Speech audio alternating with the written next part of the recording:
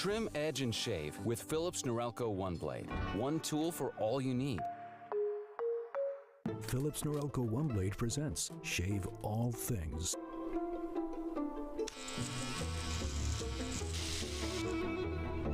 Your style made simple with Philips Norelco One Blade 360.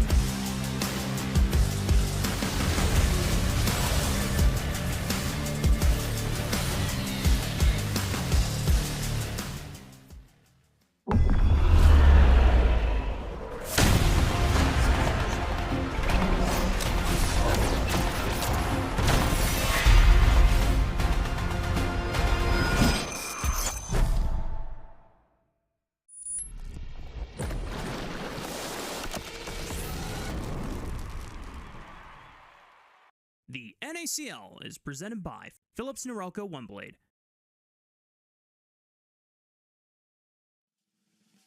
Welcome, everybody. Thank you so much for being here. NACL Week 3, Day 2. I am 4x4. That is Beatdown. And today we got a couple of good ones, starting off with CCG versus Conviction. The preseason number 1 versus the actual number 1 in the standings. And then later on, Supernova against AMI, trying to notch their first wins of the split. Beatdown, how are you on this Thursday? I'm doing great. I'm really taken aback by being on the left side of the screen. It's really a new thing for me, but I'm happy to be back with you, Henrique. And I gotta say, I love the fit. I know you told me you were gonna wear a jacket with the one-piece shirt, but dude, I didn't expect the jacket to be that nice. Like, look at that. I can only thank my lovely wife for this one. I would not have bought this for myself, so that's where that came from. But yeah, no, it should be a good one, like your fit too, as always. Yeah, but Beatdown, before we kind of get on into it, I think we do have a recap of what happened in Week 2. A couple of notable results, most notably kind of CCG, again, continuing to solidify their spot atop the standings. So let's get you caught up on exactly what happened in Week 2 before we dive in to Week 3. CCG lead the way with their undefeated record. Munchie's signature Wuju swordsman makes an appearance, and Sirenai shows off on his debut. Hey y'all, I'm Mazel. Welcome to the NACL weekly recap for week number 2. We started the weekend with CCG claiming dominion over AMI. Dardox seemingly ran the rift with his Nocturne and Pantheon games, while Aojun brought the chilling cold with his Anivia in game number 1. Retrozing put on a star performance on his Mel in game 2, but it did not shine bright enough. CCG also won their second series of the week to hold control of first place at 3-0 series score and having not lost a game.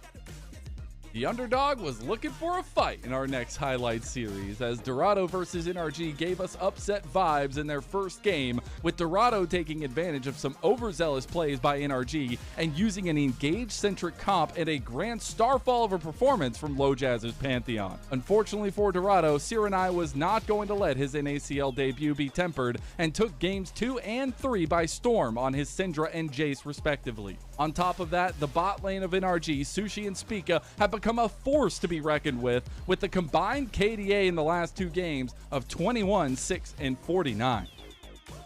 Last but not least, we had Conviction versus Citadel, a battle of faith and establishment. Citadel brought out the big guns to start the series, taking Vayne for Bradley in the top lane and Mundo for Griffin in the jungle, but the sweet melodies emanating from Conviction were just too strong. Insanity also had a vintage performance on his Syndra to unleash Conviction's power with a game 1 win. In the second game, Meech and Breezy brought us back to their CLG Academy days and put on a masterclass Yunara Lulu performance with a combined KDA of 12, 1, and 31. With Week 3 on the horizon, that means our match of the week has to be Maryville University versus NRG. 2 of the top favorites coming into the split, 2 of the very best junglers that this league has to offer in Yuji and Kizdo, and Zamudo versus his old home. Make sure you follow NACL on Twitter and tune in next week on Twitch for Week 3 starting April 8th at 1 p.m. PT. We'll see you there.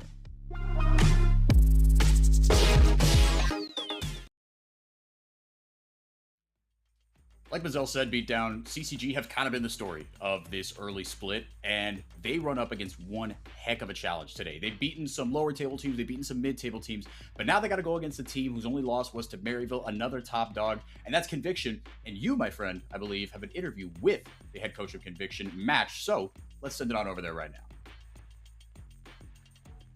I think we probably have to wait another second before that interview comes. I'm sorry, Henrique. It was, you know, I got a little we were all overzealous. trolling on the team side. I know, just a couple of seconds early. But we do actually have the MASH interview ready to go right now. So goodbye, Henrique. I'll see you in a couple minutes. All right, guys, I'm here with MASH, coach, head coach for Conviction Esports. MASH, how you doing? Thank you so much for joining us. Can't complain. How are you guys? We're doing great. Thank you so much. I want to start off just this is more, I think, a little personal for you. Just looking at your history and seeing you over the years. Yeah. You've mostly been working with a lot of like tier 1 orgs, like LCS organizations. So what's the transition for you going to a team like Conviction, where, you know, not quite as organized, not as many resources that you might be used to? I mean, truthfully, I know people noticed me from my ESG from last year, and unfortunately, we were eighth for majority of the split. So if anyone has followed my like player career and whatnot, right? I'm a person that usually jumps back and forth and very determined to compete at the highest level, whether coaching or playing, right? In terms of just tier two resources, I mean, Conviction has been very great. I love the players. Obviously, we didn't have like the best showing week one, but I would say you learn the most from stage matches compared to scrims. So I was pretty happy, always having a takeaway from stage games. Yeah, and I'm glad you bring that up because that brings me to my next question. Your match last week against Maryville University, really tight series. You guys couldn't really pull it out in the end, but I do feel like you learned the most from such close losses like that. But can you talk a little bit about what your guys' takeaway was from that match? Just for me, like it's very important, you may have individual accountability. So in terms of, I didn't think I had the best game 2/3 drafts personally. In terms of like individual gameplay, we all agreed that our early games needed a lot of work. I mean, that's just something that you can always work on, but in scrims, it didn't appear to be a problem. So within that focus coming into the week of Citadel, our main focus was the early game. Nice. And valuable knowledge that you were able to work on into your future matches. So glad it's been working out for you so far. And I'm really curious too, talking about some individual players on your team. Insanity, Tomio, players who are very experienced, been in tier 1, have been at the top of tier 2. What is it like coaching with players like that on the team? Do they take these sort of big leadership roles given their experience both on and off the rift? What's that like? Well, I mean, both of them take on different, I'd say, leadership roles and phases of the game. I would say Tomio has taken a bigger step because his career was mainly with Zazel, especially in tier 2 and a bit in Shopify. So Tomio has taken more of a leadership role. As for Insanity, just from my knowledge as well, like he's someone that's very good in mid-game, know what he wants to do, team fights and whatnot. So he's been stepping up on that aspect for our team. Cool. And lastly, I wanted to ask you, now you're going up against CCG, who I think not everyone expected to have as strong a start as they did, but I want your personal opinion. Are they really all that? Is the 3-0 fake? I just want to know what you could say. I would say the 3-0 is not fake. I think teams that usually have a strong identity early on in the season, just tank top, high tempo jungler, team fighting like bot lane, like that's like a very solid way to win games, right? In terms of their strength, I think they're a very good team.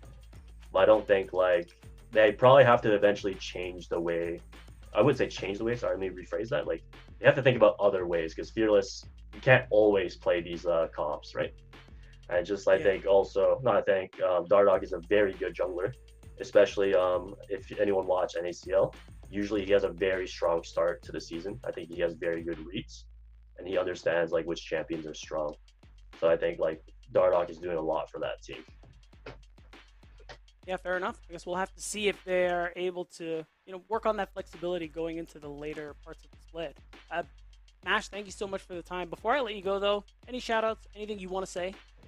Nothing in particular. Just really shout out to Conviction for giving, me, the players, the opportunity to compete in NACL. Awesome. Thank you again for your time, Mash. I wish you luck on your match today, and I'll let you go with your team to get ready. Thank you. Sounds good. Thank you. Cool.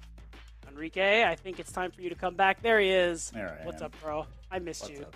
I missed you too, man. Hey, but I like the insights that you were able to get out of Mash. I was half expecting to be like a little kind of jokey and flamey about like, oh, this 3-0, they've played nobody, blah blah blah. But I think he hit on something really really central, and it's in traditional sports or in esports, in League of Legends, especially when you have kind of a roster that is made up of some bits and pieces that you might not expect, right? Having a couple of veterans and an identity, I think, I mean. To me, that hit the nail right on the head because boy, do CCG have an identity, right? Especially with Fiji up in the top lane, kind of bucking the meta a little bit. And like you said, Dardock being a jungler who's going to go, and be proactive. Let's take a look at the standings real quick, though, and talk a little bit about, CCG and how they've gotten here, right? This identity, I think, has been, it's like he said, it's been a huge, huge part of why they're here. Yeah, absolutely. And they have been a good they've been a good team so far. I think hitting the ground running. I really love Mash's point too, talking about Dardock as a player like that historically, which is definitely true. Comes from his knowledge and his experience, and CCG overall top to bottom are playing honestly really well so far. I kind of posed that question to him because I was kind of curious. We'll talk about it more as that match actually comes up on the docket. It's just that when we talk about like strength of schedule, there was kind of a question. So I was really interested on his thoughts on that. And yeah, I think he was very insightful. I expect nothing less from an NACL coach. And I'm really interested to see how they'll play today, because now Conviction is certainly no slouch of a game. And I think this will give us that kind of inkling on whether or not MASH is right, and that we need to see some more flexibility from this team, not just the one identity that CCG can play. Yeah, it is just best of 3 in Fearless, but you can get your champ pools exposed just a little bit, right? CCG, they haven't gone the full 3 in any of their matches today. Could this be the one where they finally get to go the full 3, right? They are 6-0. They've 2-0'd everybody they've played. And so we'll see them next up, like we said, AMI versus Supernova. But in this one, Beatdown, it's a bit of a different identity. I mean, kind of, right? I mean, Conviction, I'll say the big difference that stands out to me from them is they've got 3 lanes that are very, very high octane and truly just hard carry lanes into the CCG squad that opts to kind of go, take a little in one part, leave a little bit on the other part of the roster. Yeah, and it's really interesting too to see how these lane matchups are going to be going when we actually get into that early lane phase, especially for CCG, who can find a lot of early advantages, especially with the way Dardoch likes to lead and play these early games. He's really intelligent, really good at finding these angles that look really hard to execute on and do it successfully. And I think both him and Aojun in particular have just been syncing up so nicely this split. Aojun, second year in the NACL, a little lower on the experience side, but really trending upwards in terms of his performance from split to split.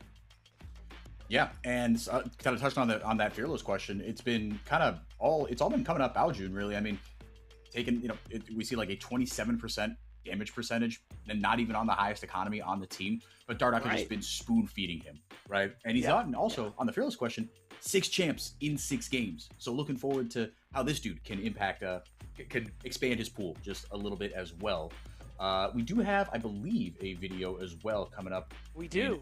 Just a little bit here. Yeah, talking about from Cody Sun, I should say, talking about his expectations and the transition of his career into Tier 2. So have a listen. For CCG this year, I think we're definitely a top contender for just winning the split.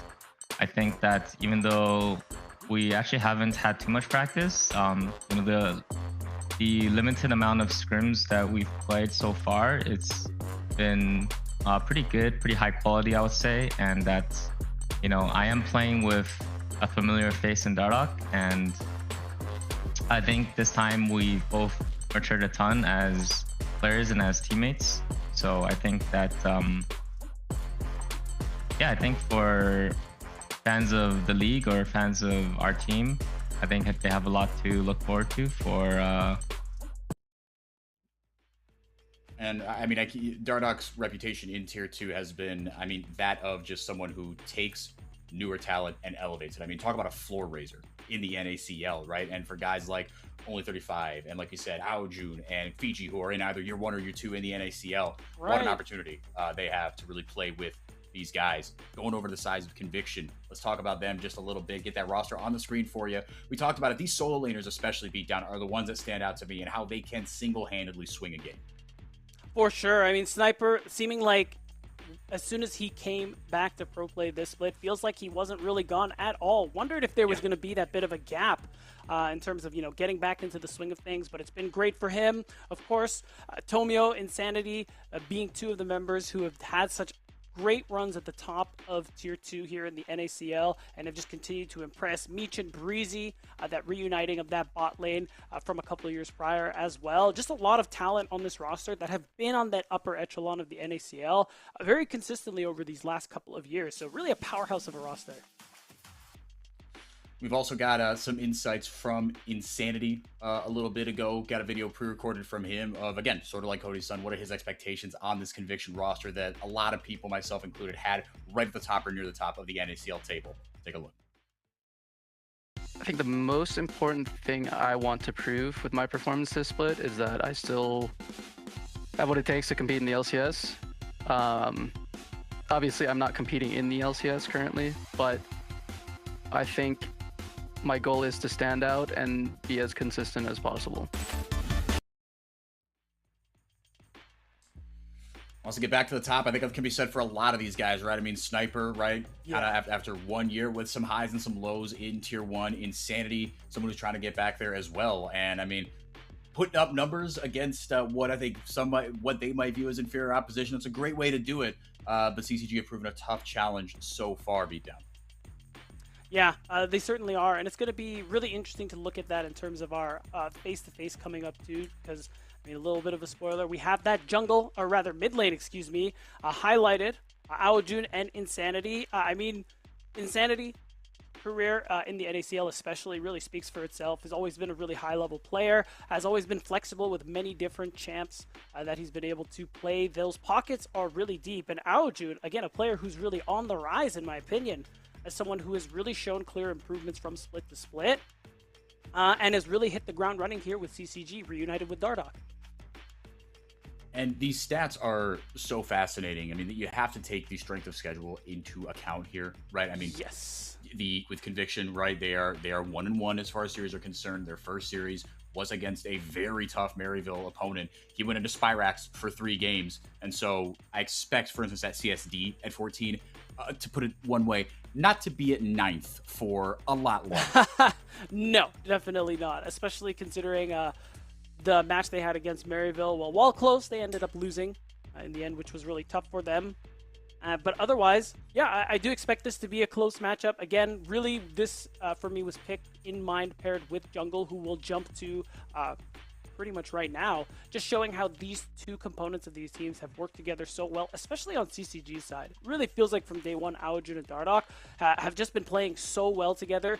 As you say, in a way, Dardoch really spoon-feeding Aojun, but as well, him using those resources very nicely, especially when it comes to post-laning phase, these team fight setups on whatever champions he's playing. Yeah, absolutely. I mean, like you said, he doesn't stop. Right, I mean, whether it's you get the early dragons, you get something on the other end, right? Spoon feeding kills onto something like a Rise even early on, right? I mean, it doesn't matter what kind of champion you're playing. He knows that, look, with Aojun, I've got someone I can trust to transition these leads a little bit and help out and be there at the right time. Like you said, I'll set up the dragon fights, I'll set up the Rift Herald skirmishes, but you've got to be there with me. And Aojun said, absolutely, sir. Where do I stand? Tell me where to go.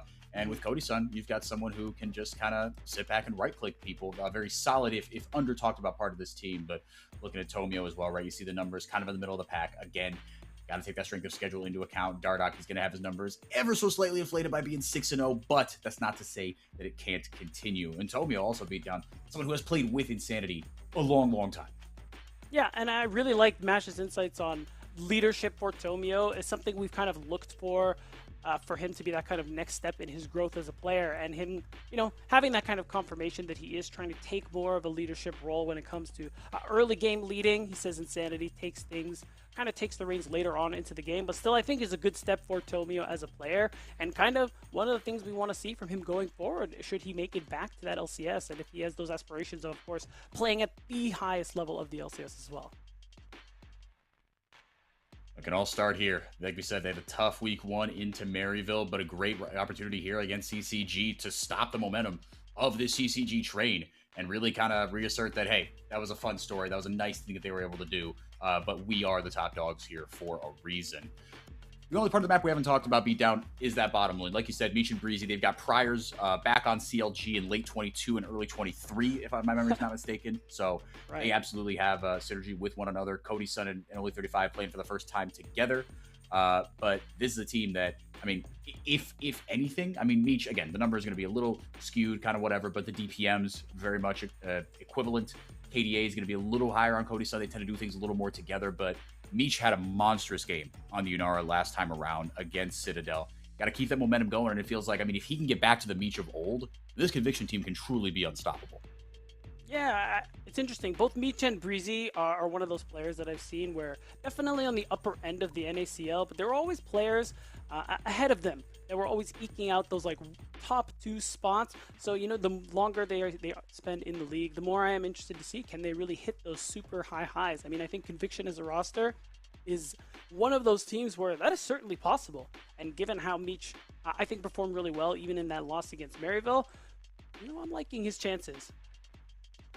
Yep, going into, like we said, Cody-san at Only 35. Do you think where do you kind of looking at where, we talked about the mid jungle, but is there anywhere that you see could be a little more one-sided? Honestly, it's interesting. I'm kind of on opposite ends of the map here. On one hand, I'm thinking bottom lane because I give that edge over to Meech and Breezy. But top lane is really interesting because if we look at Sniper as a player, he's gotten back to the league and is basically playing like his own dominant self, finding advantages, solo kills. We saw the Irelia game, which was terrifying. And Fiji is quite literally on the opposite side of that spectrum. He is so good at eating up pressure. He's so good at playing these tanks and still generating so much value from his team despite being very far behind in gold experience. Just understands how to play these more weak-sided roles and is able to do so much for his team as a result. So I'm really interested in how these two will collide in this match today. Yeah, and he absolutely loves it too, right? I mean, he gets the Scion just permabanned against him. He should.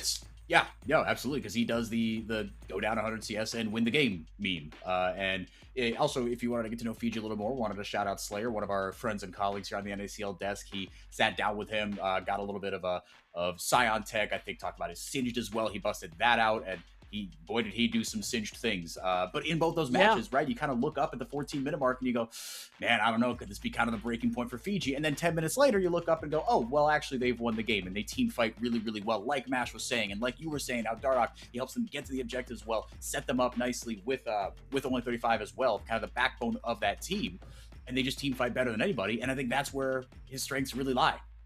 Yeah. The question, though, against a player like Sniper is going to be whether or not because there is a line where the advantage gets so large that you are much less useful compared to the opponent who's gotten so much more gold over you. So it's really going to be about that balance for Fiji and whether or not he's going to be able to minimize his losses against a Sniper and still be able to provide that value for the team. But more importantly, I find it appalling that you ignored the most important part of that interview Slayer did with Fiji. It's that he confirmed he drinks Fiji water. Like, I mean, you know what? Wake up, man! Wake up. Not bad. I'll take that one on the chin. That's fair enough. Yeah. Look, hey, I just hey, look, man's got expensive taste, and and that's all right. I don't know where he's getting it with those gold numbers, but you know what? Fair enough. I wasn't gonna say it. But no, but Pete, I mean, more than anything, I think we've talked kind of a lot about these the play styles of these two teams, and on the top side, you can see by the way below how both of us expect this series to go anywhere. I think Conviction, they rolled through Citadel, another kind of solid mid-table team so far. Took advantage of a couple of draft gaps in that one. Like we said, tough one against Maryville in week 1, but now looking to win their 3rd game and stop the CCG train in its tracks. I want this to go 3 games because I want more League of Legends, but also, me too. Like we've kind of alluded to, right, in Fearless, and Match kind of talked about it, can we see the pools potentially get exposed? Is that CCG's path to victory? And say, okay, you can play one way. How about when we throw this at you? How about when we throw, again, what if Sniper gets a 150 CS lead? And actually, maybe it's not just CS that he gets. Wow. Maybe Tomio just camps him and the kills start racking up. Because that, I think, is the one thing that we haven't really seen is, okay, CS is one thing, but Dardoch has paid the well-timed visit up to the top lane to get 1 kill back, get the shutdown to swing the gold back. So it's not as dramatic as it looks. But if maybe the mid-jungle isn't the mid-jungle, maybe it's Tomio just camping the crap out of Sniper and really putting Fiji into the ground like that. Yeah, I'm curious. I mean, we both voted for Conviction. That was a hard one for me because I really think this one could go either way. You could see our predictions for the next match as well. We're both aligned on that one, so the synergy is looking really good. And Henrique, but I'm curious if you, in agreement. I felt that it was a difficult decision for our first match because I really feel like it could have gone either way. And even though I posed that question to Mash about the strength of schedule, I still think CCG, from what they've shown us so far, will likely be at upper end of the standings here. And I think this match will end up being very telling, where I do think CCG could win, but either way, it was really hard for me to decide. Yeah, I mean, I'll give them the 2-1, right? Let's see kind of how many advantages they can get to in draft, right? I mean, I don't think they're going to let the Scion through, for example, but look, I expect them to play a solid kind of mistake-free brand of League of Legends, because even though they went kind of 6-0, right, against, and I think Supernova was kind of the one game where I go, okay, this is kind of a bit of a benchmark team, right? Supernova, they'll do some crazy stuff every now and again, but they've got players that are experienced at this level, and they kind of rolled them. There wasn't really a ton of mistakes in their first 6 games to speak of. Their early games were extremely solid, right? Again, that's the only kind of CS discrepancy or crazy thing you can think of in the early games is Fiji going down, 50 to 80 CS, but it's like, well, you're on Scion, right? Again, you can get shut down. Yeah, exactly. This is just what I do, man. This is what I do. Google me, right? And Fiji just makes it happen. So I do think they could take a game. I mean, like you said, they could win the whole dang thing. But I expect them to be kind of there or thereabouts when the standings start to shake out just a little bit more. We'll see them again next week. Tomorrow they don't play, unfortunately. But yeah, I expect, kind of the Maryville Conviction top 2 to hold steady, if you will. Just again, on name value, on the strength of some of the solo laners, on the experience level for those guys. But I think CCG, when everything's said and done, they're not going to go quietly into that good night. No, certainly not. So it'll be exciting. We'll get to this match very shortly, guys. I got to be real with you. 4i4 is not pressing the button, and he's delaying the match for all of you. So yes, it's out of my hands. There's really nothing I can do there. Maybe if you all the Twitter ping him handle's in right chat. there. The DMs are open. So you got it. No. He doesn't check his DMs. You have to ping him. You got to blow up his phone, have it vibrate constantly. That's really the way to get it going. Into draft we go, and we got player cams for you. In case you didn't remember that from, I think they had it yesterday as well. They did, yeah. They did. Yeah. So. Yo, is that Tomio's? Yo, I love that hair. Yeah. No, he's great. Yeah, it's quite the departure from the buzz cut look earlier. But I know. Yeah, no, it looks looking fresh. Insanity there as well. Aojun on the other side. Into draft we go. The Scion going to be banned away immediately, and the jungle just absolutely pinched here early on. Wouldn't be surprised to see the Xin either. Just say, all right, we're back to Sejuani time. Sorry, no one gets to play jungle. Yeah, it's just kind of what it is. I think Tomio's been really good on those enabler junglers, especially the Pantheon and the J4. So even though there's occasionally those handshakes, I think CCG have just decided, no, thank you. Honestly, I wonder if they're angling for just since Nocturne isn't available, kind of be a pretty sick game already. I'm smelling the Mundo. It's usually not a game 1 pick, but I can see it. Yeah, no, we have seen it before. Like we said, yeah, Tomio. I think, or was it Tomio that played it? The Mundo's the Dardoch. It's the Dardoch special. Yeah. So Fiji gonna walk away here with the Nami instead. Enchanters, the name of the game in the bottom lane with the Seraphine band away will be Nami Corki. The bot lanes have kind of come in 2s beatdown. It has been Corki Nami, Ashe Seraphine, Ezreal Karma, and those are kind of the 3 premier picks. Nami did catch a bit of a nerf per bounce, not quite as effective, but still should be all right. Still good. Yeah. Still very good. Still a great kit. I can't imagine much is going to be affected right now. But now, one you didn't mention, but is also pretty premier, is the Yunara Lulu. Yes. Another one. So we're going scaling for scaling. We're going band for band, essentially. And I really do like the Anivia for Aojun. Played it before. And, of course, for champions like the Orianna, you are really susceptible to that Ice Wall coming up and locking you out. Yeah, the range a little bit short. Obviously, when you turn on the ult and get the Lulu going and get those the Fiend Hunter bolts going, those first 3 autos can just delete you. But into a shorter range composition, we'll see how this one rolls on. Yeah, Orianna taken immediately first for Insanity. Gnar taken off the board for Sniper. But I don't think he's going to be too fussed about there. And there is that Mundo ban. Yeah, they could tell. In a scaling game, you don't want to let your opponent have the Mundo, so they elect to ban that one from Dardoch. I imagine might be another top ban towards Sniper. Save that last pick there for Fiji. I'm a little surprised they haven't banned away something like the Gwen, which can give some tanks some trouble, right? If you're gonna let Fiji onto the tanks. I mean, I know they banned away the Scion, so maybe I know that's kind of the one that you pick it for, right? Yeah. In kind of 2025, 2026.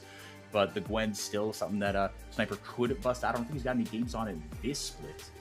But could be a tank shredder if you're not careful. Malphite taken away as well from Tomio. That easy go button, that ball delivery system as well to combo very nicely. Xin Zhao, yep, there's that to be pinched away there. Love the fan there from Cody-san. Yeah. I don't have my window open either. I am sweating bullets right now.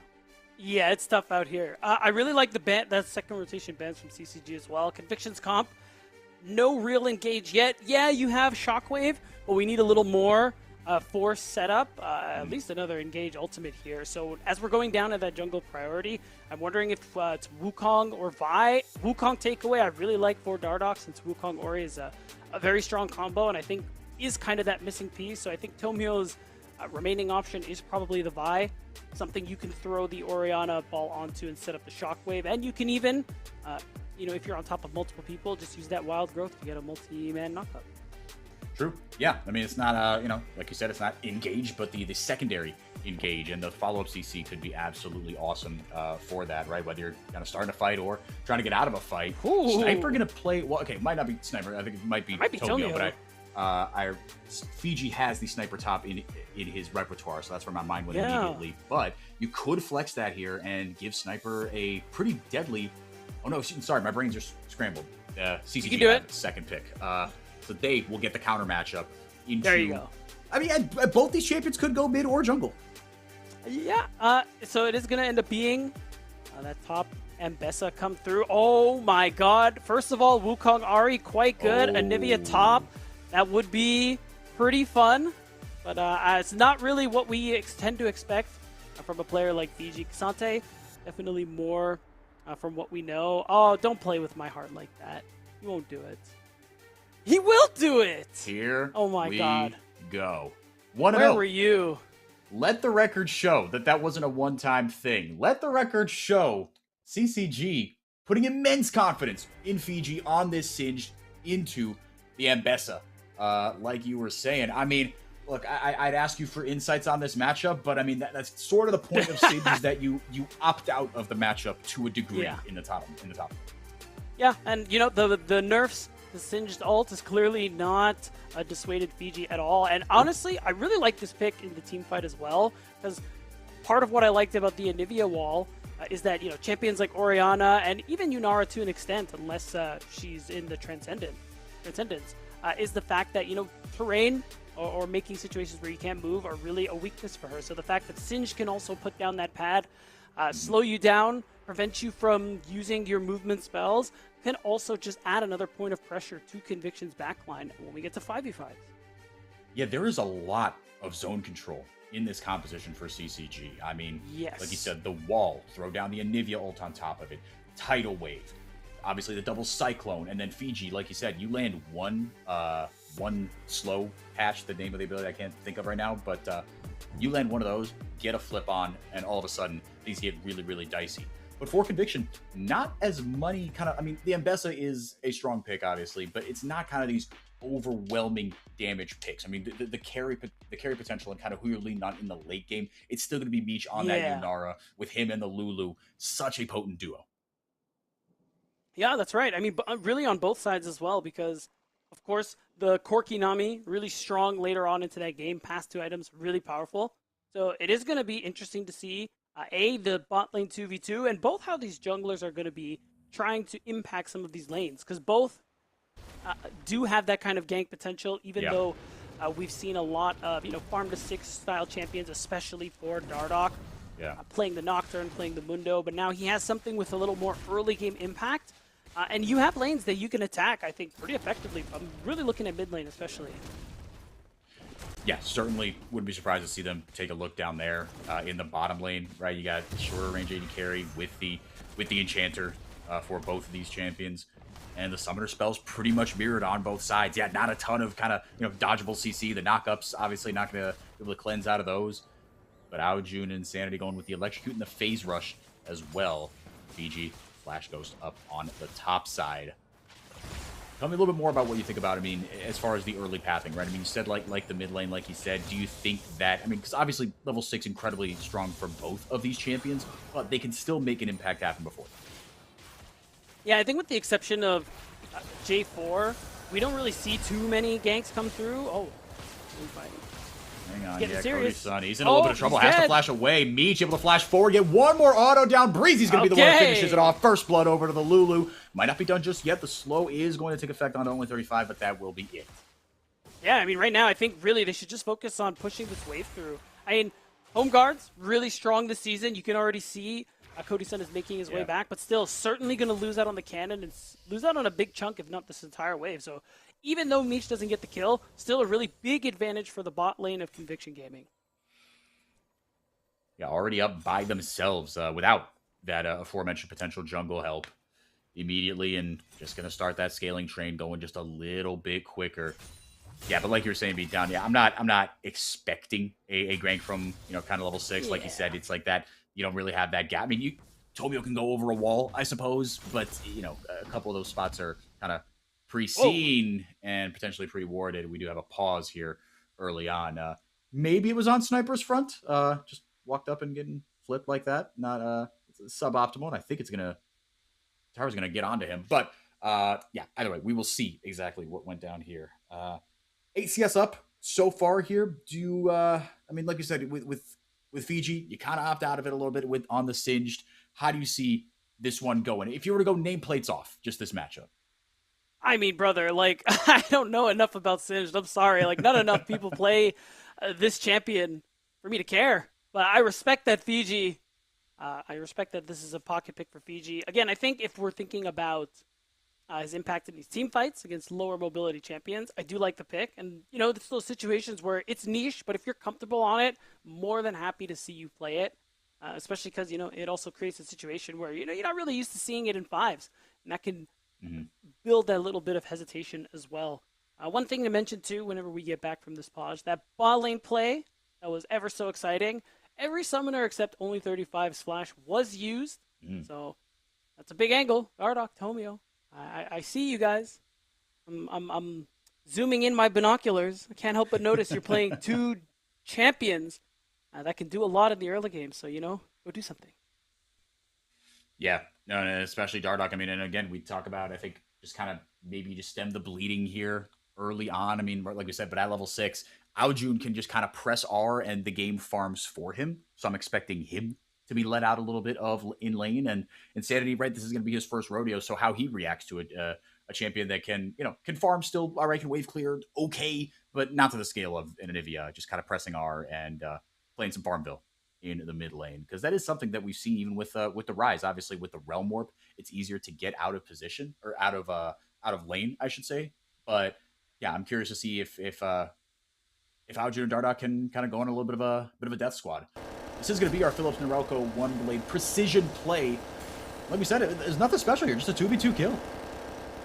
Yeah, and Cody-san, only 35, feeling very confident, perhaps too confident about their ability to trade help that early on, going in a little too deep and get punished for it big time. Again, a lot of summoners used, so there's a chance for Dardoch to get something back for his bot lane. But of course, there's the opportunity for Tomio to do something similar after that first clear is done. As you can see on the mini-map, both junglers, first clear is about finished.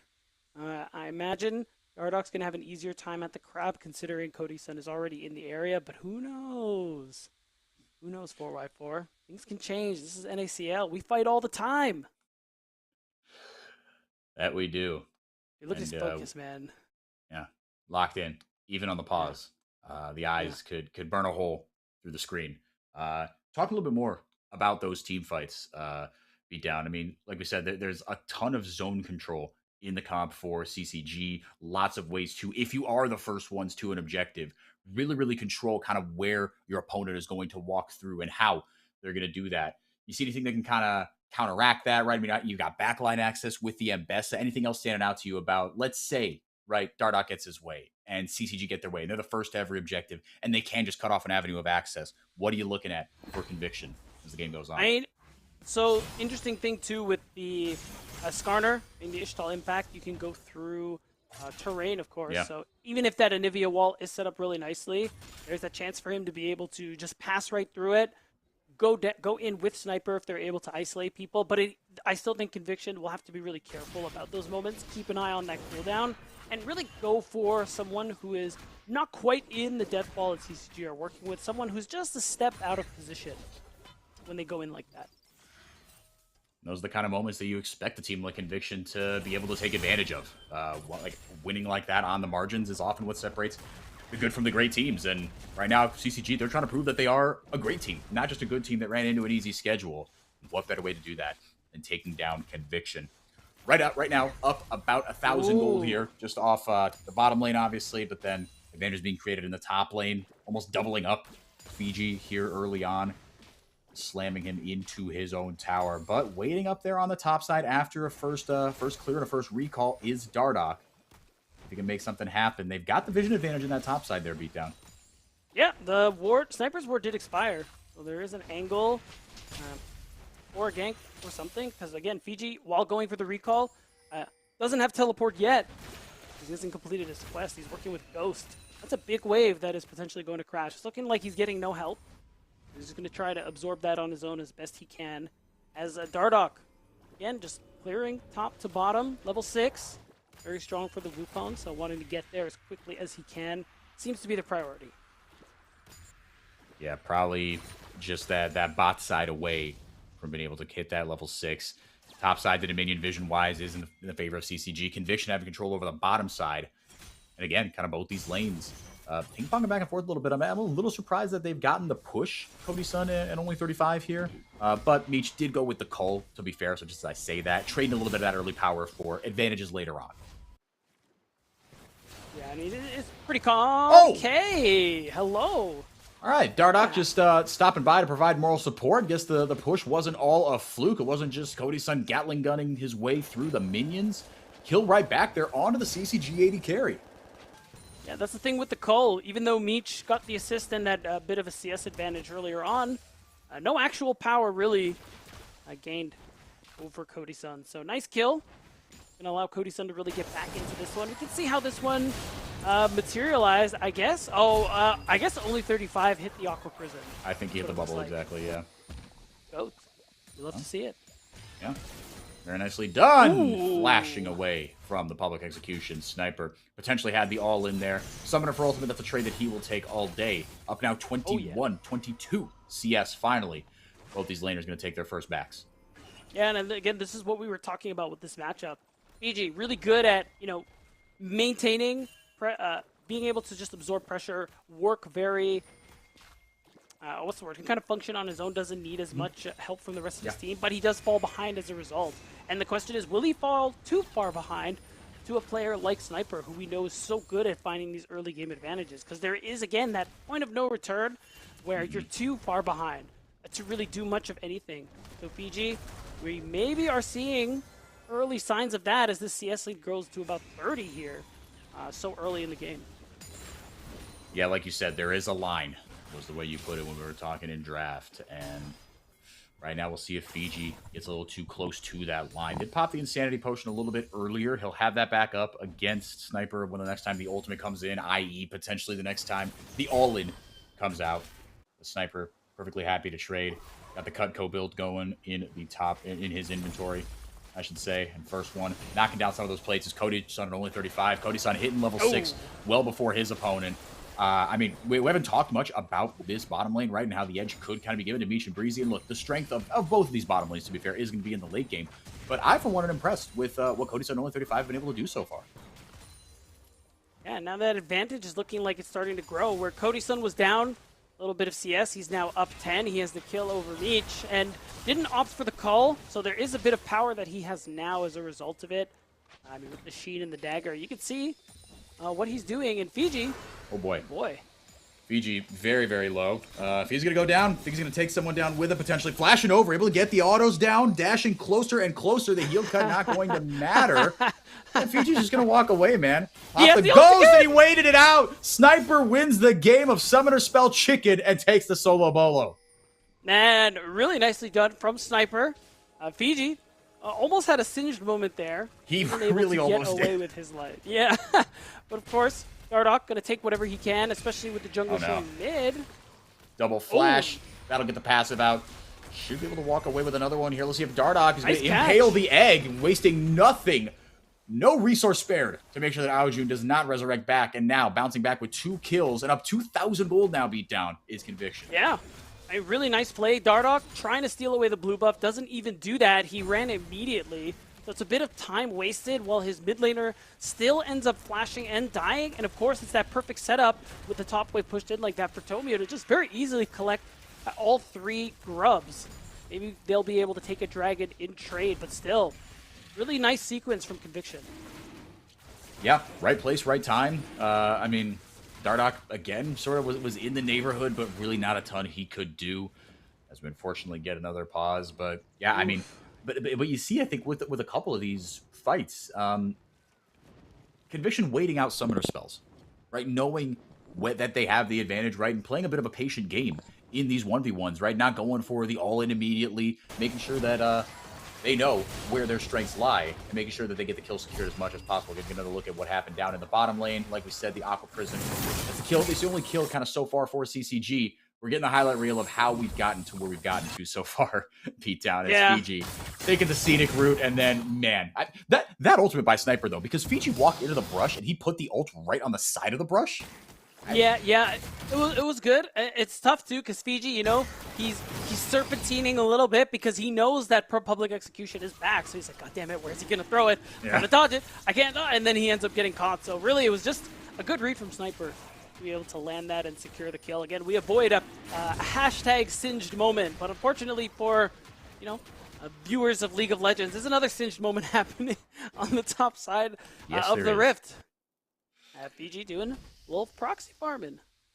Just a little bit of proxy farming here on this Thursday ward evening. Too. You can see that ward on the bottom side too. They have the vision on Tomio, so Fiji very safe doing this, and he knows it. Yeah, no, and I think, Dardoch gave him the okay, said, look, I've got the word up there by the Gromps, or by the Krugs, I should say. Just the one piece of vision there, now completely empty. Now the ping's starting to come down. Yeah, they know this is not something that is, big time sustainable, but you see Sniper right there, just has to hang out on the edge of the tower, checking his phone, swiping up, swiping back down, and putting it back in his pocket. Yeah, I mean, there's really... when you're proxying like that, he can't touch the turret, so he's cleared the wave, he's coming back. And of course, Dardoch able to steal away some resources, something we've seen him do quite a lot so far this split and in splits past, able to snag the blue buff. And he still has a lot of his camps to farm, where Tomio not so much, so it could culminate in a small bit of a lead there for Dardoch, getting closer and closer to that first item. And that first item for Tomio looking like it's gonna be the Heartsteel. Starting to get that rolling. As this one goes on. Exactly, of course. Now, Tomio going to run into Fiji here. Up on the top side. Going to fling him down. Put down the Mega Adhesive. Doesn't have any help, but... He has the wave, though. Does have the wave, and he does have rule number 1 of League of Legends is don't chase the Singed, and so they're just going to leave him alone.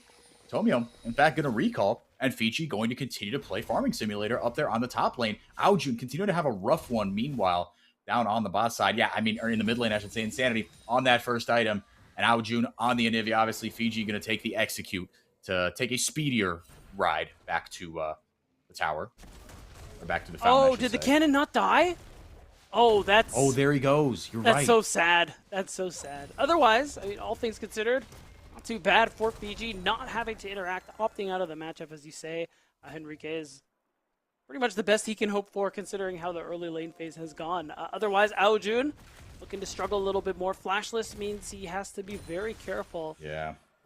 And taking that early, I mean, when you take the Rod of Ages, take the Catalyst, you got to be very, very careful because your combat power is simply not all there. Wall. The wall lands on the other side of the Skarner, and it will not matter. Summoner spell there, no problem. But everybody else does. Insanity has his. We should Breezy have got theirs in the bottom lane. Let's see if they run into anyone. It might end up having to use them. 3v3 Bruin here in the bottom side. But now with Aojun back, this could be a 4v3 if Insanity wants to start the collapse. I think they're kind of weighing their options right now. I don't think there's actually a fight that suits them. It's really just going to be about, again, playing for maybe jungle camps, because again, Dardoch's been using that bot pressure to steal away a camp or two here and there from this bot side of the map. But besides, it isn't the angle. Bot lane needs to go farm. And everyone's just going to go back to their sides of the map and reset a little bit. 12 minutes in. Role quest starting to be completed here. Beat down Conviction on the board here. Up to 1,000 gold. Haven't really extended that past kind of those kills. So definitely CCG stemming the bleeding just a little bit here. But the first dragon has gone over to CCG. Minute and change until the next one. And City Conviction, they've got first purchase kind of on, on half of the bottom river, I'd say. But the bottom lane, I mean, do you think this bottom lane has kind of bounced back to a point where you could start to prioritize those dragons? Or do you see Cody Sun and company still getting the push? I would honestly lean a little bit towards CCG's bot lane. Okay, Tidal Wave used to protect the control ward. Worked out really nicely. We're a minute till the next drag, so I think only 35 will be close to having it back then. It's tough. I think you don't want to let CCG just stack dragons. But when you have a win con like the Yunara Lulu, you can afford to kind of slow down a little bit. And I think the Trinity Force is a really strong first item for that Corki. But for those short burst fights, I actually think Cody Sun is already kind of strong right now. Mm-hmm. Yeah, and once he gets that second item, obviously the Triforce Mana Moon Spike is huge for the Corki. Aqua Prison not going to land, but Tomy going to walk right into a pink ward there. So they know that that's where the trouble could potentially be coming from. Dardoch looking to alleviate some pressure that Aljun is facing. Man, it's like every time we look up, Insanity's just got the book on him. Gets the solo kill here. Dardoch going to try to ward him off the egg potentially, and shoot, this just might work. Tomio's got his first big item there. He's going to go not over the wall, but Unraveled Earth not going to not Unraveled Earth. That's Talia. What's the cue? It is Shattered Earth. Upheaval. There we go. There you go. Goats. I never doubted you. Thank you. That makes one of us. Mountain Dragon ready to run here. Yeah, and with a little bit of pressure that was created on the top in the mid lane. Conviction going to walk away with Dragon number 1, unless Dardoch and company have something to say about it. Could get a fight brewing here as the battle lines start to be drawn. Both mid laners coming in hot here. Could get the 4v4. Only one top laner's got TP beat down. There goes the Teep. He's Tidal Wave going to separate Conviction. Tomio into the backline immediately. Gets the CC chain down onto Cody Sun. Able to Valkyrie away. Wow, but Dardoch able to grab himself the Mountain Dragon. Is that all they came for? Looking to hightail it out of there. Tomio, he's huge. He got the Wild Growth on him. But here comes one more. It's Sniper. The TP into the bottom lane. Dashes forward. Gets the public execution onto Cody Sun. It's a double for Insanity. And they might be hungry for more. Cannon Wave coming in hot. They want all of it beat down. It's 5 against 2. They have not a hope nor a prayer. The Polymorph down. Meech getting forward to help Breezy secure his second kill of the game. And he'll take one himself. Tomio juggles the aggro beautifully. Conviction blow it open. 4 for nothing. Even if they lost the dragon, it just doesn't matter at all. You called out the teleport, Enrique. Yeah, I mean, the picture-in-picture is nice, good for Fiji, but he's already lost so much that this will not be even close to catching up on the deficit Sniper is working with. And Conviction now find an enormous gold lead. They lost the dragon, but they got 4 kills, they got first brick, and they're sitting on 5,000 gold ahead of their opponents. And now, we'll talk about the state of the game here in just a little bit. Get another replay down. An okay Tidal Wave initially, just kind of too little too early, honestly. And then the health bars just could not compete. Yeah, it's tough. There was some value there, but that's a spell, especially against the comp Conviction are working with, that you really want to hold as long as possible, especially if you're trying to take the dragon and get out, because right now with how the early game's gone, a straight-up 5v5 is not in CCG's favor, so it's tough. They're in a really difficult position now because of this big fight loss. Yeah, they are 2 dragons away from an Ocean Soul, but as long as CCG want it, there's no way CCG ever, or rather as long as Conviction want it, the CCG will never get a dragon again. No, it's like you said. Oh boy, there was a solo kill that happened up in the top lane. So now Sniper up another kill as the CS discrepancy has crossed the 50 CS mark. Fiji only now getting to his first item. Everybody else is on an item and a half. Everybody on Conviction is at or approaching 2 items. The Fiend Hunter bolts are in for Meech. This could get a lot worse before it gets any better. Conviction looking really strong right now. Over the wall with the Ishtal's impact. No tower to retreat to. Dardoch, though, she's going to Cyclone right there onto Insanity, onto the squishier target. Not a bad look, but Tomio says, get away from my friends. Tidal Wave coming down from only 35. Launches it from another zip code. And now he's got to take the scenic route before Insanity or Breezy catch up to him. The Aqua Prison does land onto Tomio. And somehow CCG get away from it. Oh, but Meech is here. And he smells blood. Takes the blue ward over the lane. He knows exactly where everybody is. That's 1 for Meech. It could be so many more. The shutdown comes over from Cody Sun. He's separated from the rest of his team. So, got there better late than never beatdown.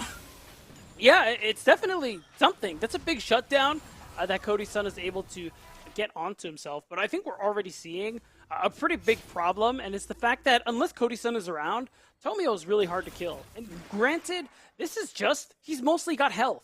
The only armor he's working with are the plated steel caps. So now there is just going to be this pressure on Cody-san to be able to be around anytime they need to kill Tomio in these team fights, and he's only going to get tankier. Yeah, like you said, all of a sudden it's not just going to be a paper tiger there. As Tomio gets the Heartsteel stacks up, he will get the Keystone, green one, not unbreakable. Grasp, thank you, jeez Louise. But he will get more as that's going on.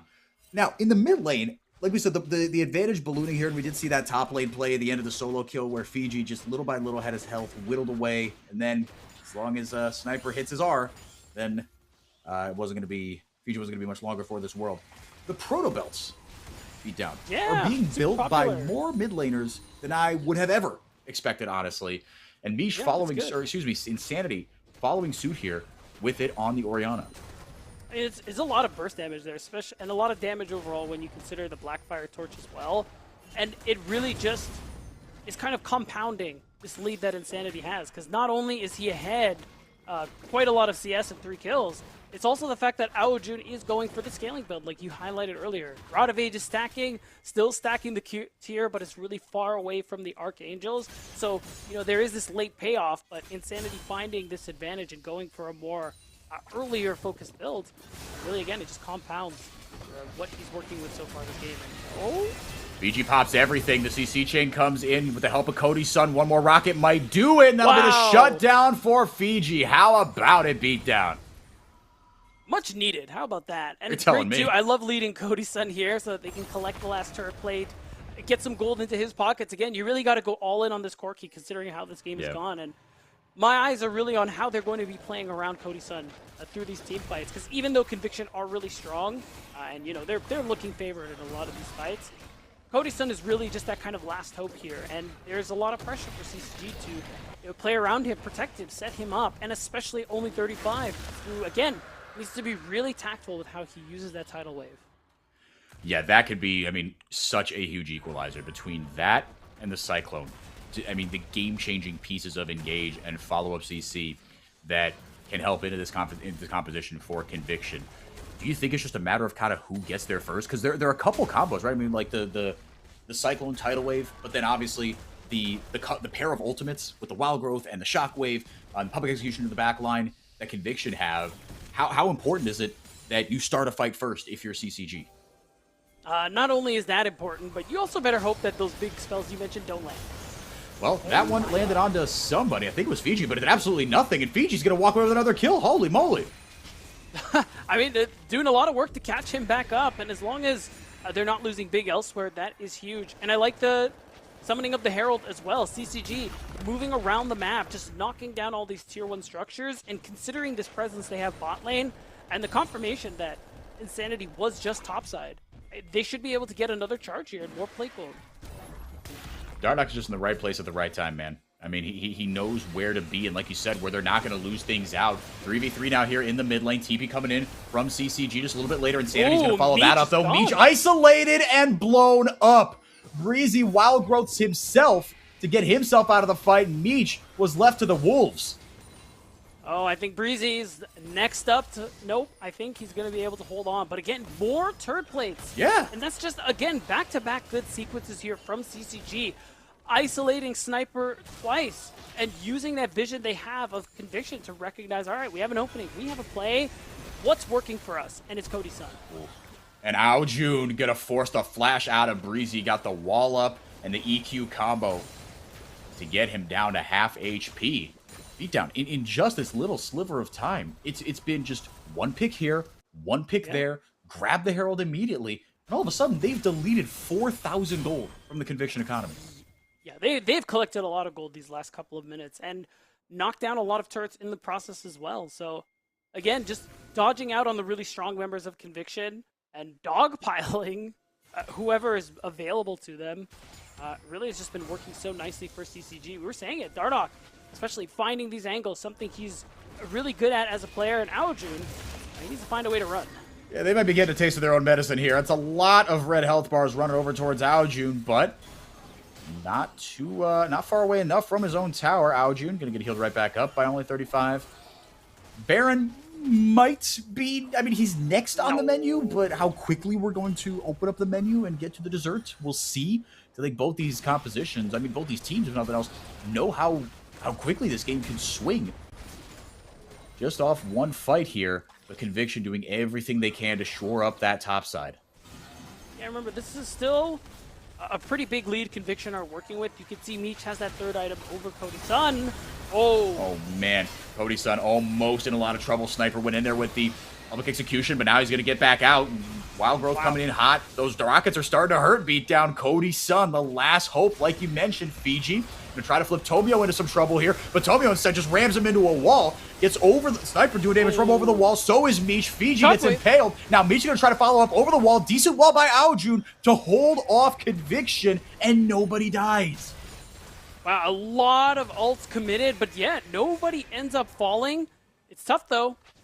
Now there is that argument that Conviction could try and start this Baron. We are short TPs on everybody, and they have a lot of damage here with Meech at 3 items, so these backs have to be canceled. CCG, they can't just let this go, so they're gonna try and do something.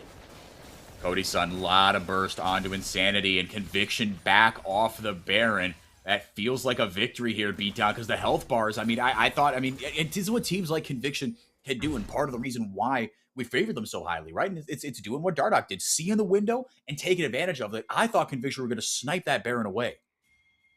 Yeah, I mean, Conviction probably had to walk away from that one just because we're so close to that next dragon. You don't want CCG to get soul point on an Ocean Soul with how they've been catching up this game. So smart of them to back off, considering they wouldn't likely win that Baron handedly and couldn't risk the steal.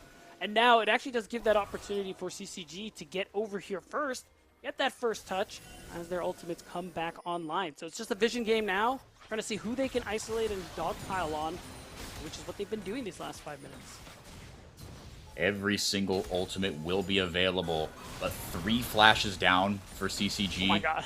Compared to just the 2 for Conviction. Wall again. Tomio says, all right, I'll go forward. Then Sniper from over the wall. Tidal Wave going to hold off a little bit more by Conviction, but Cody-san taking down a half health, and only 35 just deleted. Cyclone trying to be a little more defensive. Sniper barely getting out alive. Fiji wreaking havoc in the back line, but only 1 body has fallen so far. Aojun, shorter range, got to be careful. Tomio doesn't catch up to him. Could ram into the wall here, potentially. Insanity trying to get into the fight as well, but the wall going to sail off the rest of Conviction. TP coming in immediately. Sniper gets back to the fight, and that should be the dragon for Conviction. And that's it. Only 35 down and not a lot of health to play with. That's going to be the second dragon here for Conviction. And these extended fights... These extended fights have been really good for Conviction. And the fact that Breezy has been so good at sustaining his team, it's only going to get harder for... It's only going to get harder for CCG to win these extended fights with every Ocean Dragon that Conviction are going to get, especially if Ocean Soul is on the table for them too.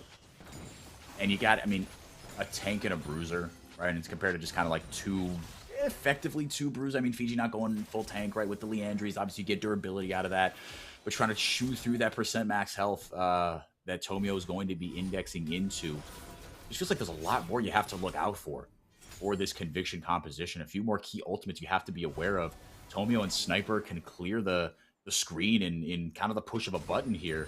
True. But still, Conviction haven't really extended this lead, especially considering where we were not even 5 minutes ago. Up 6,500. CCG have stopped the bleeding ever so slightly.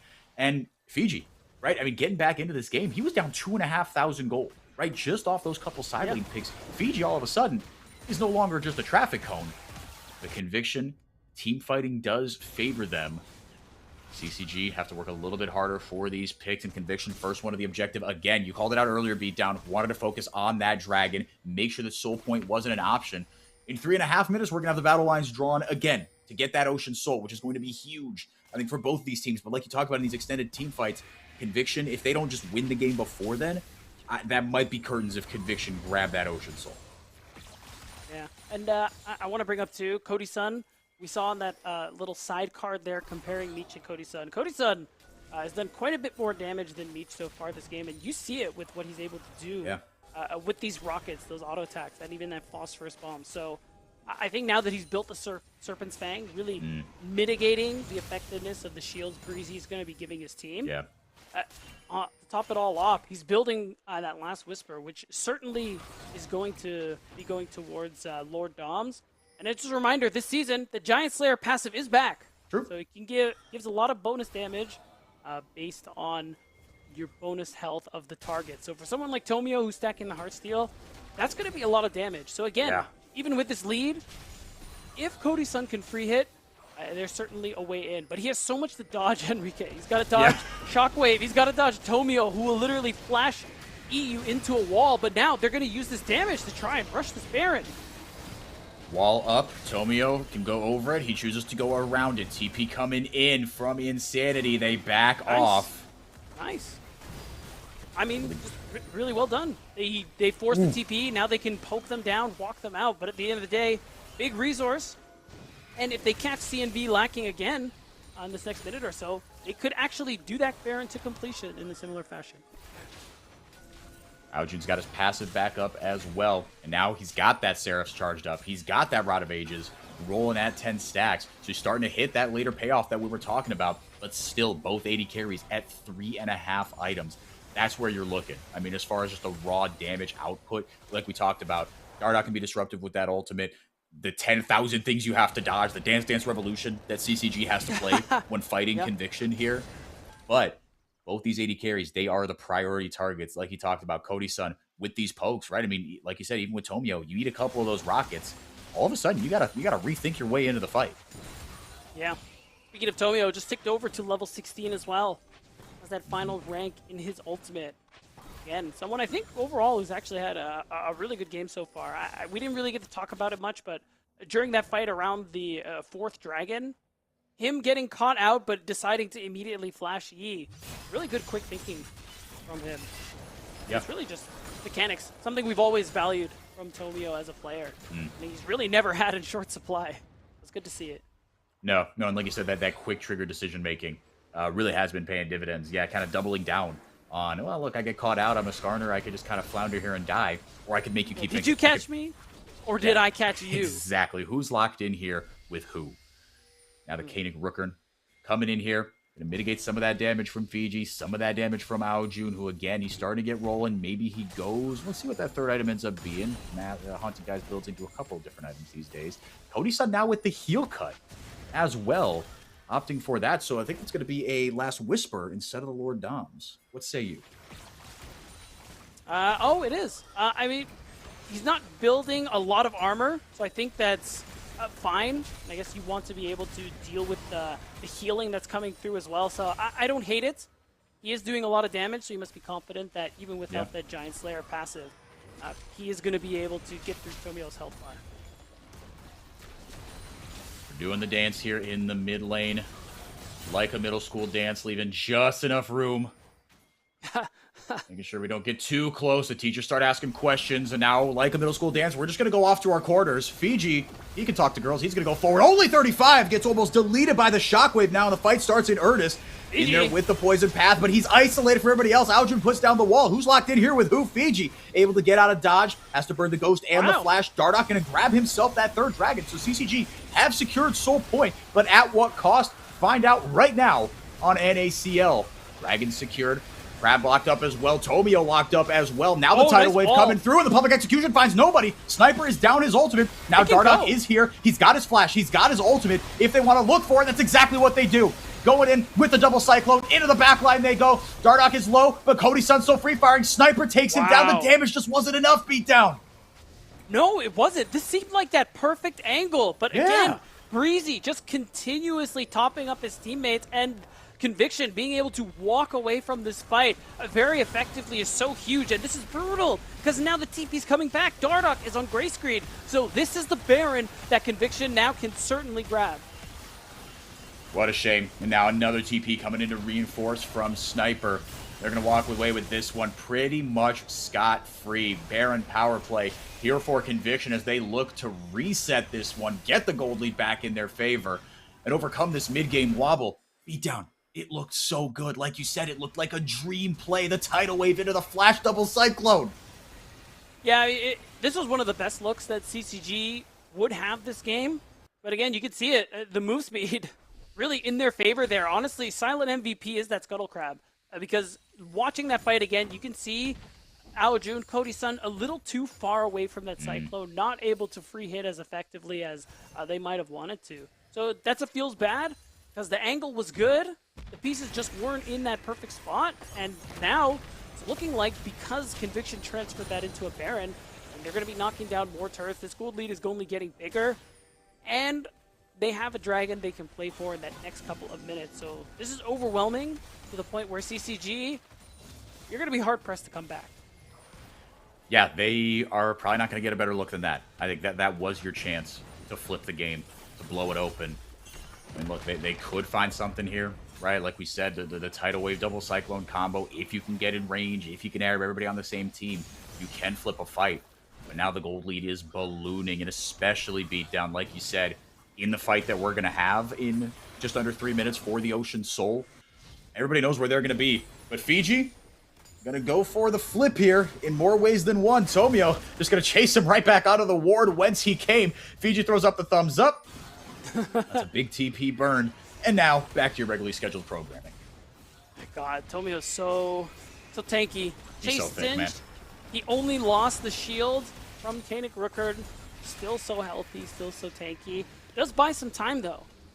Their saving grace for CCG is that mid and top were pushing pretty far to the other side of the map, so the only lane Conviction can play for is going to be this bot lane inhibitor. CCG stall it as long as they can. Yeah. It's pretty certainly going to go down, but still, it's probably the last significant thing Conviction are going to do with this Baron bot. It's taking really low here. Aqua Prism going down the CC chain. The Impale kind of cancels that out from the Tidal Wave. Aoju taken low. He's got the egg, able to flash away. Meech tried to get forward and rip through everything. He doesn't get the opposite team, but he does get the inhibitor. Egg gonna go down surely here. Aoju will hit the gray screen. This might be it. Beat down. Conviction might be going for the jugular. Dardoch and Cody's son are very low. Dardoch's got the GA. Gonna opt to take the safety of the tower here. We get the Mega Adhesive down just to slow things down, but Conviction feel inevitable. They've got the numbers advantage. They got the health bar advantage. Sniper is doing his little dance. As the towers start falling, Tomio looking for one last big engage. Sniper just going to body block everybody else. Say, hey guys, look at me. Pay no attention to your Nexus as it hits the ground. Conviction, take game one. Wow, again, part of that got to come with the experience. So many teams in the NACL, I think in that situation, would get the inhibitor, recall, and then just spend the gold that they've earned. But again, a lot of experience on this roster, both in NACL and Tier 1, and they recognize that, guys, like, we win the game. Let's kill them. And they just keep pushing forward, having that understanding of your limits and that confidence to really push them. Yeah, how about we just win? Yeah, I mean, and Meech, right, getting the extended range as well, popping the ultimate, just said, actually, I can kind of snipe somebody down here. We can just end the game right here. They take a 1-0 lead. We're going to take it to a quick break. When we come back, a game 2 between CCG and Conviction. Don't go anywhere. Lead the way with their undefeated record. Mungie's signature Wuju swordsman makes an appearance, and Sirenai shows off on his debut. Hey y'all, I'm Mazel. Welcome to the NACL weekly recap for week number 2. We started the weekend with CCG claiming dominion over AMI. Dardoch seemingly ran the rift with his Nocturne and Pantheon games, while Aojun brought the chilling cold with his Anivia in game number 1. Retrozing put on a star performance on his Mel in game 2, but it did not shine bright enough. CCG also won their second series of the week to hold control of first place at 3-0 series score and having not lost a game.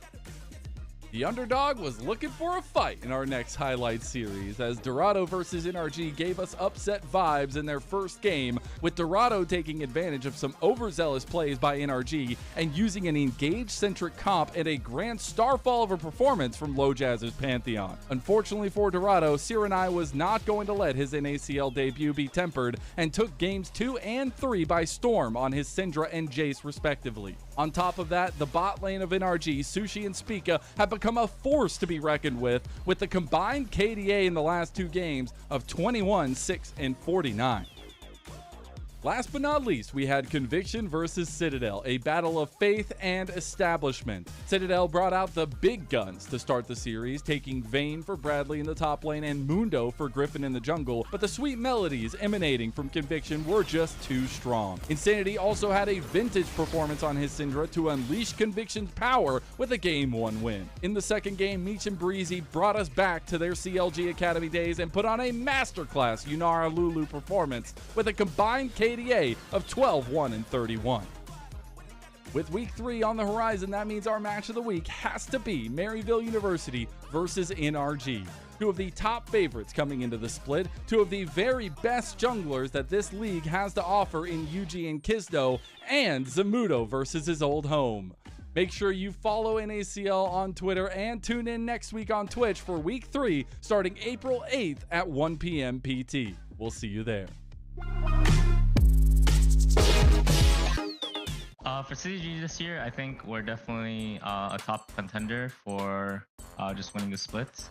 I think that even though we actually haven't had too much practice, you know, the limited amount of scrims that we've played so far, it's been pretty good, pretty high quality, I would say. And that, you know, I am playing with a familiar face in Dardoch, and I think this time we both matured a ton as players and as teammates. So I think that, yeah, I think for fans of the league or fans of our team, I think they have a lot to look forward to for our team this split.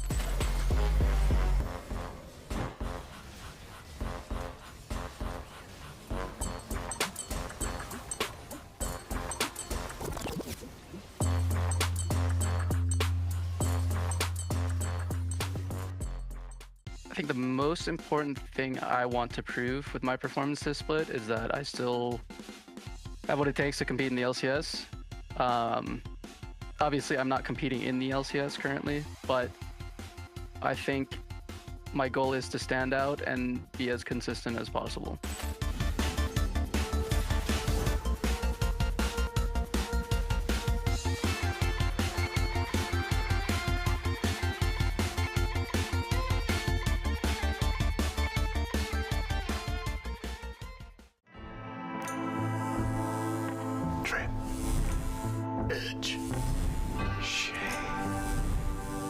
Trim, edge, and shave with Philips Norelco One Blade. One tool for all you need. Philips Norelco One Blade presents Shave All Things.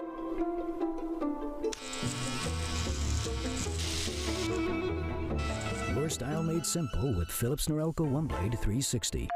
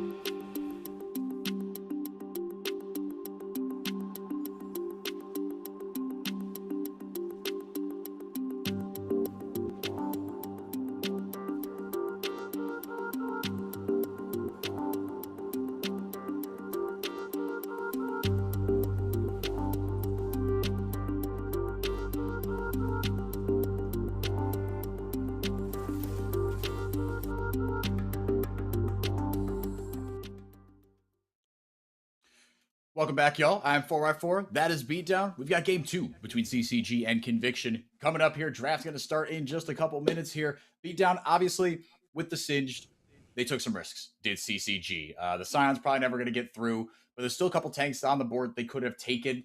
As we take a look at the stats here, Insanity. Wow, that is a lot more damage than I thought. But like you pointed out in the game, both AD carries were kind of the win conditions for their teams. But Insanity said, hold my water. You could say beer. It's okay. I'm new here. Fair enough. Insanity, I think, had a really good game, and that's kind of really the highlight for me, especially given the fact that in this matchup, he was getting some help from Tomio, and I like that kind of focus in that mid lane there from Conviction.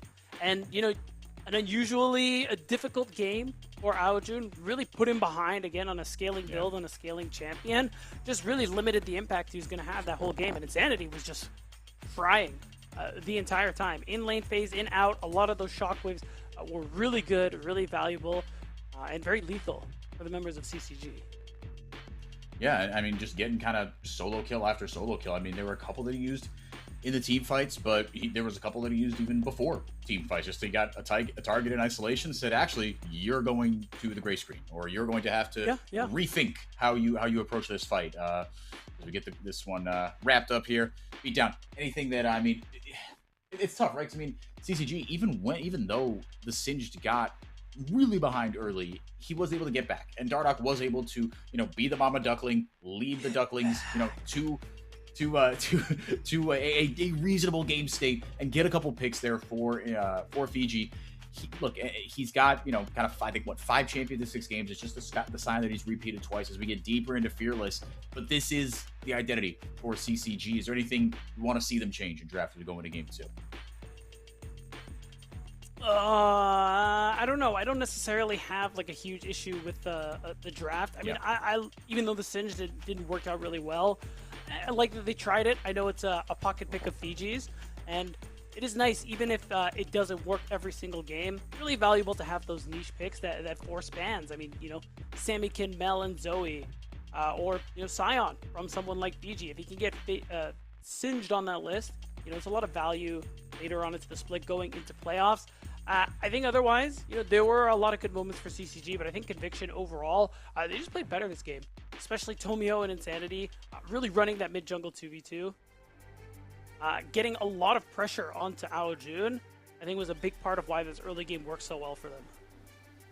I think we're going to see a lot more of that. I mean, if nothing else from CCG's side, right? Dardoch is extremely active. There's that Gwen ban to be taken away. So if the Scion is let through, I think you yoink that first pick. But again, the jungle pool going to be pinched pretty hard here early Beatdown. Yeah, and I agree.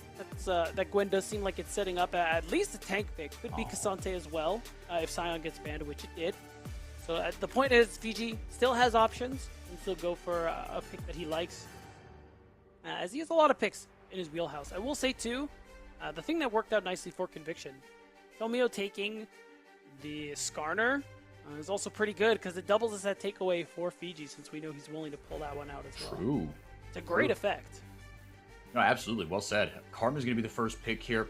There could be an Ezreal, quote-unquote, takeaway on the other side. We'll see if they want to index into that or just grab themselves something like the Xin Zhao.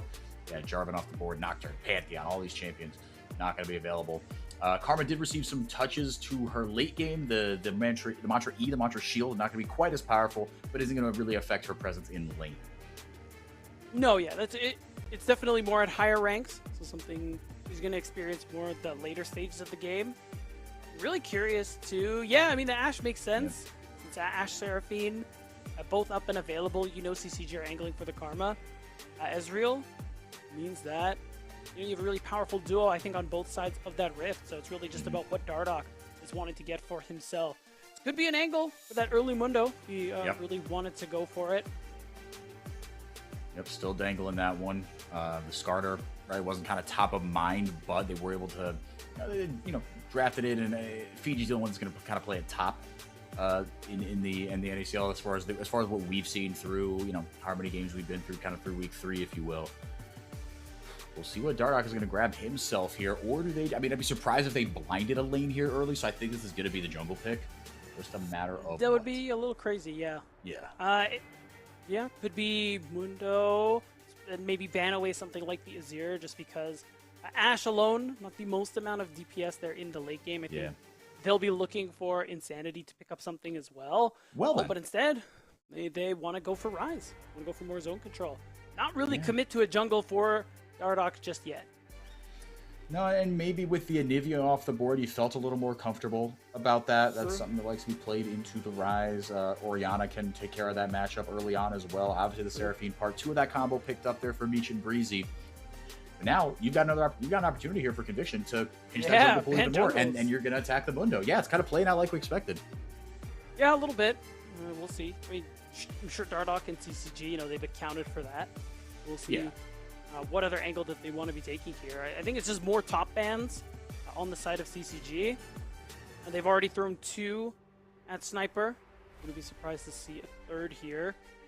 And especially if they do, kind of gives me that inkling that EG is going to be the one picking on 4 there. Yeah. Azir. Makes sense. Yep. There's the Azir taken away, like you said, with that Ashe Seraphine composition and just Insanity on the Azir in general.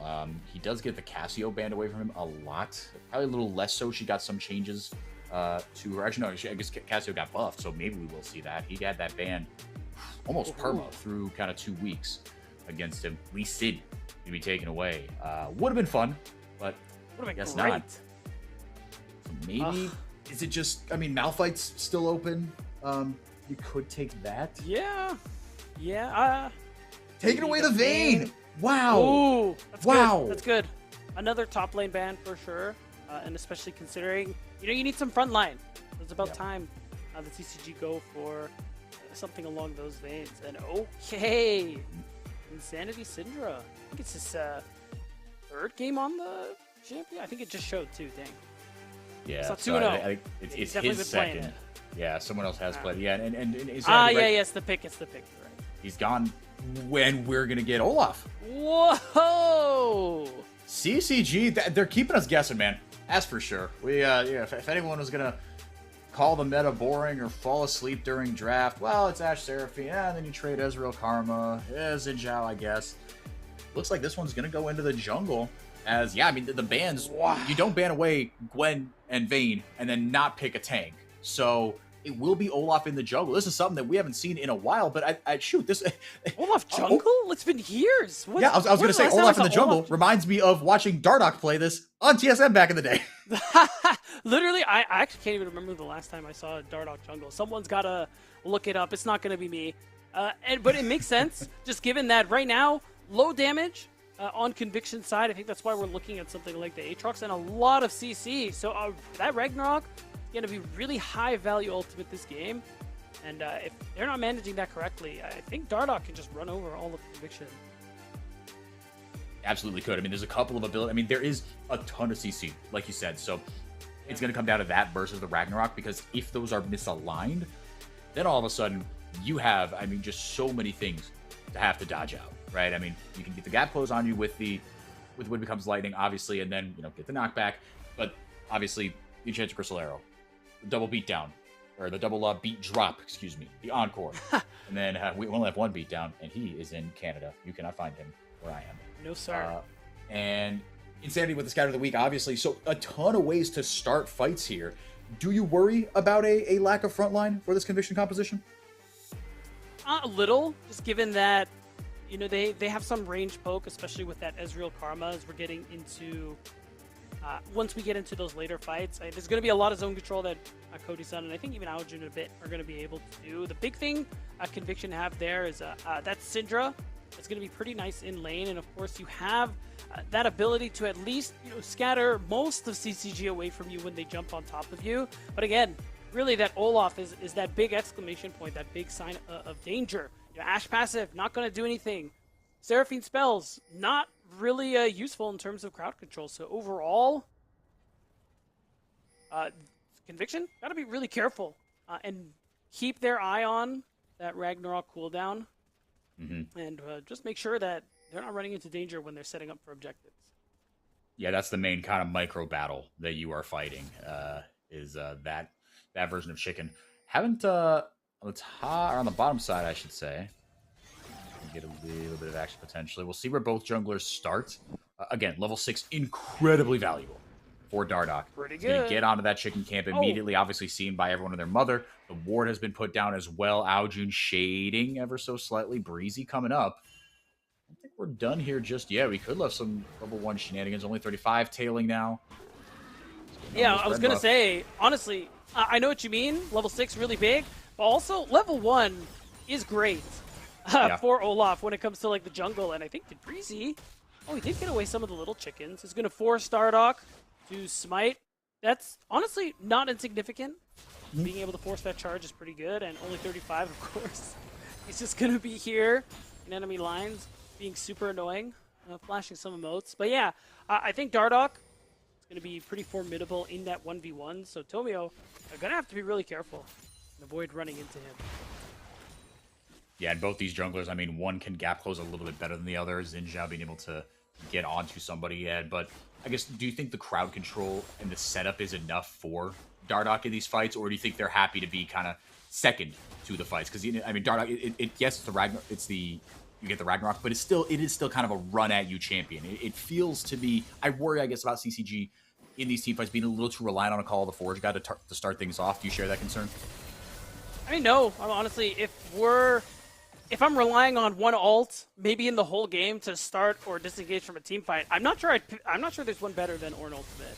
Sure. So I think it's a fine thing to be relying on. Of course, PG's going to have his tanky self to be able to throw himself at his opponents as well, soak up a lot of damage. So, especially considering that there isn't going to be a lot of DPS in those later stages of the game. If PG doesn't fall too far behind, he is going to be very, very tanky and hard to take down. I think he'll be okay. I think he's enough. Yeah, he is going to be thick with 3 C's in a queue, and there is not a ton of, like, I mean, again, Ashe, like, when do you opt into the LDR, right, and start just ripping through what'll be a lot of health and a lot of armor? As this game gets later and later, the scaling that CCG's composition has is pretty awesome. It's pretty good. I can't lie. So but that's really about that late game. Yeah, level 6 for Conviction, even though we allude to that Ragnarok.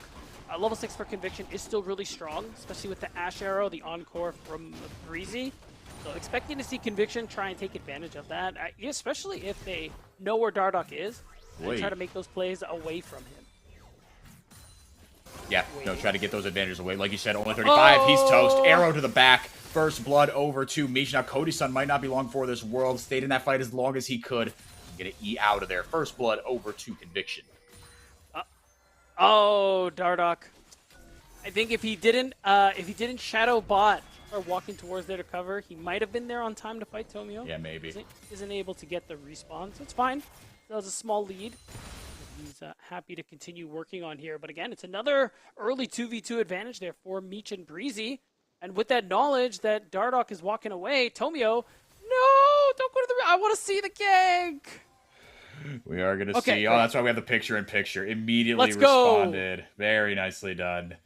Yeah, Cody-san walks away free in that one. Like you said, maybe Dardoch just kind of a little bit wrong place, wrong time. Nothing happened with that ward. I thought, yeah, maybe with only 35, kind of walking back to certain doom and the push that bottom lane had for Conviction. But instead, we'll reset and take a little bit of a breather. Cody-san coming back with just the tier. And already TP's used from both top sides. BG, all the way was pushing away from him. He's already lost a lot of health here again. Sniper got the better of him significantly in game 1. And while Ornn, it's okay to fall behind. You don't want to fall behind like that, not like we saw in game 1. So Fiji gonna have to be careful and recognize those timers where Sniper can kill him, like that level 6 that Sniper is about to achieve. Yep, Fiji first one level 6 was Sniper, like he said, right on the cusp there. But with his passive, doesn't even have to leave lane. He already blew the teleport, grabs himself a Bramble Vest. Fantastic first buy, it has to be said, even if he encounters Breezy a little bit later on in the fight. True. Gonna get value out of that as well. Yeah, but Bramble into Aatrox, it's a first pick, kind of as old as time there. Aojun having a much better time this time around in lane, it has to be said. Yes, yeah. Not as much Not as much attention from Tomio as well. Also, I think Aojun very comfortable on this champion. And right as we say it, a little bit of jinxing. Insanity's going to land a scatter of the week. But overall, as long as Aojun's able to keep up, like this is another scaling pick where you're going to build very similarly to what we saw in Game 1. So being able to keep up is just as important this game. So good to see the solo landers of CCG be starting off on a better foot compared to Game 1. 100%. Yeah, and you know, staying even, like you said, it should be a win. And Dardoch going to leverage his early strength. He's been kind of unopposed, right? You see he's been the aggressor, roaming into that blue side jungle. That southern quadrant has been a hotbed for Dardoch to try to just disrupt Tomio.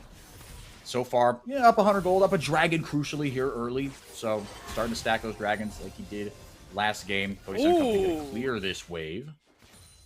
But Beatdown, I put it to you. I mean, hold up. Might get a dive here, and then I will put said question to you. Dardoch is level 6, so 135. Obviously, already has the ultimate. Cody's blew his. Tomio going to home guard back into lane here. Don't think they were expecting that. I think Dardoch, caught wind of him and said, maybe we call this off. Yeah, good read from Tomio to be able to cover that one. I like the barrier from Meech, too. Tanking the True Shot Barrage with his shield HP, not interrupting the back. So now he's able to buy. Now he's hit level 6, and any hopes at a dive are pretty much over. Dardoch trying to look for where he can make use of his first Ragnarok. First attempt doesn't really work, but I'm sure he'll get other ones, especially with grubs coming up in about 45 seconds. With the Fiji getting pushed in pretty constantly, I think that's going to be hard. Yeah, I mean, it feels like, I mean, the top lane is one thing, right? You're playing Ornn into Aatrox, and, you know, it's Fiji into Sniper, right? These guys definitely fit the archetypes of the champions that they are playing. And it's been the case for the whole split for both these guys. Sniper, again, going to interrupt that recall. Surely he doesn't do it a third time, right? He could, and it's pretty brutal.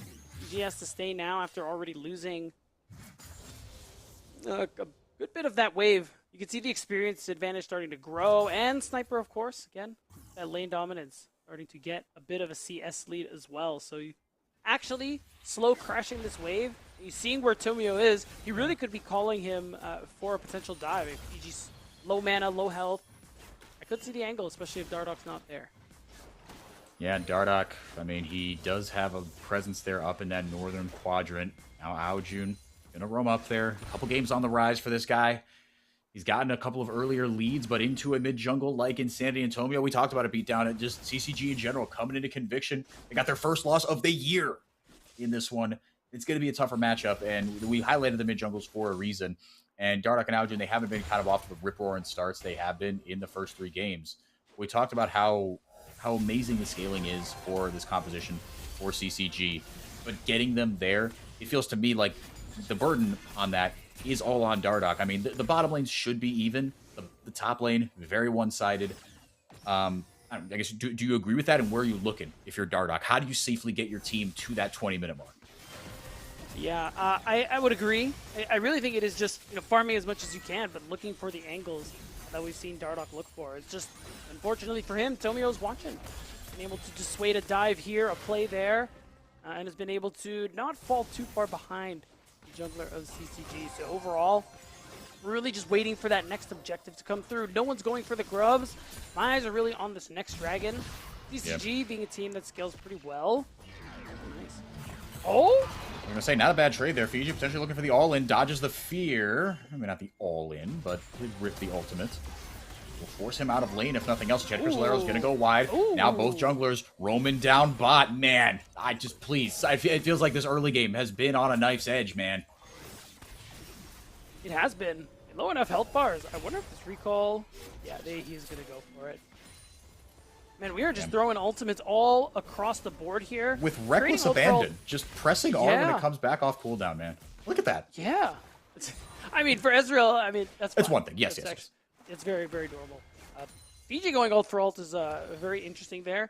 Does get rid of Sniper's ult, so I wonder if that creates a situation where Dardoch's comfortable to go for those grubs, because, you know, without the World Ender, a Sniper's less likely to end your world. As it were. And in this case, it absolutely were. Yeah, Dardoch should clear these in no time flat. Experimental Hex Plate. Great first buy there from the Olaf. Just going to grab the one. He knows that Tomio is lurking here. Could have a collapse from a couple of sides here. Tomio gets eyes on Dardoch. Grub's going to reset ever so slightly. Only 35. Like you said, Beatdown, Dardoch has been focusing on these objectives, trying to be ultra efficient with his pathing, with his recalls. Now going to walk away with all 3 grubs with the help of only 35. Roaming up there, leaving the Ezreal kind of on that island. So have an extra body here up on the top side. Get a little bit of deeper vision here as well. Yeah, Ezreal I like the look. Ezreal, pretty self-sufficient. But also, when Ashe and Seraphine don't have ults, you feel extra comfortable leaving your Ezreal to 1v2. And Alajun looking much better this game. Just using whatever timer he has. Even if there isn't an actual play for him, he just moves off the map, off vision, just to apply that little bit of pressure and make the enemy team aware. Like, okay, Ryze could be coming to me, so I need to play accordingly. Always got to have your eye on that. Yeah, the Realm Warp hasn't been used just yet.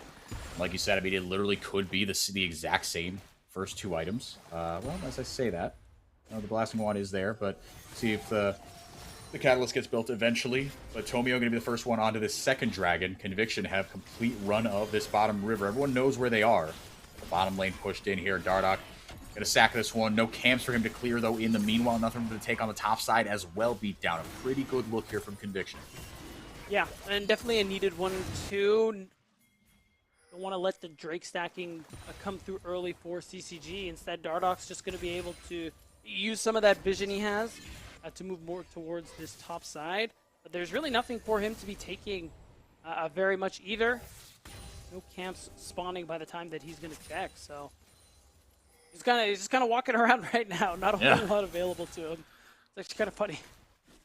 Yeah, just like, okay, I guess I'll go over here. Is there a crab? Oh, thank goodness, it spawned. I can feel productive. It's like when you clean your room during finals week when you don't want to study. I need to do something to feel productive. Insanity. There you go. Going to flash away. So, got something. Yeah, productive indeed. Yeah, flash just by throwing a Q. We take those any day of the week. You said trading an ult for a flash is great. Well, how about trading a basic ability? Pretty great. Even better. Tomio. To pop the... I always want to say call it Grand Challenge. I was talking about this last week, but either way, the CC chain comes in. When Ashe Seraphine do have their ultimates, it is a much tougher proposition. Second kill over to Conviction. Dardoch waiting. Throws out the Undertow. Gonna pop the Ragnarok. Just trying to get everything he can on a Tomio. No Hexgate taken. Breezy trying to help out here. Just walking at him mercilessly. Beats him down. Sniper's 2 levels up on him. He's gonna go down. It's just if Breezy can survive, he will with the flash. Sniper gets the kill right back. Meanwhile, Meech playing with fire here and gets burned by Alju. Oh my God. I mean, overall, pretty good. Boom. All right. Okay. Overall, pretty good, I'd say. For CCG, it is interesting. I will just say that I think the teleport from Sniper was unnecessary. It's just the fact that he was able to help get one of those kills traded back, but he gave up quite a big lead that he had over Fiji. So Fiji is able to crash another wave. He's able to get some plates, and he's going to get a pretty substantial buy, that Unending Despair, right away. So, I don't know. That's a head scratcher for me. Yeah, it does feel like it was maybe a little... Yeah, it's like, okay, great, we got 2 kills on the Maybe they're expecting Dardoch. That's not nothing, right? But yeah, like you were saying, maybe you let Fiji a little too back into this game, right? The lead is only 600. I mean, this is nothing. This game is dead even, and as we talked about, the later this game gets and you're at kind of a net even game state, that favors CCG. It's looking good. I mean, even though Ashe Seraphine, you have a lot of utility to work with. Not as much DPS as other marksmen would be giving you here. But, that's why you have things like the Syndra with burst damage, and, of course, the Aatrox offering a lot of damage as time goes on, too. It's really just going to be about whether or not Fiji, especially, can make good use of that CC, that frontline capability to make space for his team. Something he's typically very good at, even when he falls behind. Game 1, not really indicative of that, but we've consistently seen from him so far. Yeah, the one ultimate's so crucial, like we said, for Fiji in these straight-up 5v5s when we do get them. We haven't had them just yet. You see on the side of your screen there, especially when you compare it to Game 1, again, not like a crazy discrepancy, but there's nothing that surprises me in that graphic. I guess I'll put it that way. Yeah. The Dragon going to be up here in a minute and change here. Dardoch going to want to be the second or the first one there. Hextech Rift, as we saw, the gates not taken earlier, but could be yoinked as this game goes on. Tomio not going to offer for the trade, just going to take that Rift Herald, he's going to try to. here early on, potentially. Yeah, he's walking on a ward. CCG have eyes on him, knows that Insanity is left unguarded. Blew that flash earlier, trying to take advantage, but just not enough. Wow. And now with Insanity low on health, kind of locked under his tower, Tomio has to abandon ship as well. Fiji and Sniper doing battle on the top side. Now Dardoch going to try to get something out of this. Yeah, he could go ahead, and the fact that he delayed the back too, to make it a little easier for him to start this Herald, because he knows Tomio wants the back, and now Jun is able to get some pretty big pressure on mid alongside Dardoch. But I think that need for a recall is going to go ahead and call this one off. Would prefer to prioritize his camps, potentially get that quick respawn in preparation for that dragon. He's already going to be a little late, even if he goes for it right after this Krug camp, but still. Yeah, but I mean, you still force Tomio into a spot where he's got to say, do I get the dragon? Or, I mean, look, now it's 1-1, so it's not, a crime, that third dragon, if you let it go over, right? If that dragon stacking had started, like we were talking about earlier, potentially. Tomio looking like he's perfectly happy to stay on that top side. He's going to get onto that Rift Herald. Well, no, he's going to take the Hex Gate. Might be on a collision course with Dardoch here. CCG do have good vision on the bottom side of the map. Tomio making sure he's got eyes on his opposing number. Dardoch ultra efficient with his time throughout this entire series. Tomio knows that. Now the two teams do decide to sack the other part of the map. Yeah, I'm curious. Sniper pretty strong right now, an item and a half. I'm wondering if we see this, especially if Sniper trades heavily on top side, if we see them instantly drop this on top, get some more gold into this Aatrox, maybe set Fiji a little further behind. They could hold it as well in preparation for maybe the next dragon, or for an opportunity where they see a commitment on one side, they can drop Herald on another. Yeah, still 0-0 as far as towers are concerned. We're approaching the 20-minute mark. This has not been the most bloody game, but I think that's exactly how CCG wanted in this one. Breezy gonna get caught in his own jungle. Will blow the flash to safety. That's the kind of pressure Dardoch's been applying, right? It hasn't really shown up on the scoreline, but he's gotten a couple key summoner spells kind of throughout this game. Hasn't been able to capitalize on those maybe as much as you'd like, but I think for me, I would give that more to conviction of playing more safely when they're down those summoner spells. Yeah, and I mean, speaking of too, I like again Tomio doing a really good job covering, recognizing when his mid laner might be, under threat. He's just been pretty good at covering dives a lot this game. And now there's that chance. Ooh, stuns good. Able to get the dash forward there onto Aojun. The ball goes down. Unleash power, not going to be enough. That is a lot of health from that Rod of Ages. Yeah, it is. It does cost him his flash and ghost, but still. He's going to be able to live. It gives conviction, though. A lot of extra gold, especially for Insanity. They're going to knock down these plates. They're going to get first brick. It's a really nice chunk of change for their mid laner in the back pocket. But, of course, one good play deserves another. And Dardoch trying to equal that out here in the mid lane. Does get the turret plating gold down.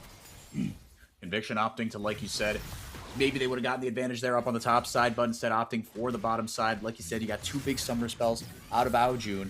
And now they've got a long lane to play through here. Beat down.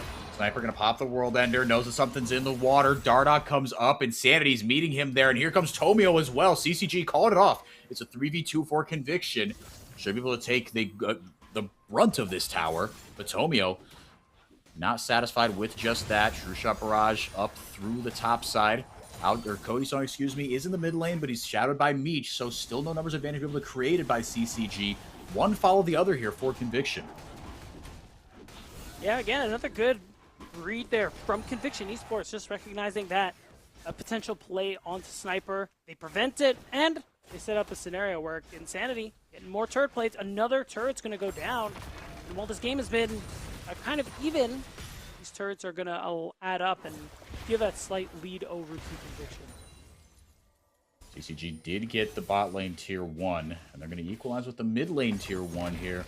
So CCG, I mean, maybe not on the front foot in this mid game, but certainly responding really, really well. And again, it's you can trace a line directly to where Dardoch is and where he's been with his time and where he is leading his members. And like you said, kind of like Tomio was doing, just shadowing the correct lanes and making sure that Conviction can't try to blow something open with the explosive damage and the explosive pick power that this composition does have.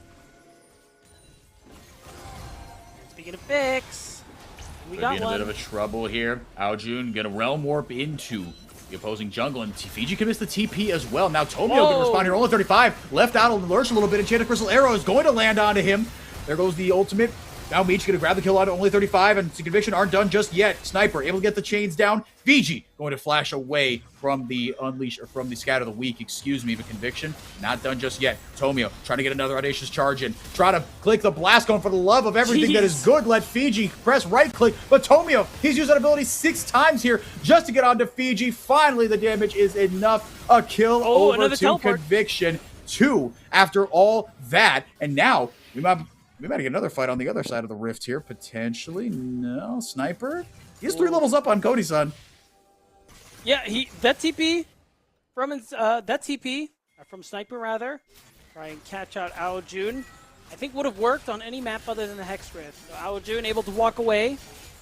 But still, very successful play from Conviction, able to walk away with a bunch of kills. Another overcommitment, I think, from CCG. Not sure if Fiji needed to teleport to that one, but we went for it. And it didn't work. It's tough. We're 40 seconds from the next Drake. This would be soul point for CCG, but not a big fan of their chances without the Ornhorn and without Ragnarok. Yeah, 2 absolutely massive ultimates that aren't going to be available for this next fight. And taking a look down there on the bottom side of your screen, this is why reading the Y-axis is important, because it looks like Conviction all of a sudden are just streets ahead of CCG. But whoa, community fan? So, yes, of course. Oh no, okay. Show. My favorite show. We'll chat off screen. It's my absolute favorite. Yes. But yeah, the lead is not monstrous just yet, but Conviction do look like they have found a couple of these small windows and taken advantage of them, and now they're going to tie up the game as far as the Dragons are concerned. But the ping's coming down onto the Baron, so they've got kind of one eye on each objective here, Beatdown. Yeah. Conviction, I mean, I don't think the Baron take is good enough for CCG to seriously threaten it at this stage. So it's really just CCG trying to take away some juggle camps, get more gold onto Dardoch. And now we're seeing those ornaments start to come through as well. Experimental Hex Blade, upgraded. Realm Warp, the cavalry has arrived. There goes the Call of the Forge God popping out a moment too soon with the Ragnarok as well. Breezy rips the Encore and gets absolutely nothing. So they pull a Conviction, find a little window, rip the ultimates, got themselves the kills. I mean, this is good a look as you're going to get, I think, at this stage. They might want to be playing for the Baron. It's tough. They don't have. They use so many of their ults to find that play. We still have Crescent Card available for Tomio, Unleash Power for Insanity, but still, this is like such a good moment. You have to go for it here, but they might look to turn. This could be your chance to flip the game, whether with the Baron or with the fight on the turn, like you said, Beatdown. Sniper trying to get onto only 35. He's not able to. Fiji played a good bodyguard right now. Flash out of Insanity. And now Conviction are the ones that have their tails tucked between their legs as they hightail it out of the Baron pit, but they do stop the take. Scatter the Weak lands onto Aojun. No follow-up. The numbers advantage is simply too much. They'll take their recall, take their victory, and go home. Yeah. You do get a flash out of Insanity, but I think that ends up just being worthwhile overall. Now, with this, I mean, DPS, it's not bad. 2.5 items for Ashe, so this could work. But I mean, you have Hex Gates. I think Aojun is going to be able to get there pretty quickly, and now they have all this information as well. It's a flip. We know Dardoch's never punished for not taking TP. Can get there with a Hex Gate. Good Sun CC. Now Fiji just locked up the CC. Shade doesn't get to play the game. Aojun doing damage over the wall, but he's not quite in his final form just yet. Dardoch isolated, only 35, and Cody-san just eating a ton of damage. Kotomio gets out of them. It's a fight in the top side of the map as well. 1 kill over to Insanity. Scatter the Weak doesn't land. Aojun next on the menu. Sniper just too strong. Those 2 early kills coming home to roost as Conviction take control of the map and will get themselves a Baron in all likelihood. And there it is. That's Conviction running away with the Baron again for the 2nd time in this series. And now this gold lead is going to shoot up to at least 3,000 with this Baron going down, unless Dardoch does something insane. But I'm just going to go ahead and say no, he won't. Right? Yeah, he won't. So. He will not. No, Sniper going to make extra sure of that. The Baron power play on the books now for Conviction, as they've got a chance to finally extend anyone's gold lead over the 2,000 mark. Like you said, probably going to get to at least 3K here. And all of a sudden, I mean, look, the scaling's still on the side of CCG, but, I mean, I guess that's the question, is at what point, and I'll ask you that question in just a little bit as we get our Philips Norelco one-blade precision play here. It was back and forth before the fight broke out here. Yeah, I'm trying to just... from a little bit ago. I was going to say, this is from a little earlier. That was throwing me for a second, but... I think I know what you were going to ask. Is this like that point of no return for CCG? Am I right? In more words, I was going to ask you that, but you did it. Sure. You're a caster, so I had to summarize. I'm a literal professional yapper. Yeah, exactly. That being said, though, I mean, you still have Aojun is really strong. You saw what he was doing in that last team fight. He was actually kind of pounding, but he was by himself. He was able to easily get isolated on from a good Ash Arrow from Meech. So it's really just about the front to back here for CCG. They weren't able to do it in that last fight around the Baron, and it cost them pretty dearly. They were missing some pretty crucial spells, too. I don't think they had that Call of the Forge God, so I think CCG still have ways to play this one out, but they need to do something about the sniper problem. He's level 16, 2.5 items deep. He's very strong. Yeah. And unless he gets focused down, or we see any meaningful heal cut, which I don't really see besides Fiji. Yeah. I mean, it's going to be really hard to deal with him. Maybe you get it on Aojun. He's got the Actualizer, right? You've kind of reached your trifecta of Rise items. So, at this point, it's all just kind of gravy. Do we just get the Morello because you can spread it around decently easily? I mean, or do you get it on honestly, 35? I mean, this is actually, it makes sense. I could see the Morello or at least Oblivion or for Rise. Oh man, the CC chain on a Dardock able to rip the Ragnarok, but that is massive to get that out before any sort of fight breaks out. And crucially, the fight for potentially soul point here beatdown. Yeah, 25 seconds till the next dragon, and no Ragnarok basically means that fight's over before it started. So you're just going to be throwing your poke, but Sniper, of course, is going to be doing a little bit of fishing, as Aatrox does, and there's really no response play. Now, CCG, they have to go elsewhere. Oh no, the Enchanted Crystal Arrow lands. The follow-up is too deadly. Scatter the Weak, Encore, you name it, it was dumped onto Aojun. Now 2 kills, and the Dragon going to be going over to Conviction. Little missteps here from CCG, getting exploited by Conviction in the mid-game. Yeah, really nice arrow again from Meech. He's been hitting these really nicely this game. And it's been really paying off big time. And again, just these catch-offs, not necessarily playing this front to back, catching people who are out of position is just working so well for Conviction this game. So not only do they get the kill, they get a turret, they can collect this dragon now, and it's going to be their sole point. 5 minutes away from a very powerful Hex Tech Soul potentially for Conviction. True Shot Barrage, well intended. Not going to find its mark onto that 5th dragon of the game. Dardock, not even safe in his own jungle. Does have the Ragnarok, does have Flash. Gonna eat the Unleashed Power. A couple ghosts popped here in chase, and now there will burn the Flash. Scatter the Weak, almost. It's on a Dardock. Lock committed onto it, but could have killed him again. A Dardock held onto the ultimate. That takes some stones. Yeah, it's tough too. I mean, we're a few minutes away from anything. While I understand in some situations, especially with a fight coming up, flashing instead of using a pivotal ultimate, I think this is that moment where it would have been fine. But it's okay. At least in these team fights, if Dardock's running away, CCG are losing anyway. So now his only options to go forward. Yeah, I mean, we talked about, potential over-reliance on a couple of big ultimates, but, like we said, in a straight-up 5v5, if you've got those, they're as reliable as you like, but they're both so key to how this composition wants to play, and credit to Conviction. I mean, because you know that CCG, they're going to try to start fights from creative angles, Dardock specifically, right? If you're playing a run-at-you champion like the Olaf, you're going to get into some tricky positions. But Conviction, their vision has been great. Breezy and Meech have been money with the ultimates. Insanity has a pick tool. Sniper can, make you ask questions with those infernal chains. It's been a great game from Conviction. CCG, they've been hanging around for a while, and this isn't over yet. I want it to sound like that. But Conviction, they've found CCG's strengths and exploited them. Yeah, very nicely, I might add. Both in games 1 and game 2. So now, you're seeing Aojun. Yeah, you need to recall, man. No.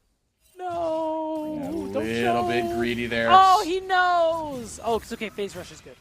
Phase Rush is a little bit silly. He does have his Flash still, but Sniper playing with the man, with the confidence of a very strong man. Able to get out of the Realm Warp, forced him out of there. Aojun is high on health and got him. Flashed away. Actualizer go burr. My goodness. Wow, nicely done. Needed to flash out of those infernal chains for sure. That's a big shutdown. He just cashed in on 1,000 gold. We're 10 seconds away from Baron as well. I will say Sniper does have teleport, so if CCG do this, they have to go right now and pay very close attention to Sniper's Empire. Insanity. Just going for everything there and deletes only 35. Now Fiji gonna follow up the Cola Forge. Got True Shot Barrage over the top as well. Ragnarok popped. One body caught. Another one caught in response. Shut down for Fiji. And there you go. CCG are doing the Baron right now. Yeah, I mean, it's going to be a flip. Tomio has to go for this 50-50. If letting this go, CCG will get themselves back into the game. He's going in. Tomio with the Crescent Guard. True Shot, or excuse me, Enchanted Crystal Arrow goes out as well. Aoju gonna buy himself some time with the stopwatch. Does enough damage to Meech. Not quite. Baron's still alive here. Tomio might walk away with this one. Who's gonna grab it? Dardoch will secure it for his team, but at what cost? Sniper is back from the dead, like old Aatrox. A double kill for Meech. The Baron for CCG, but everybody else is in the dirt. Sniper gonna follow Fiji to the ends of the earth if he has to. Interrupts the dash as well. Only 35 can only watch as Sniper goes over the wall onto the Ornn. A relentless pursuit of the CCG top laner, flashing forward. They want blood beat down. My goodness. Oh, and they're going to have it in spades. I really wish we could see the replay of that Baron fight. We may not have time. I think the game is going to end soon. Really a broken fight there from CCG. I like Conviction's way of trying to force a fight, but CCG, they split their attention, and Conviction, they capitalized beautifully, and it's won them the series. In the blink of an eye, kind of in both games, right? It was even until it wasn't, and CCG taking advantage of it in just little moments. Conviction able to blow these games open. Yeah, I'm good with that, man. 2-0 for Conviction. Man, oh man. It just blew it open in kind of, I'm like at a loss for words here because it felt like CCG were in it. You saw the angles in both games, especially in game 2, right up until the point they weren't. Yeah, it's tough. It was a really close one. I mean, I think despite that scoreline, but you got to give it to Conviction there. The skill, the experience really speaks for itself in a series like that. I think being able to play together as well as they have for Tomio to cover the plays that he was able to cover, plays that were going to turn the game around, I think, in the favor of CCG, especially that last Baron play again. We get to look at that one later. If not, maybe they'll post it on socials. Just the fact that CCG split their focus around that Baron. Some people trying to finish, and some people are trying to keep Conviction away from the Baron. But the problem is, when you do that, your numbers advantage doesn't matter anymore. Gonna get another look at that Baron fight. Yeah, this is where the game turned. Perfect. Beatdown, talk us through this one. CCG had first purchase on it. Yeah, I mean, credit to Tomio. Really good use of that Crescent Guard. Got a lot of value there to split people up. But again, now we're splitting our focus a little bit. We have to decide. Cody's doesn't even ease in without really the help of the rest of his team. So whatever numbers advantage they have didn't matter. So I'm really curious what the comms were for them and what the call was, if that was really what they wanted to try. But props to Conviction. I think they did a really good job just recognizing that, hey, look, if two of them are going to be hitting Baron and their mid and 80 carry are just in our face, kill them. Kill them right now. It's simple. Make sure their health bars go down to 0. Sniper, most damage on his team. By not that big a margin, to be fair. This really felt like a group effort, though. I mean, you could look at every single player on Conviction in Game 2 and look at a spot where they made a fight-winning play, hit a fight-flipping ultimate. And CCG and company, it was just not enough. It was kind of not even like too little, too late, because you saw in the mid game there were a couple really good kind of fortuitous picks, and that didn't change Beatdown from Game 1 to Game 2, right? The little windows that they did they did claw back gold. Yeah, they did, and some credit to them for that. I think this is going to be interesting to see how they learn from this one. I think Mash was talking about in that interview early on. Every big loss, something that you can learn from. And I'm curious for CCG, their first loss of the split, what they're going to be taking away from this one going forward. Yeah. Still think it's a good team, a lot of potential, and Conviction really cementing themselves again as that top of the table team that we looked at when we saw these rosters before the split started. Yeah, no, I mean they look kind of every bit what we thought they were going to be. Strong solo laners, strong presence. Tomio calling the shots very well. Meech and Breezy looking very strong in the bottom lane as well. And yeah, beatdown. I mean, this looks like they're going to be kind of the team to beat, but Maryville will always have it over them. Say, hey, we did beat you in week 1, so who's really top dogs here? They're probably listening to this slander by the casters, being like, wait, did we just beat the top team? And whoa, no. I personally said top of the table, not the number 1 team, not the same thing. In the top section of the so they're in the penthouse, but potentially they got to share the penthouse. Yeah. Okay. Maryville, this man does not speak for me. Just want you to know that. But we do have agreements on one thing, and that is our MVP, and it is going to be Sniper. A great game on the Mbessa, but on the Aatrox as well. Just monstrous, and what he was able to do. I mean, the space he was able to create, but the pressure he created with the ultimates with the Mbessa in game 1 as well. This dude, he was advertised a certain way. We knew what he was capable of, and he fit the bill in this series against CCG. Yeah, definitely learning opportunity for Fiji there in this matchup. Played admirably, but I think Sniper, both individually in that 1v1 and the way he played with his team outside the lane phase, was top tier stuff. Exactly what we expect from a player like him, and why it's so exciting to see him play this well. Like the second he comes back from his break from professional play. Yeah, picking up kind of right where he left off, right? You talked about it when we started the broadcast. Like, is there going to be a gap? Is he going to wait to ramp up? No, we're actually going to slam Aurelia in the first series. Actually, we're going to play the Mbessa and then the Aatrox there as well. So Sniper absolutely picking up right where he left off. And it seems like he's integrating very well with this team, right? I mean, like, he's the only one that hasn't played with any of these guys before, right? Tomio and Insanity, they've been a duo for a while. Meech and Breezy have priors on CLG Academy. But it seems like they've integrated this position very nicely, and it can be tricky, right, with a guy who demands a lot of resources, but it seems like Sniper's been doing a good job of integrating, but also creating those resources and those advantages for himself. Yeah, I think it doesn't surprise me too much, even though there isn't that, like, huge amount of a prior experience. I think overall, actually, man, I have to look back. I think, if we're looking at 100 Thieves next, I think Insanity and Sniper played on the team at the same time. But that's a little far back for my goldfish memory. I'm going to have to double check later. So I think there is that, little itty bitty bit of synergy from years past. But overall, I just think with the level that these guys have all played at, the top side of this team having a pretty decent amount of time in that LCS makes sense to me that he's able to kind of pick up right where he left off, even if it is on a newer roster with players, he doesn't have the most amount of experience with. So it's a good look. Yeah, the great stat was for Conviction that this roster has more LCS experience than the rest of the league combined. That was when you put it like that. When I was reading through the document that they all put together while I was in Japan, I mean, it was like, oh, this is nice flex. These guys should have they should have the sauce here. But yeah, I mean, playing kind of similarly as far as that mid jungle is concerned. Let's talk a little bit about CCG though. Kind of the I can't think of a better word right now, but eulogy for the series anyway, because like we said, in both these games, it looked good until it wasn't. Until 20 minutes, they were hanging there in the least condescending way possible. They were hanging there with conviction. But we will talk a little bit more about that, I guess, maybe at another time, because finally we do have our MVP here for an interview. Sniper, after a 2-0 series win over CCG. Let's get over to him and wrap up this series and learn a little bit more about it. Sniper, thank you for being here, brother. Congrats on the 2-0.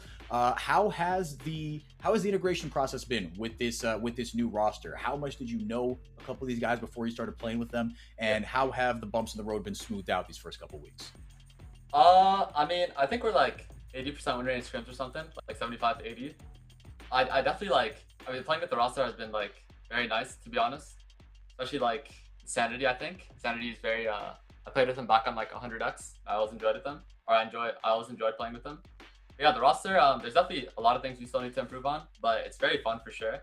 But yeah, NACL is definitely a little harder than I expected. Like, we're not like just stomping in scrims, It's like people are giving us a hard time, so.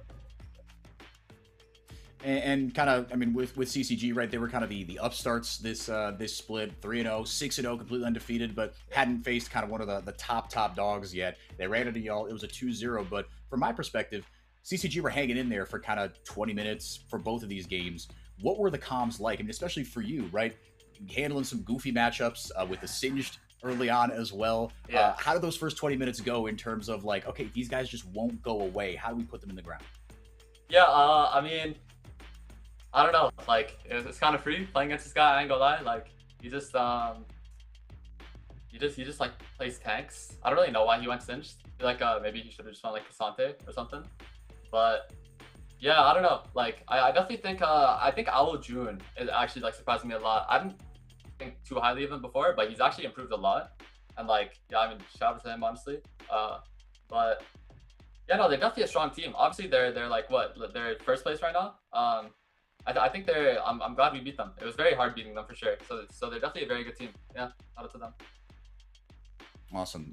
What were your kind of as you go into later into the split? Do you feel like you've learned more from this series or from the Maryville loss that went 3 games? You pulled out the Irela. You had your highlight reel moments. What were the takeaways from? I guess really what I'm asking is that Maryville series. What'd you learn? What are you taking forward?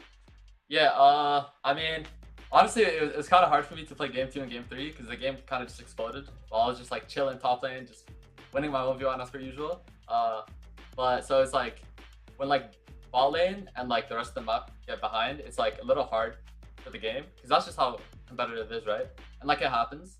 But I think for me, like, I just learned that like I need to be more decisive in draft because my second game I just picked Gnar to Rumble, which is like it's not a good matchup.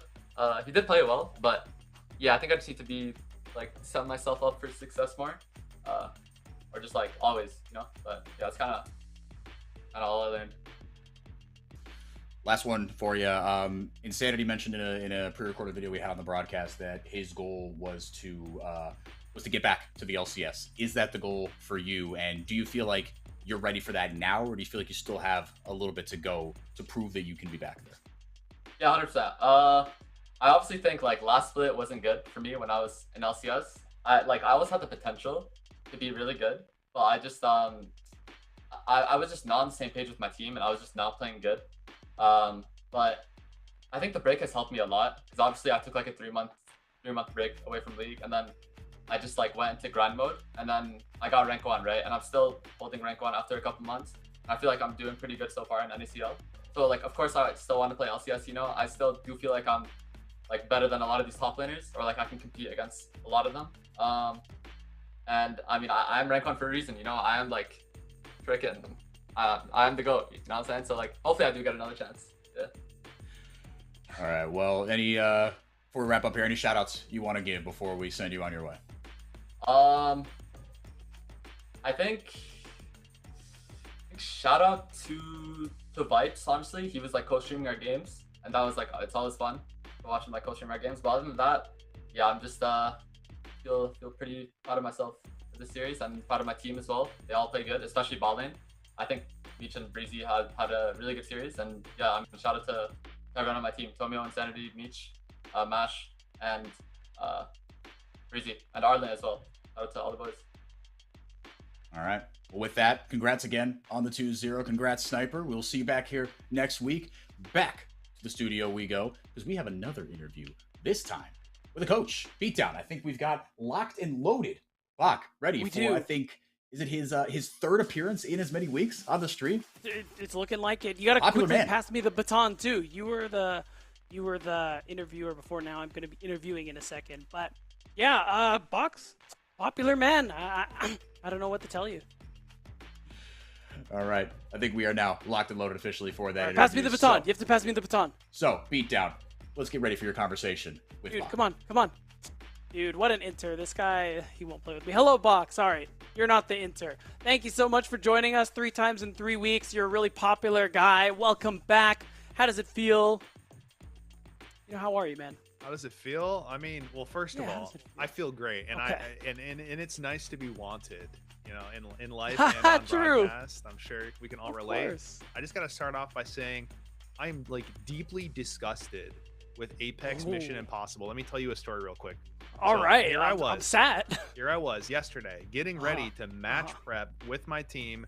Now that we finally found out who had the right of choice, and then out of Okay. nowhere, a dog bites me, attacks me. I have to go to the urgent care, spend all night in urgent care, get a tetanus shot, get bandaged up. Dog, of course, Oh my being God. related to Apex Mission Impossible's logo. Also Yes, a dog. clearly. So here we are, but it's not enough to keep us down. We're coming for the W. So yeah, here we are. True story, by the way. You're I saying- did get bit by a dog yesterday. Yeah. Damn, they circumvented tournament rules to try and take you down, but nothing can keep you down, Bach, and that's what I love to hear. Yeah. Are you okay though, for real? Like that sounds very traumatic.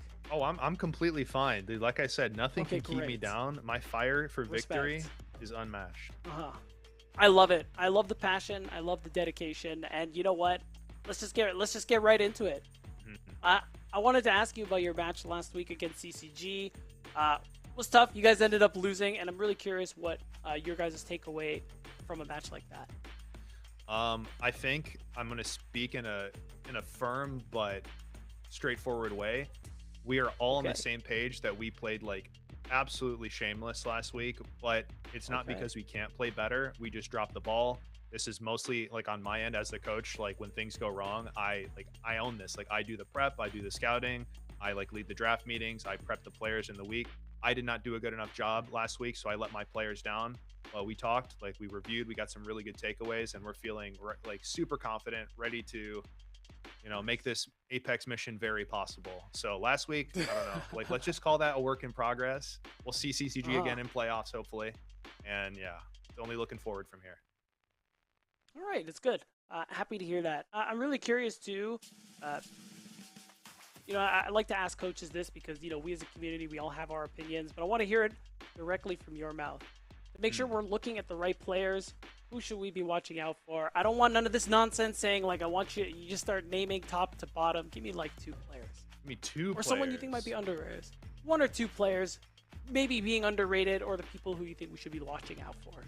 I cannot wait for Joseph Levitate to find his stride. I have seen how well he can play when he's locked in, and he's just missing that one extra piece on officials compared to where I see him in scrims. Once he gets that, like I want to put the league on notice. When Joseph is unleashed, it's GG. I'm only going to name 1 name, but I could also do that cringe stuff and say my whole team because I love my boys. But Joseph, yeah, let's go.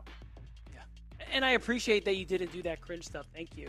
I'm really curious. You don't have to speak on Levitate like kind of specifically, but in your experience of a coach, what do you think creates that kind of gap where, scrim god, not so godly on stage? Is it like a consistent thing, or is it player specific?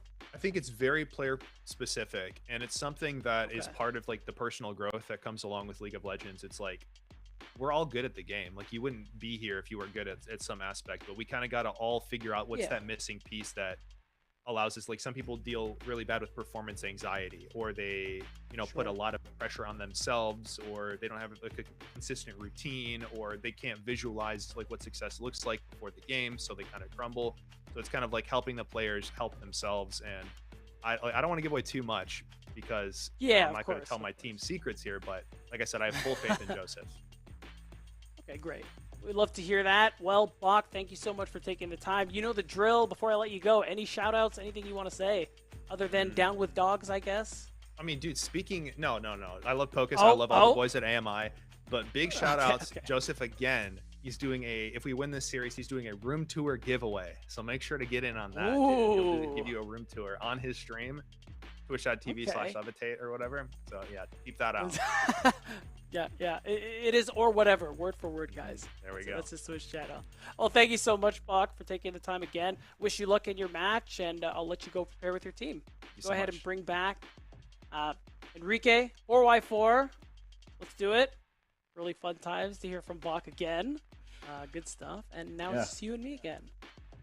Let's get back to it. Yeah, shouting out Levitate. And I appreciate they didn't do that cringe stuff. I mean, we like that Tier 2 has some rawness, some edge to it, that not everybody's PR trained and, put through the box and chefed out of the conveyor belts and, wheeled in front of these interviews to give us answers that waste our time. Bach is always going to be honest with us, and we really appreciate that. Yeah, look, Levitate, former Blue Water guy, ACL Summer Champ, coming into this game against AMI. Like he said, that may or may not be the dog in question that bit Bach. I guess you'd have to ask him. We'll never know. Maybe he won't even know. But true. For now, we're going to talk about these dogs that we do know today in Apex Mission Impossible. The Wolves, I should say.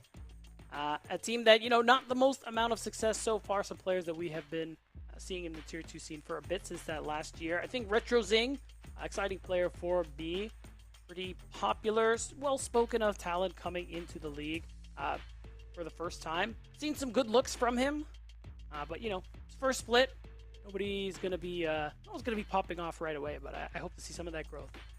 Yeah, I mean, it's rough, right? Like you said, RetroZing, he is one of 3 rookies Tier 2 on this team. RetroZing, Arbrio, and Protoss as well in the top-end support jungle and support roles, respectively, obviously. Yep. But then even Bio and Baz, year 2 for both these guys. That's right. Baz, he came up with AMI. He's been there forever, but his second year in Tier 2, so the experience gap is monumental for both these guys. But like you said, RetroZing is a guy that I think a lot of people are looking at like, okay, wait, just give this dude time. He could have the sauce. He's got good hands. There could be potential there. On the other side, though, let's take a look at the Supernova roster. Bach was saying, look, we played pretty shamelessly against CCG, and that was kind of the one where I was like, okay, after a little bit of success with CCG, can you beat Supernova, right? They felt like a bit more of a benchmark team. There are more names and faces that we know here. Order, Music, Shochi, Levitate, and Zyko. I mean, yeah, some of these players have gotten pretty far in the NACL in terms of like playoffs. Zyko, of course, champion more than one time in his time with Maryville University. I think Hoarder was basically my GOAT for the year of 2025. Really good stuff. And Shochi, of course, my GOAT since forever, since the Taco Gaming days. So, a lot of exciting talent, I think, on this roster. Really excited to see what they've done so far. But I think this is one where, once the ball really gets rolling, I agree with what Bach is saying, that it isn't just Levitate. I think the rest of this squad can kind of make that push for playoffs and go a little further than that first couple of rounds, at least at the very minimum. Yeah, I think they want to be kind of right up where CCG is, right? Where look, we're gonna bloody some noses. We're gonna take a deep playoff run because, like you said, you've got Shochi, who is an incredibly versatile mid laner. He's our GOAT, kind of on and off the Rift for so many reasons. Hoarder, Rookie of the Year last year as well. Yeah. So in 2025, not just your GOAT. A lot of people agreed with you. Zyko obviously bringing a ton of experience over from Maryville, like you said. And Music, he is just Mr. Consistency. Just playing facilitator junglers. He's going to be a top half jungler pretty much all the time. And they've got a get-right opportunity here, I'd say, against an AMI squad that has struggled. They are 0-6. Dorado also 0-3 with them in the standings, but Dorado have taken games off people. AMI still looking for that first win. And we zeroed in on RetroZing, and that's our face-to-face Philips Norelco One Blade matchup. Going up against Shochi, it's a tall task for anybody to go against Shochi, right? Shochi likes to be the star. He likes to be front and the center, can play things like the Triss, the Trin, the Yone. He's got a quadra kill on Aurora already to his name. But he's a stud, man. He's a stud, and RetroZing's got a challenge ahead of him. Yeah, it's tough, too, because Shochi is a player, I think, someone who, even you look at the Cincinnati Fear days, he is really good at being that guy for the team. You give him the resources, and he can take you to that finish line pretty consistently. I think a struggle we've seen in more recent times is his ability to kind of play that more supportive role, not get all the resources necessarily. But I think overall he's grown in that regard as well. So a tall task for RetroZing, who I think we've seen some bright spots, especially on more comfortable champions like that Anivia, like that Rise. So I think still all order for him to be able to go up against Shochi, but could show us something. Yeah, both Shochi and RetroZing have yet to repeat a champion this split. Like you said, RetroZing, he has that Anivia, but has busted out the Mel, the Galio, something that, like you said, maybe we won't see Shochi playing anytime soon. It's the Azir, the Silas, the Victor for him. So I think they're both very comfortable kind of taking their respective roles. But like you said, you need a guy, especially in the mid lane, right? It's not the position that it once was, kind of back in the heyday, in the mid-2010s. But you still need a guy that if you want to give him those resources, he can get the ball over the finish line, especially in the mid to late game. Like Aoju, we were hoping for him to do on that Rise, but the game kind of fell apart around him. But they've got a couple kind of similar to kind of what we were talking about Conviction, Supernova. They've got 3 carries that can take over this game, depending on where Bach wants the game plan to go. Yeah, I mean, he hyped up Levitate as well. I think worth noting. Had some really good moments in 2025 as well. So it's really what is interesting about this roster. You're seeing a lot of pieces that have had some pretty good highs and some really high highs, and now we're trying to see how that they can come together. So, these it's only week 3. There's still a lot of opportunities for growth, and this is one of those teams to look out for who could grow pretty quickly and who could shift their performance upwards pretty fast. Yeah, this week, like we said, they've got they've got AMI, and then coming up next, Winthrop next week. You saw the predictions down on the bottom side. We both think this is going to be a dub for Supernova. They were, like Bach admitted, a little rickety against CCG, but took the 2-1 against Citadel as well. So they definitely, I think, need a series for them where they just have everything go right, get some confidence into a fellow middle-of-the-pack team in Winthrop in Week 4. But right now, they've got to get the job done here against AMI. For AMI, I mean, RetroZing is a guy we've kind of, looked out at. Baz, he came up on the Ash. Good Boy also kind of has rotated in, right? But with Mirage, Dignitas, Right. more of a tier 3 standout. He's not going to be playing today as far as we know. But Arbrio, also someone that I think has caught some attention. Again, bit of an uphill battle into Hoarder, reigning rookie of the year. But Arbrio, a rookie himself, 19 years old, kind of, likes to be the main character as well in tier 3, dominated on the Gwen, the Camille, also 6 champions in 6 games. I would like to see him try to go toe-to-toe. Don't, look, you're already 0-3. I think you take the leash off. You play what you're good at least for one game, you try to go toe-to-toe with Hoarder. It could be a disaster, but I want to see that for one game. All right, fair enough. But Enrique, he likes to see people suffer, and I personally like won't to see judge him people for that. comfortable in what they are doing. Now, again, you get very uncomfortable at about 10 minutes into it. I understand that, but Okay. I want to see the boy. Flex, man. Come on, go off. You're in tier 2. Okay. You made it, brother. I get it. So 4i4 doesn't believe in delayed gratification. That's what it is. He's like, I want my dopamine right now, guys. I am Gen Z. There are a lot of old heads on the NACL. I just turned 29, but yeah, I think I do technically That's Gen Z? Yeah. Where were you born? 97 March. Oh, that is Gen Z. Damn. All right, Yeah. respect. Oh, you're my brother's age? That's really weird. I don't like that. Untell me that. Just real quick. I'll just hit the left arrow key a bunch here. Let me just kind of Control Z or like something, Yeah, please, for the love of God. No, I don't like that information. I don't appreciate that. I don't like that. I don't like that. Man. Anyways. But yeah, no, but look, whatever. Yeah, enough our about my company- unk status. Yeah, no, I mean, like you said, yeah, we got a lot of 30 pluses in the NACL, and I'm one of the younger ones, but still 29, which is I mean, appalling. we just got to look at Hawk when we're talking about the young ones. Yeah, exactly. Yeah, hope you're having fun in Japan, Hawk. They traded one NACL caster for another solo trip to Japan. By the way, I don't have that that's kind hype. of bravery. Yeah, I need my Binky there with me, and my Binky is my lovely wife. I cannot do things alone without her. But that's why she's a doctor. I'm yelling at my screen about League of Legends. In the draft we go, Really? baby. Jungle pool. No. You have immediately. to tell me what specialty. Family medicine, primary care. Goat, dude. We need that. Yes. We need so much of that. Yes. Yeah, she is a rock star. I am her cheerleader. I do the laundry, the shopping, the groceries, etc. I know where my place is in this relationship, and I love it. We'll see where the jungle goes in this game. Again, getting pitched out real quick. Mel going to be taken away from RetroZing, so clearly already some respect being paid to RetroZing. Yeah. Of course, Ash Seraphine combination removed immediately from this pick and ban phase. Trying to think what is left, what we can be expecting. Karma Ezreal still up, so I'm wondering if we do see that first pick Karma from Supernova. Kind of feels like that natural pick what is left. And they're just going to go for it. Ooh, we're going to split up the Karma Ezreal. Yeah. Okay. Interesting. Oh, yeah. Could immediately go for that Ezreal Bard. I mean, already is going to feel kind of nice into, a champion like Karma. Because you took Ezreal, probably going to see Levitate go for something a little less mobile, which Bard likes a lot because of those Tempered Fates. And because Ash Seraphine is banned, I guess you just don't want to let that one go through. Yeah, not going to opt for that. Protoss, look, the boy loves a Bard. I have also tasted the Forbidden Fruit. That champion is very fun, but it has made my friends very angry at me at various points. But Karma Sivir will be the bottom lane, and Xin Zhao locked in immediately for Supernova. So not quite the lane dominant pick, but still gonna be something really strong that pairs with an Enchanter well. Yeah, I mean, the scaling is really good. You're going to be really strong in that late game. And, of course, that ultimate, the On the Hunt, I believe it's called, is going to be really good, especially for champions. Like the Xin, of course, the speed up you also get from that Mantra E that Karma gets. Double speed it's up. going to be pretty easy to kind of close that gap a little bit, get on top of AMI. So even though we haven't seen any actual hard engage on Supernova's side, I'm not too worried about it yet, but you know, still pick something engaging too. Yeah, that's going to come a little bit later.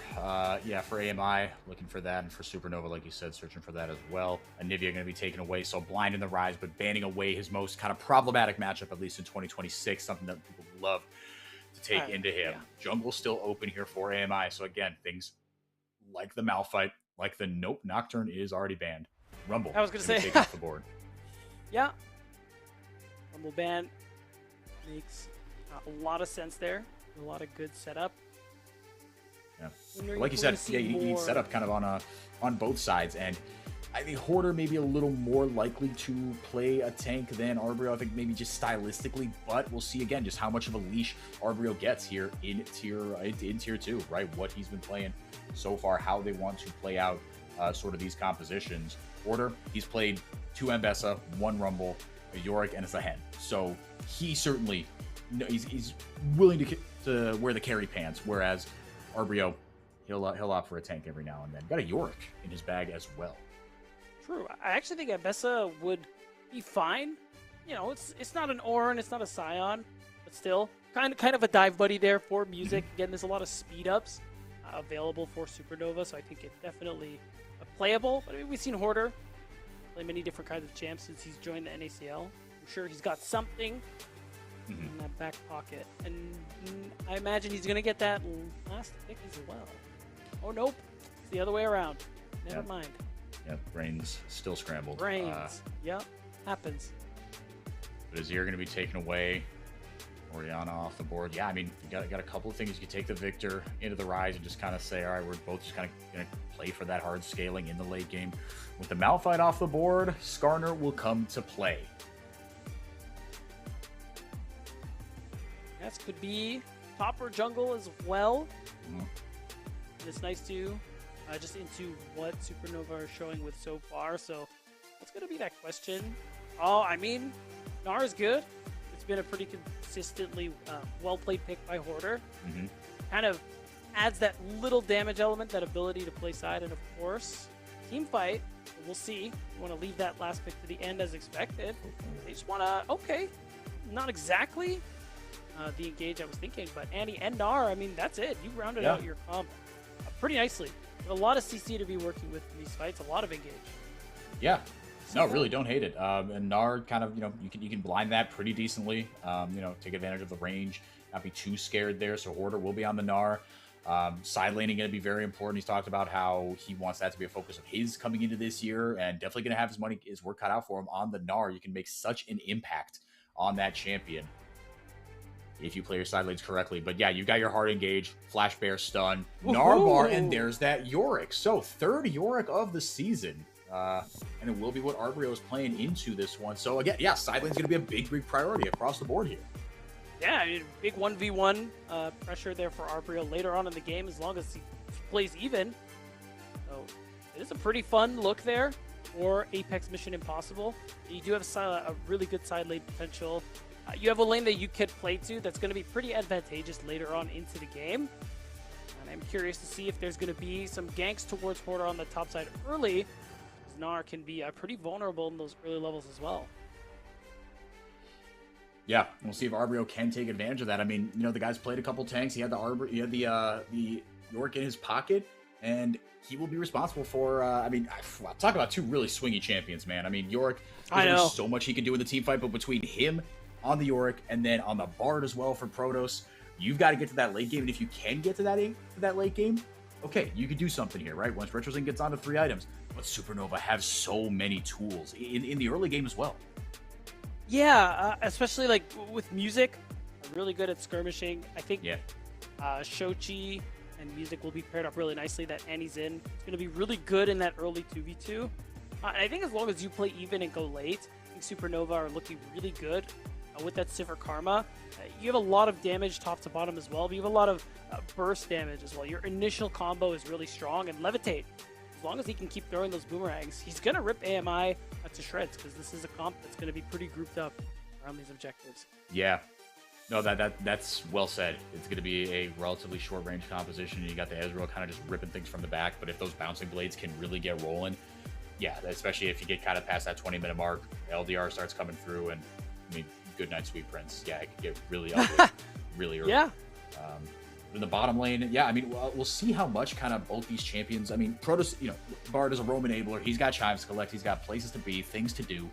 But I'll be curious to see how much, in this lane, because it's not, obviously, the Ezreal Karma, it's not super oppressive. You've got good wave clear, but the Sivir obviously doesn't get going until a little bit later. I'm curious where the advantage would come from, kind of in both of the, on both sides here. It does feel like, obviously, with that pair split up, you're taking a little bit of priority off it.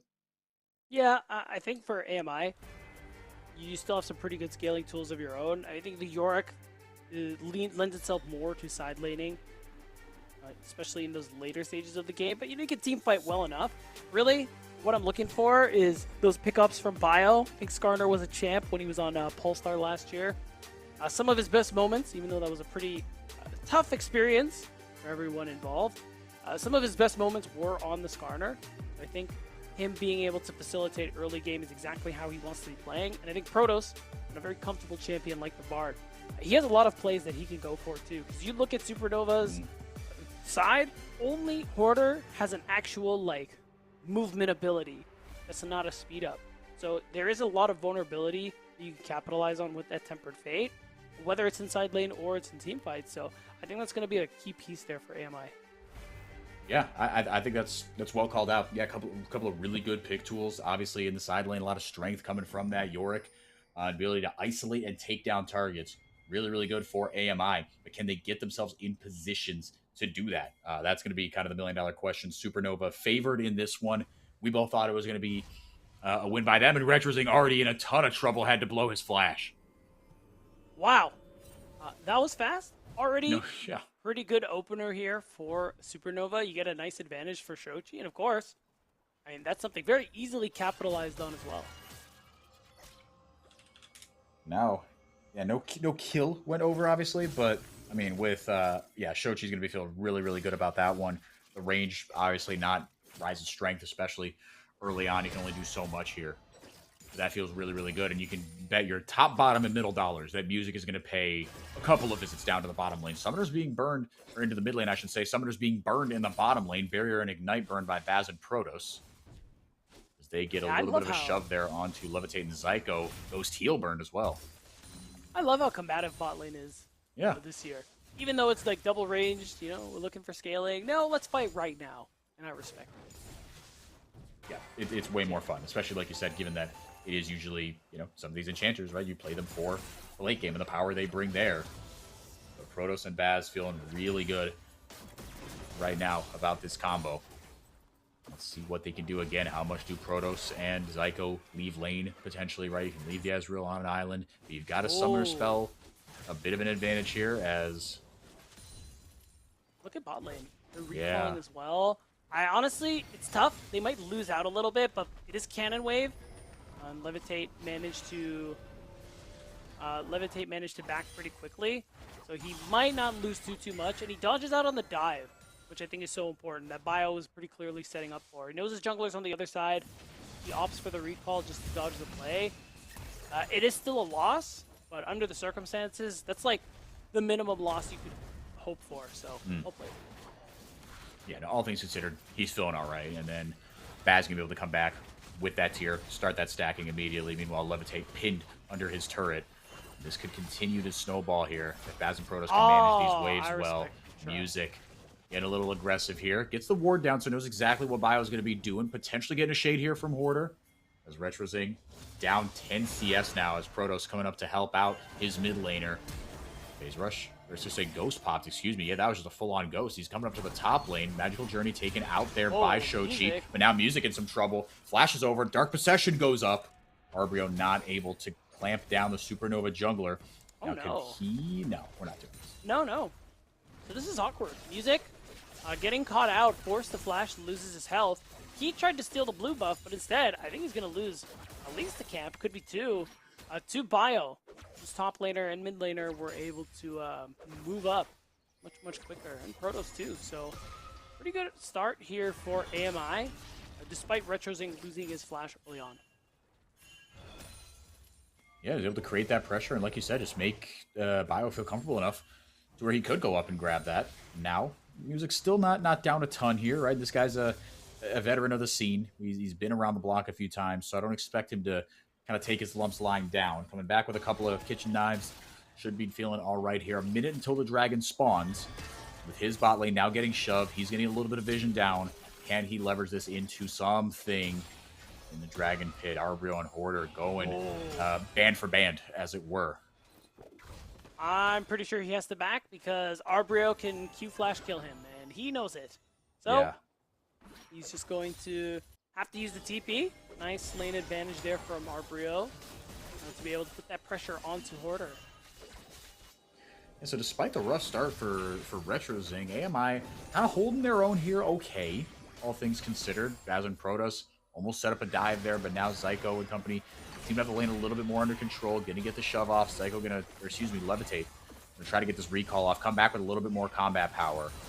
Try to match this bottom lane a little bit more. Instead, no, it will be the call. Hoarder grabbing the call as well. So both opting out of this one, trading it for a little bit more scaling power. And I mean, it should be pretty dang good. I mean, both these compositions have a couple of really big tools, but the team fight feels a little bit easier to execute for Supernova. Shochi didn't have to burn anything. Yeah, good thing he didn't have passive. Otherwise, that would have been real awkward for Bio. Speaking of awkward, Hoarder does not have Gnar. Arbio going to summon the Maiden. Supernova has the bodies there. Hoarder going to flash away from the Dark Procession. Now be able to turn this on to Arbio. Yeah, Arbio has to flash. He's on the wrong side of the train tracks. Music goes in first blood. Try to buy a little bit of time maybe for Bio to come back, but nothing much he can do.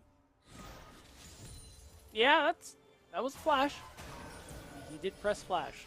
Okay. Yeah. Well, at the end of the day, he goes down. Nice return play from Music.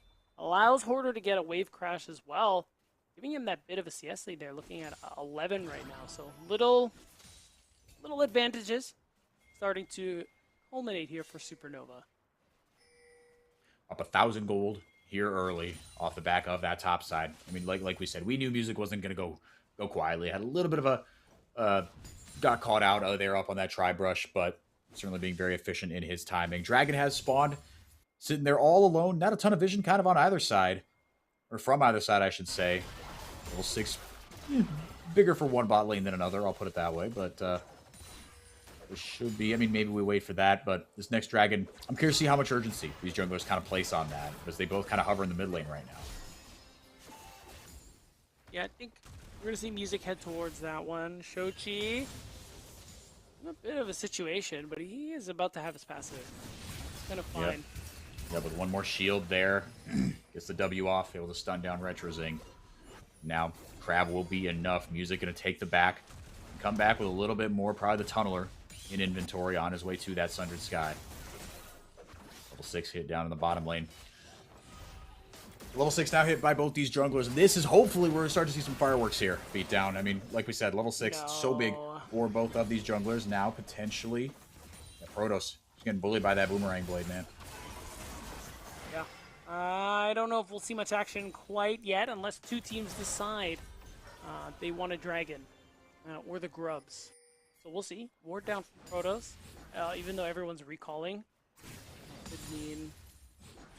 Could mean that Supernova go for it, since Music went for that recall, has the Tunneler and the Warhammer. Actually is pretty strong, just the Bio's Giant's belt. Yeah. But it really just depends on whether or not he wants to actually fight this, or whether or not they care. I don't think, if we're talking like scaling purposes, I think neither side has like a huge advantage. But obviously, drink stacking, you know, if you can do it, why wouldn't you? Yeah, you get that borrowed power. Get yourself that little bit of outside edge. Get yourself an advantage. Music now is taking over priority in the Dragon Pit. Grubs spawn up on the top side. It's like we're getting a little bit of vision down. The mid laner's jockeying as well. Everyone just kind of playing chicken while Music has some alone time with this dragon. Now waiting it out. Bio potentially looking for a steal here. He's got ultimate. Music looking for a turn as well. Heather goes out. Broken. Shochi has his ultimate. And has the passive as well. True Shot Barrage out. Music going to walk away with the dragon. Yeah, nice and easy. No fights need to break out. Bio just posturing to see if he could have an angle to steal. You know, might be a little bit of wasted time on his part unless he can run up to the Grubs right now. All right, but instead, We go ahead and see the Philips Norco one blade precision play. It is the gank top side. We get to watch our Brio's flash again. Yes, we do. I mean, he was trying to buy time. I can, I get it. It's just a tough situation. Yeah, feels rough. I mean, it'll be back in another kind of couple minutes here, but either way, yeah, might get a fight here up on this top side. Oh, we do have a fight here on the bottom side. Tether goes out. Zyko has to burn his flash. Yeah, really nice catch out there from Baz and Protoss. It's going to be them crashing this wave in, and I realized Levitate died off screen. Yeah. So a wave is going to get crashed, and they got that first play. Good stuff. And it's going to be Supernova who actually get these grubs. It's a tough thing. Why I say Bio looking for that dragon was a waste of time. I really think there was an option for him to just take all three, since Skarter takes them pretty quickly, but you know, it is what it is. If this current kind of low action game state rolls on here, I mean, does it just favor whoever gets the dragons? Because like you said, in terms of scaling, you've got a couple options for both these teams and how you want to play it out. Who is this hurting more if we stay at the status quo? I would honestly argue AMI, just because Supernova's team fight is so good, and if they stack dragons, yeah, I mean, our Brio is going to be good at split pushing. That's really nice and cool, but when fourth dragon comes up, split pushing is not what's going to win you the game most of the time. So there's going to have to be a response. That's why AMI, even if they don't want Soul, probably want to be getting at least some Drakes. Yeah. Just to delay that as long as they can to build up a huge gold advantage. Yeah, it could be Infernal, Chemtech, or Hextech as far as the souls are concerned. Maiden popped Arbrio with a much more defensive flash this time around, but might meet the same fate. Music shows up, Hoarder flashes away, and Arbrio's stuck. Well, I was going to say his own Dark Procession, but that's not how that works. As Music finally will be able to take him down. Hoarder just kind of, he did his job, gets away, just making sure to stay out of the Maiden as well. So Supernova take another kill here. Meanwhile, their bottom lane stuck a little bit down here. Bio. Yeah. Just a little bit. That's kind of tough. I mean, it makes enough sense. Oh, wow. Retro's just eating it. So, tough thing. Showing up top a bunch for Hoarder is great, but it is putting pressure on your bot lane. Levitate, you know, you're playing the Sivir. You want to farm, you want to scale. So you can't be putting too much priority on the other side of the map, especially if a dive becomes possible as a result. Right now, bot lane's even enough. So it's okay, but something to watch for. Yeah, and Baz and Protoss, they've shown that they're not afraid to scrap, to throw some hands if it comes down to it. But like you said, knowing that they're on that top, that the jungle's on the top side, they've got some free reign to do their thing here on the bottom side. The bottom lane has been actually all right for AMI, as much as it has been a rough split for them. We've talked about the positives from RetroZing, but Baz and Protoss, good boy when he came in, looked good as well. We've seen a couple of 2v2 kills throughout the split for this AMI bot lane. True, we have. It's definitely been a pretty good look for him in the lane phase, them in the lane phase so far. And they've also been able to do so a little bit here, killing Levitate in the lane phase. More of that would be ideal, and of course, again, in this team comp Protoss, there's a lot of value in that Tempered Fate, his ultimate. Being able to land on less mobile members of Supernova, which is basically all of them, will be very critical to AMI's ability to fight.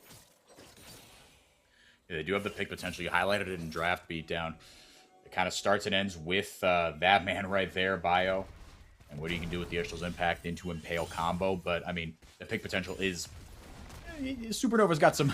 might have something to say about that as well. Obviously, with the Flash Bear stun, with Hoarder and his Narbar potentially able to flash in as well, as he's looking to extend this advantage here, up 30 CS, up 1.2 thousand gold. I think Arbrio's just toast here. Yes, Hoarder should take this one down. No flash. Hold on a second here. Last right's kind of cranks. Yeah, also, Hoarder missed 2 spells. I think that was really the difference maker there. Now he's mini, now he's exhausted. He is, I actually think this is super dangerous. Wow, yeah. Maybe he's just hanging around to collect the experience. Oh, okay. Okay, we'll get 2 plates here, but Shochi will show up with the help of his friend Tibbers, and that'll be another kill over to Supernova. Nice TP. Gonna cost him a little bit in that mid lane, but really worth it just to ensure Arbrio has no chance getting back into this one. Now he's down 30 CS. TP, of course. It does mean AMI get that first touch in the Dragon, something I would argue they really wanted. That is a small good for them.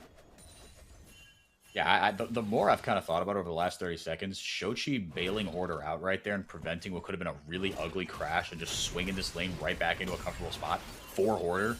Huge. It's pretty good.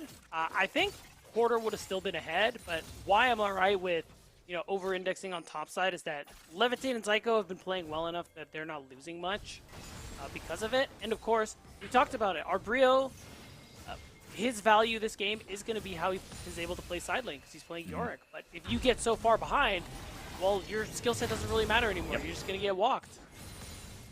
Yeah, and unfortunately, every single kill has been onto Arbrio.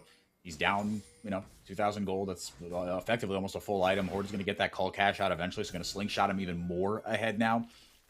But like you said, unless Arbrio can get a little help from his friends, get a good Tempered Fate down from Protoss, an over-the-wall impale from Bio, got to find a way to get him back into this one. Turret plating is an okay start, though. Yeah, it's not nothing. Especially kills, Ooh. also not nothing. Flash stun, the Impale as well. Shochi able to flash away. He's got his stun up, but the taking damage from the Maiden will be too much. Timber summon at the very end for, well, essentially 0. But another kill goes over there to Arbrio. Oh my god. It is killing him, but he lived. Okay. That is actually not insignificant. First brick for Arbrio on top of that kill. Yeah. Really swung cut 1,000 that lead gold down quite a lot. Yeah, exactly. Cut that gold lead in half. So, nice play there from Bio to flash stun and get his top laner back into this one. Now it's what can he do with it? That's a $1 million question. Protoss got that sneaky bard damage, 2 autos, and he's going to eat a boomerang blade, or a boomerang on the way back. Now Bio going to grab himself the Rift Herald as well. And now beatdown, I mean, look, AMI have first brick, like you said, on top of it. Do you want to extend this lane even further? I think you drop it mid, give yourself more options, just easier access to these objectives. Either that or you drop it bot lane, and if you take that turret down, and you give better opportunities for Arbrio should he be left alone in the side lane. You could go either top or bottom in that instance. But with Dragon in a few minutes' time, you're probably right, it will be dropped in that mid lane.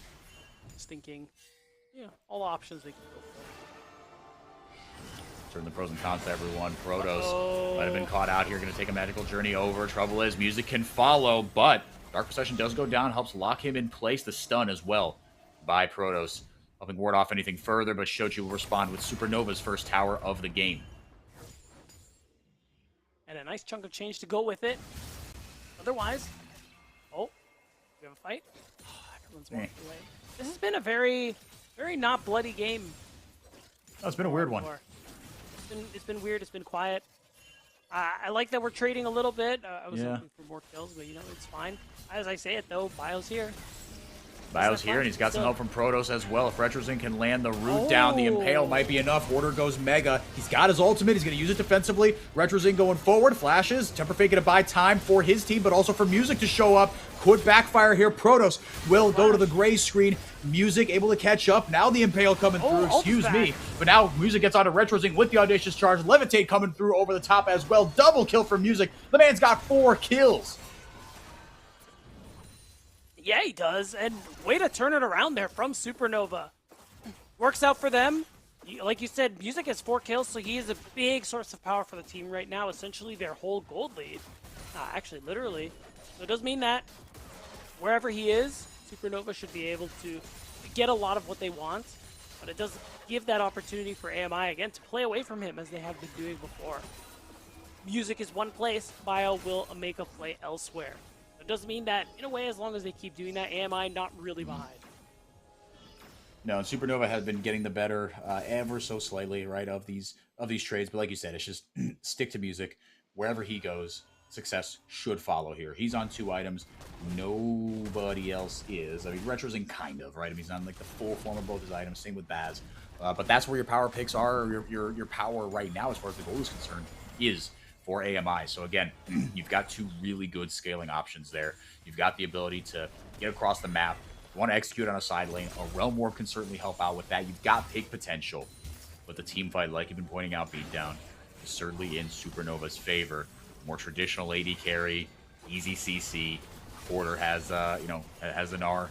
as well. And all on the back of that man, Music. Now, Dragon spawning here. We third one of the game. AMI have first purchase on it. Music not too far behind, though. Protoss playing Bodyguard in the Banana Brush. Yeah, at the end of it, it's going to be a pretty easy Dragon take here, followed by Realm Warp. So I like it just to prevent any real damage going to this mid-tier 1 turret. And with our Brio answering topside, it's honestly a Dragon, and you don't really trade it for a whole lot. So not a bad sequence for AMI, as they are getting halfway towards a Dragon Soul. Halfway towards Soul will be that Chemtech Soul, like you can see on your screen. That's Retrozing. Shochi, we get that tower frozen. Should be back here just in time. The CC chain is good. Protoss able to help out, excuse me, Retrozing take that one down. So now 5-5 here. AMI, again, here, there's the picks you can have, right? I mean, Protoss bought themselves enough time to get there and grab themselves a little bit more gold. Recall will indeed go off there for Psycho. Yeah, it's secured, but it should be the end of this tier 1 turret. Even with the wave clear that Levitate may have access to right now. So AMI been able to cut down this gold lead pretty much down to nothing. Baron is going to be spawning in a couple seconds. So now AMI have an opportunity. In 4 minutes, they can get their soul point and play for that Chemtech soul. Something I think they'll be really happy to earn. And I think all things considered, Supernova, not as ahead as we maybe have would expect them to be. No. Of course, most notable item will be the second one for Levitate, but until then, Hoarder is fighting. He's fighting, uses his ult defensively. Protoss gets the heck out of dodge. Horder's going to follow him, and guess what? So is everybody else. Not out of the woods just yet. Bio going to lock him down, and now AMI have their first lead of, well, not technically lead in the kills department, but have evened this one out. And now this top lane tier 2 should fall over here with the help of Shelly. Yeah, nobody's really there to respond. You can see Levitate making his way up, but otherwise, the Herald's going to charge unencumbered, and that's going to be a tier 2. Gold lead coming through as you called out. And another play. Another play, another fantastic charge from Bio to get the kill onto Baz. Get him involved in the party. I believe that's his second kill of the game. Yeah, adding on to the one he got up top, or down bottom, I should say, at the top of the game. The 2 charges there from Shelly as well, and they're just going to go right on the Baron. Oh, yeah. I like this. You got 2 deaths on the side of Supernova. There's a teleport, but there's really no vision, so they don't know 100% that this is happening. And now you can see it, Retrozing playing a little bit of defense, forcing the Crescent Guard. Man. It's going to be a 21-minute Baron in 2026. How about AMI? The last couple minutes for them beat down. Immense value. Just some smart snap decisions that have been made by them. Very decisive in these last few minutes to give themselves a 2,000 gold lead. They got a Baron in their pockets. Yeah, and again, you got to give that shout out to Bio, who has always been pretty good in that facilitator role. And again, even on his struggles with Polestar, Skarner was a pretty good bright spot for him. So him pulling that one out today, being able to find so much success for his team, leading them into 2 successful plays, then a Baron. Really great look here for AMI, who were looking to get their first win. Yeah, they are, well, not well on their way, but they've certainly taken the right steps to be able to do so. But again, we haven't seen that straight up 5v5, and that is where the strength of this composition lies for Supernova. But beatdown, if AMI keep asking the questions in this unorthodox way, Supernova are going to be kind of hard-pressed to find themselves into a 5v5. We're 22 minutes in. We haven't seen anything close to that. No, and I mean, look at what they're doing, too, in the side lane. AMI taking down another tier 2 turret, knocking on the doors of that inhibitor turret. Of course, presence from Supernova will push them away, but more gold is being earned, and they have a pinch. They have a pinch here. Now Hoarder. He's got ultimate. He's got flash as well. Gets the damage down onto Bio. True Shot Barrage finds nobody, so still holding on to that Gnar. Meanwhile, Arbrio in the top side. He's got the Baron up minions as well. Somebody's got to respond to him eventually, or else that inhibitor is toast. They hold it off for now. It's a 4-1 split here for AMI. Yeah, and Supernova, again, along with others, have to move towards topside. In fact, they're going for a deep TP. They are committing here to try and remove a Baron buff. Try to get rid of a very valuable Baron buff onto Arbrio. The CC chain comes down. Tempered Fake. Gonna buy everyone a little bit more time. If Bio can time this right, potentially they got something here. Music pulls out the Crescent Guard. Arbrio does go down, but is it enough for AMI to get back in this fight? Shochi trying to deal damage from a little bit away, playing that quarter very nicely. Bio eventually gets stunned, scooped into the waiting arms of death by Hoarder, and now Supernova have their grip on this fight, and they are not letting go. 3 for 1, or 3 for 0, excuse me. That is a bit of a comeback there from Supernova. And AMI, I mean, forcing a play they didn't really have to. You really could have just let him die. Yeah. We're really watching this replay again. You have a mid lane wave you could play to hit that tier 2 turret. You still have Baron. So even if you lose your top laner, I mean, they use the TP. You can get another tier 2 turret and maybe that bottom inhibitor turret if you send multiple people. So I think this was maybe a bit of panic from Apex Mission Impossible, kind of forcing themselves into a play they didn't have to after what was honestly a string of very good plays leading up to this point. Yeah, we were praising a lot of just really good decisions by AMI, but now the Dragons have been tied up. And they lose themselves that lead that they got with the Baron power play, and now we're back to Honors Even. Supernova have stalled the momentum in its tracks. Music has got his 3rd item. Now can Supernova, I mean, continue to swing the momentum? I think that's the question, right? Because Arbrio, look, he's still on almost 3 items. The gold lead isn't as catastrophic as it was, but Hoarder still has to cash out that call. I mean, indeed he does. For a couple more components here. But Beatdown, what do Supernova have to do to make sure that the game is played on their terms? They could catch people out kind of like this. It is the 5v5s, like you had highlighted. Oh, hold on. Protoss going to temper fade himself and his friend Music, and he's able to flash out of there. So very nicely done. But it deleted. They catch the Ezreal, and that could be a death sentence for AMI. Scattered to the winds. Arbrio, guys, I thought we were fighting. I pulled out the maiden and everything. Going to try to take someone down with him. Hoarder gets the Nard down. CC chain. Try not to let Arbrio play the game. Win becomes landing an audacious charge means another kill. So I guess that is a way they could do it. Very successfully, I might add. Really good stuff there from Supernova, but really, again, it's getting caught out of position by AMI. That's twice in a row now. It's tough. They had the Baron buff at such an early stage of the game, just a minute after it spawned. They had a significant, not significant, but a decent enough lead that I could see them split push their way to a pretty handed win here, but just 2 back-to-back fights. You can even see it in this gold graph, how long things were good for them. And yeah, again, these quick hit-and-run fights are exactly what I want to be seeing from them. Yeah, and they got one. Music came in to help bail them out, but they might get another here. Yeah, Rumble dropped, going to leave that for Bio. Very nicely done. Double kill for Protoss. Less than ideal gold. Word I can't think of. What do you mean? It's Bard. It's Bard. Look, Bard's my GOAT. Bard is forever my GOAT, my favorite champion to play. It's not even close. And they do get a tower out of it, so all's well that ends well. But now it feels like, again, you're kind of back to where you were beforehand. Yeah.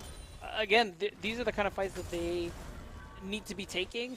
And it's good because they have some time as well. They don't have to worry about Dragon Soul because both teams are 2 dragons apiece.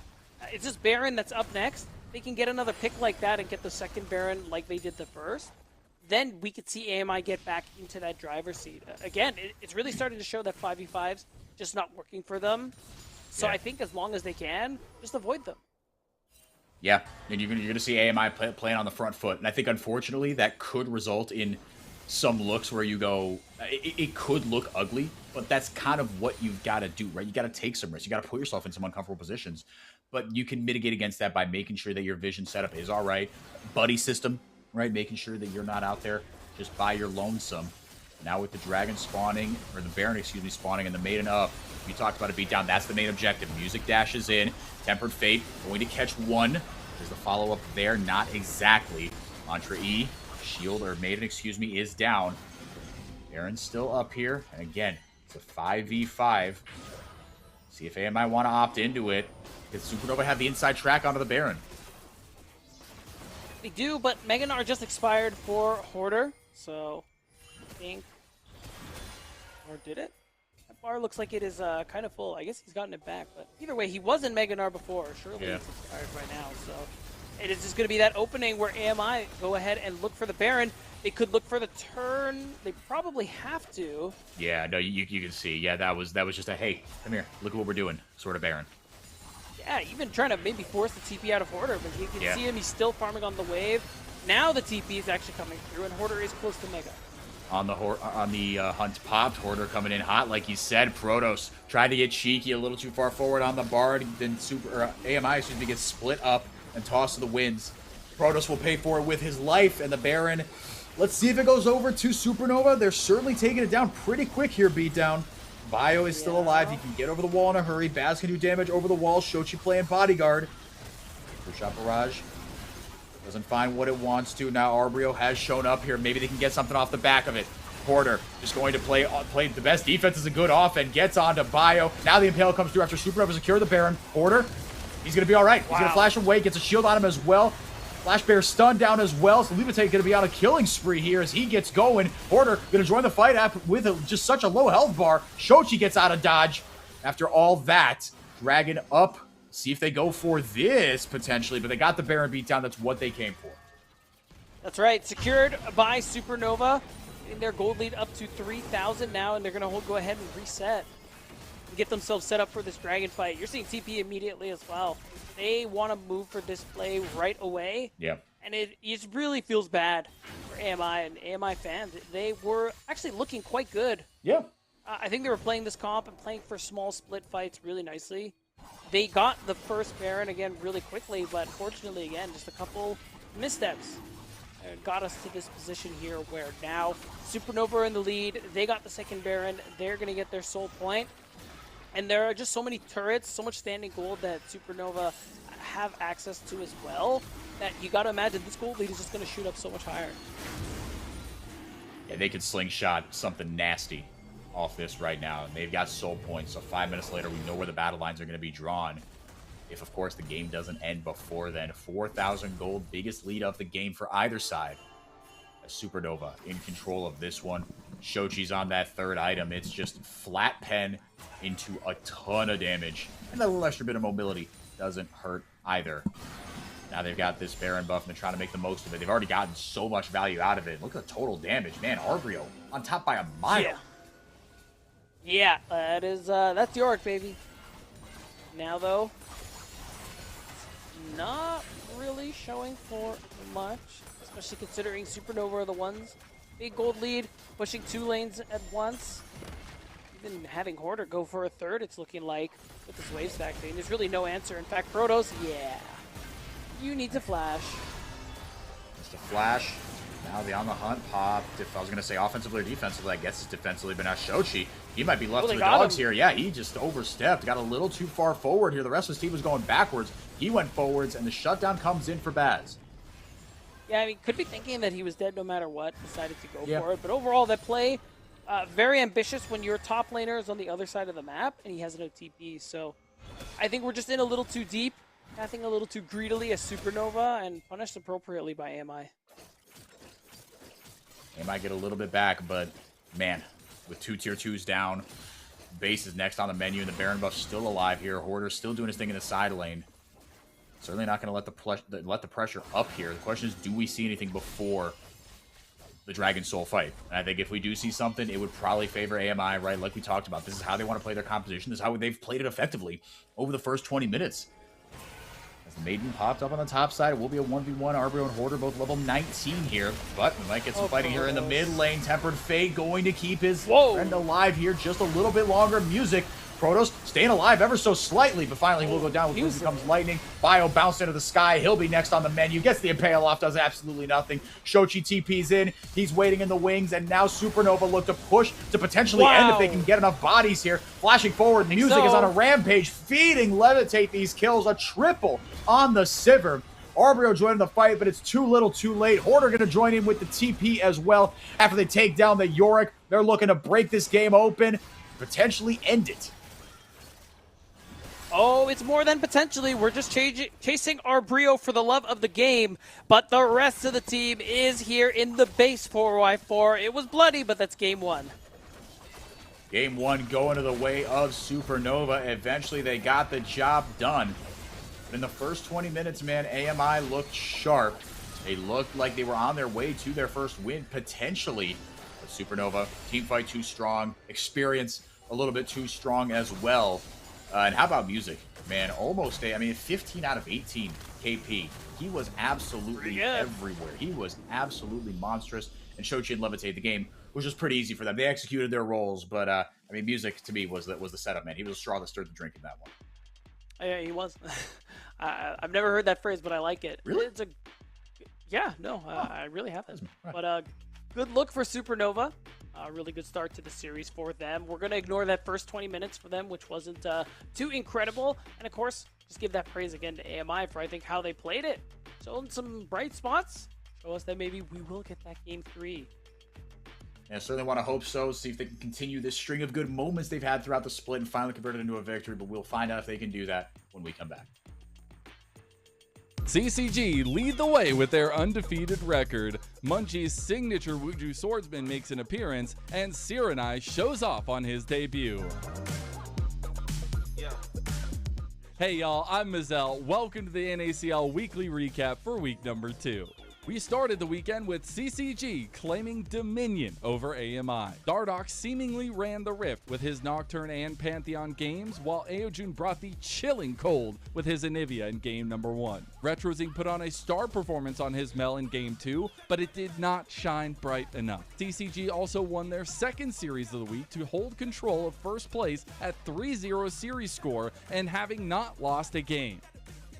The underdog was looking for a fight in our next highlight series, as Dorado versus NRG gave us upset vibes in their first game, with Dorado taking advantage of some overzealous plays by NRG and using an engage-centric comp and a grand starfall of a performance from Low Jazz's Pantheon. Unfortunately for Dorado, Sirenai was not going to let his NACL debut be tempered and took games 2 and 3 by storm on his Syndra and Jace respectively. On top of that, the bot lane of NRG, Sushi and Spica have become a force to be reckoned with the combined KDA in the last 2 games of 21, 6, and 49.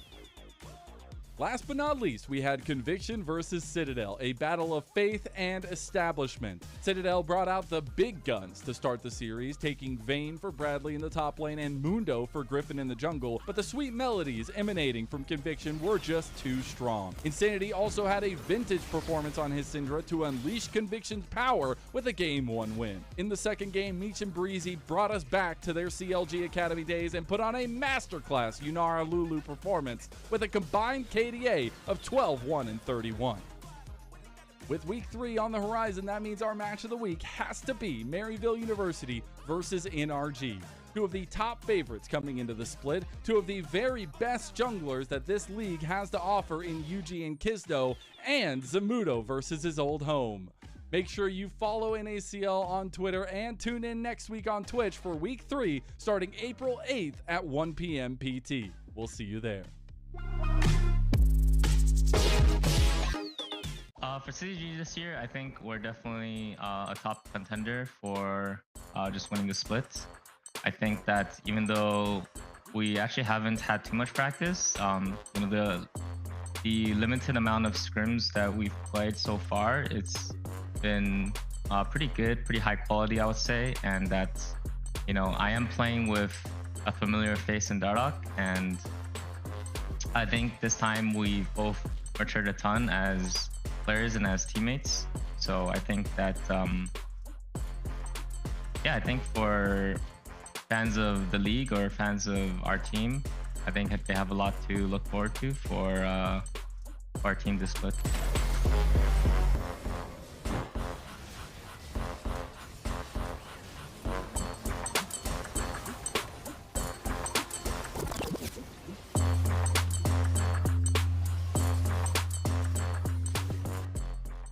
I think the most important thing I want to prove with my performance this split is that I still have what it takes to compete in the LCS.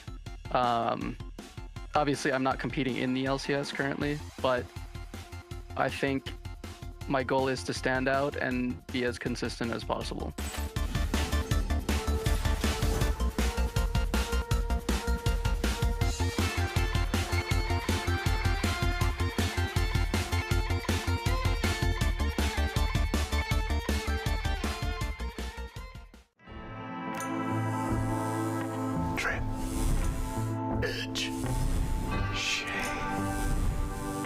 Trim, edge, and shave with Philips Norelco One Blade. One tool for all you need. Philips Norelco One Blade presents Shave All Things.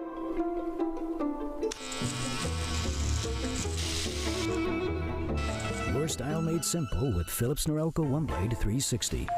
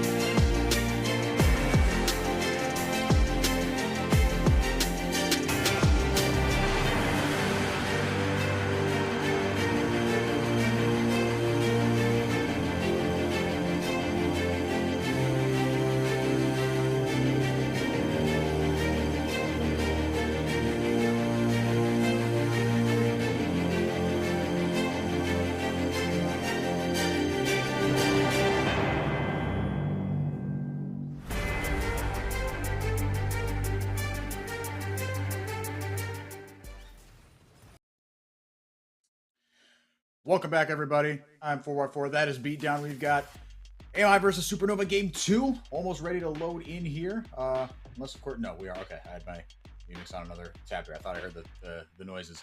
I was going to say, we didn't even draft you. Why are you lying? No. It's incorrect. Don't listen to me. Never listen to me. But, it was good until it wasn't for AMI. And you told me off air you had a feeling we were going to Game 3, and I could absolutely see it. Talk me through how you think that would happen. How does this No. That wasn't like, hard-hitting color caster analysis. That was just gut feeling.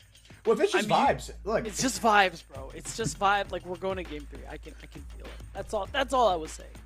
Okay. Yeah. All right, we'll see what's more powerful.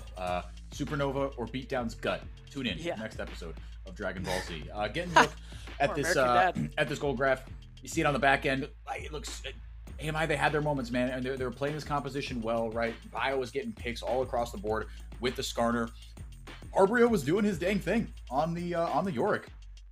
He was having a good time, but it just wasn't enough, unfortunately. The damage and the power was just too much from the other side. Supernova had way too much for them, and just a couple more kind of easy to execute game-changing abilities, right? I mean, Shochi was there with his Flash Bear stuns and just taking people out of fights wholesale, really. And Levitate, the end of the game, was just spoon-fed to him, and he executed well on the Sivir. Into draft we go. Pantheon, that champion is never going to get through. If I'm a coach, I don't let Pantheon through ever, unless I can give it to my jungler B1. But Nico taking off the board here as well as the Nami. Trying to think. I mean, technically, Ashe Seraphine is still up. There's still Lulu. And oh my God, Yunara, thank you. We were taking turns. That's how it goes. Yeah, exactly. Corki's still up too. I think a lot of the premieres are still available. Only Game 3, and of course Seraphine's just gonna make sure none of those duos are gonna be coming through. So we're gonna have to do a little bit of digging here in that B1. Day 4 and every other game. Today, not just this series, is going to be that pick for music. Makes sense. Big facilitator. And who facilitates better than Jarvan? Few. Very, very few, if any. There's a reason the champion has been a pro play staple for as long as he has. And for music especially, that is just kind of how he likes to operate. Bio, going to grab himself the Wukong. So we'll see what else they can layer kind of on top of the Wukong. It's such a great way to start a fight, obviously with the Flash Double Cyclone. See what they can get on top of that. I wouldn't hate the Yunara Lulu. I mean, if you've got, for me, I'm grabbing a Lulu right here. Caitlyn would be something you pair with as well. We have seen her kind of as a big Game 3 of Fearless champ, right? If everything else has been used up. But like we were saying, there still are some options out there. Yeah, and that would be fun. But Caitlyn makes sense. Just give you a lot of earlier game power, that kind of lead that Baz and Protoss can maybe try and build for.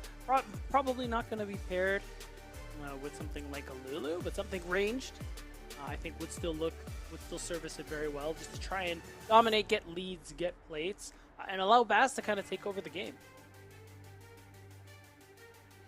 On this Caitlyn, you certainly can. Obviously, there's the infamous mid-game power trough we talk about, but the champion gets going, and in kind of a tankless meta, right? Flat pen and crit marksman, they can take a bit of a leg up. Shochi going to grab himself the Azir, blinding that one, but hey, it's Azir in the big 2-6.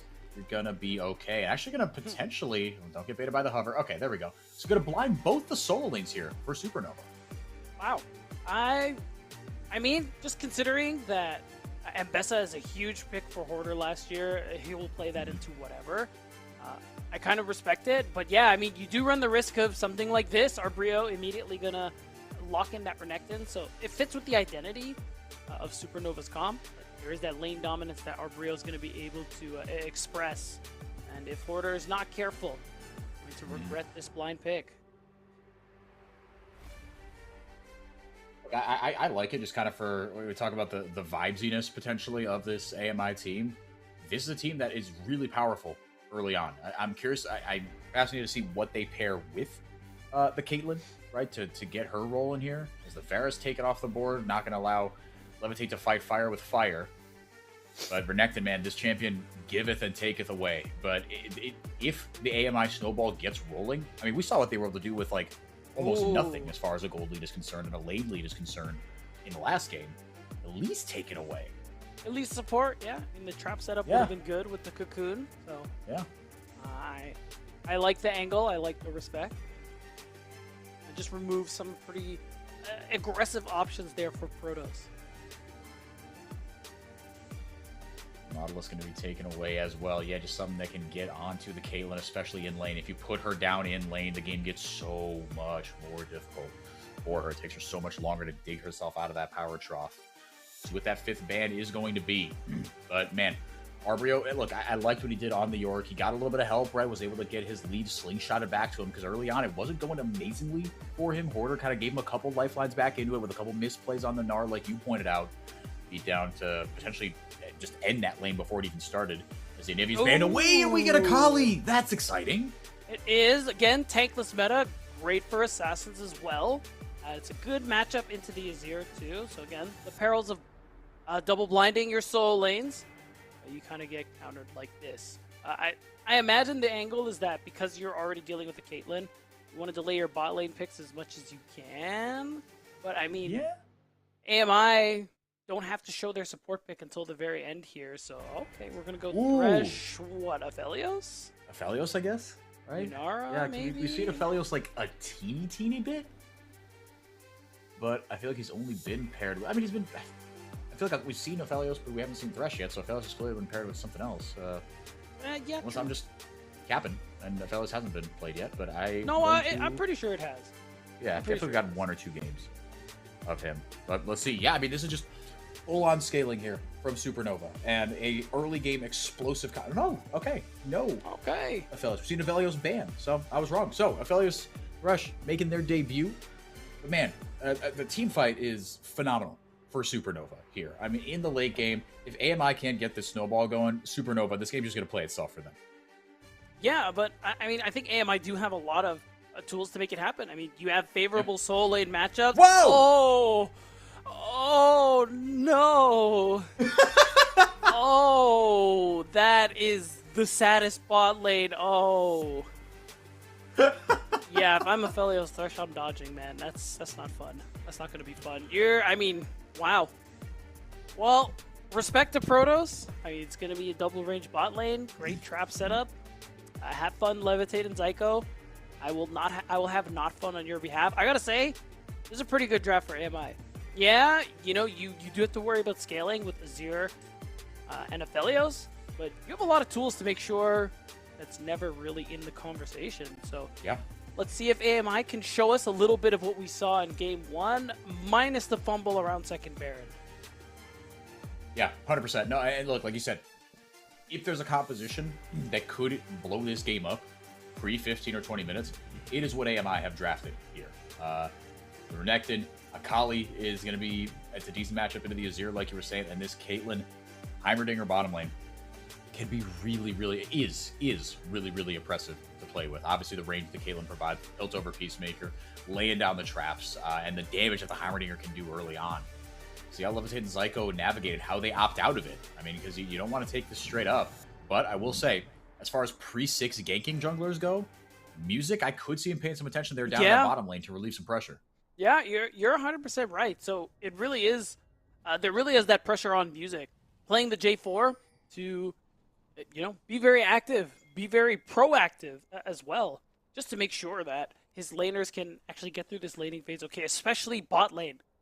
Because there is going to be that push going on for pretty much the entirety of forever when you're playing a double range into Thresh. So, yeah, a lot of pressure on Music to be able to alleviate what his team is dealing with in the early game. Because if these lanes play out kind of the way we expect, well, let's just say my gut will be correct. Yes, well said. I'm going to bring that one back around. Yeah. Yeah, Protoss and Baz, they've certainly got quite the job on their hands. Quite the responsibility on their hands, I should say. Let's see where Bio wants to go as well. If he, how much he's kind of shadowing the other side, keeping an eye on Music, being there to respond to any ganks. They're starting on opposite clears for these two junglers. So by level 3, he will be bio down towards that bottom lane. We'll see, maybe we'll get some vertical jungling, potentially, but the deep ward is there, kind of on both sides there, onto the chicken camps.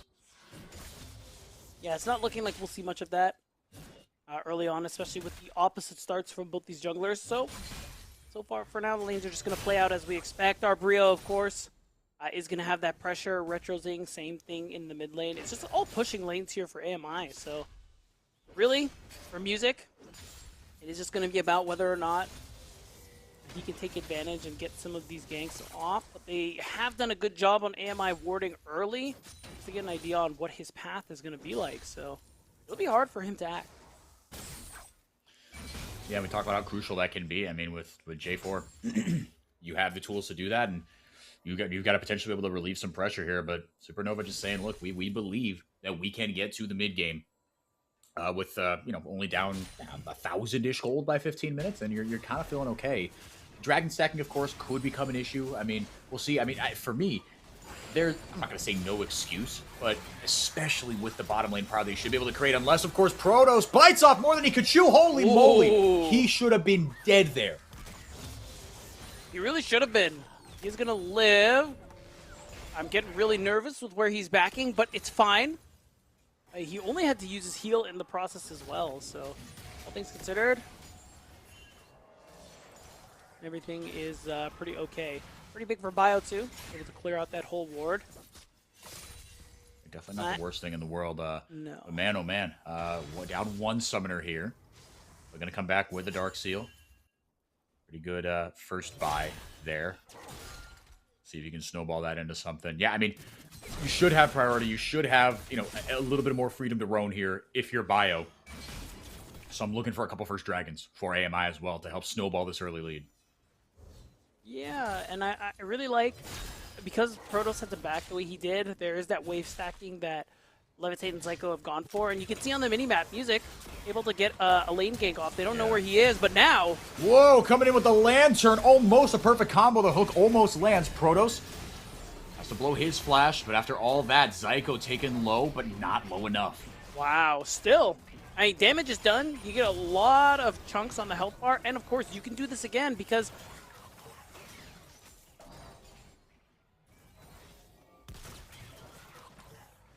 No. This could get ugly here. What's Music gonna do? Starts it off, gets a double hit with the flag and drag. I think he will go down. The flash, not enough. The heal comes in. It's a perfectly executed dive. Supernova get 2. Now that's a play Mr. Cleanse would be proud of, guys. What a nice dive executed by Music and the team. This is exactly what we were saying needed to happen here. With these winning lanes that AMI drafted out pretty nicely, Music needed to make some magic happen, and he's done exactly that. Yeah, you got the flag and drag. I mean, and not only making some magic happen, but dives aren't, famously as easy as they were a few years ago. So being able to do that at the early levels, it's not a cannon wave, but like you said, they stacked it up kind of nicely. And now Zyko almost lands a very nice hook there onto Bio. 3v2 here in the mid lane. Protoss wander himself on up there. But man, and both those kills going on to Levitate too. I mean, it's delicious.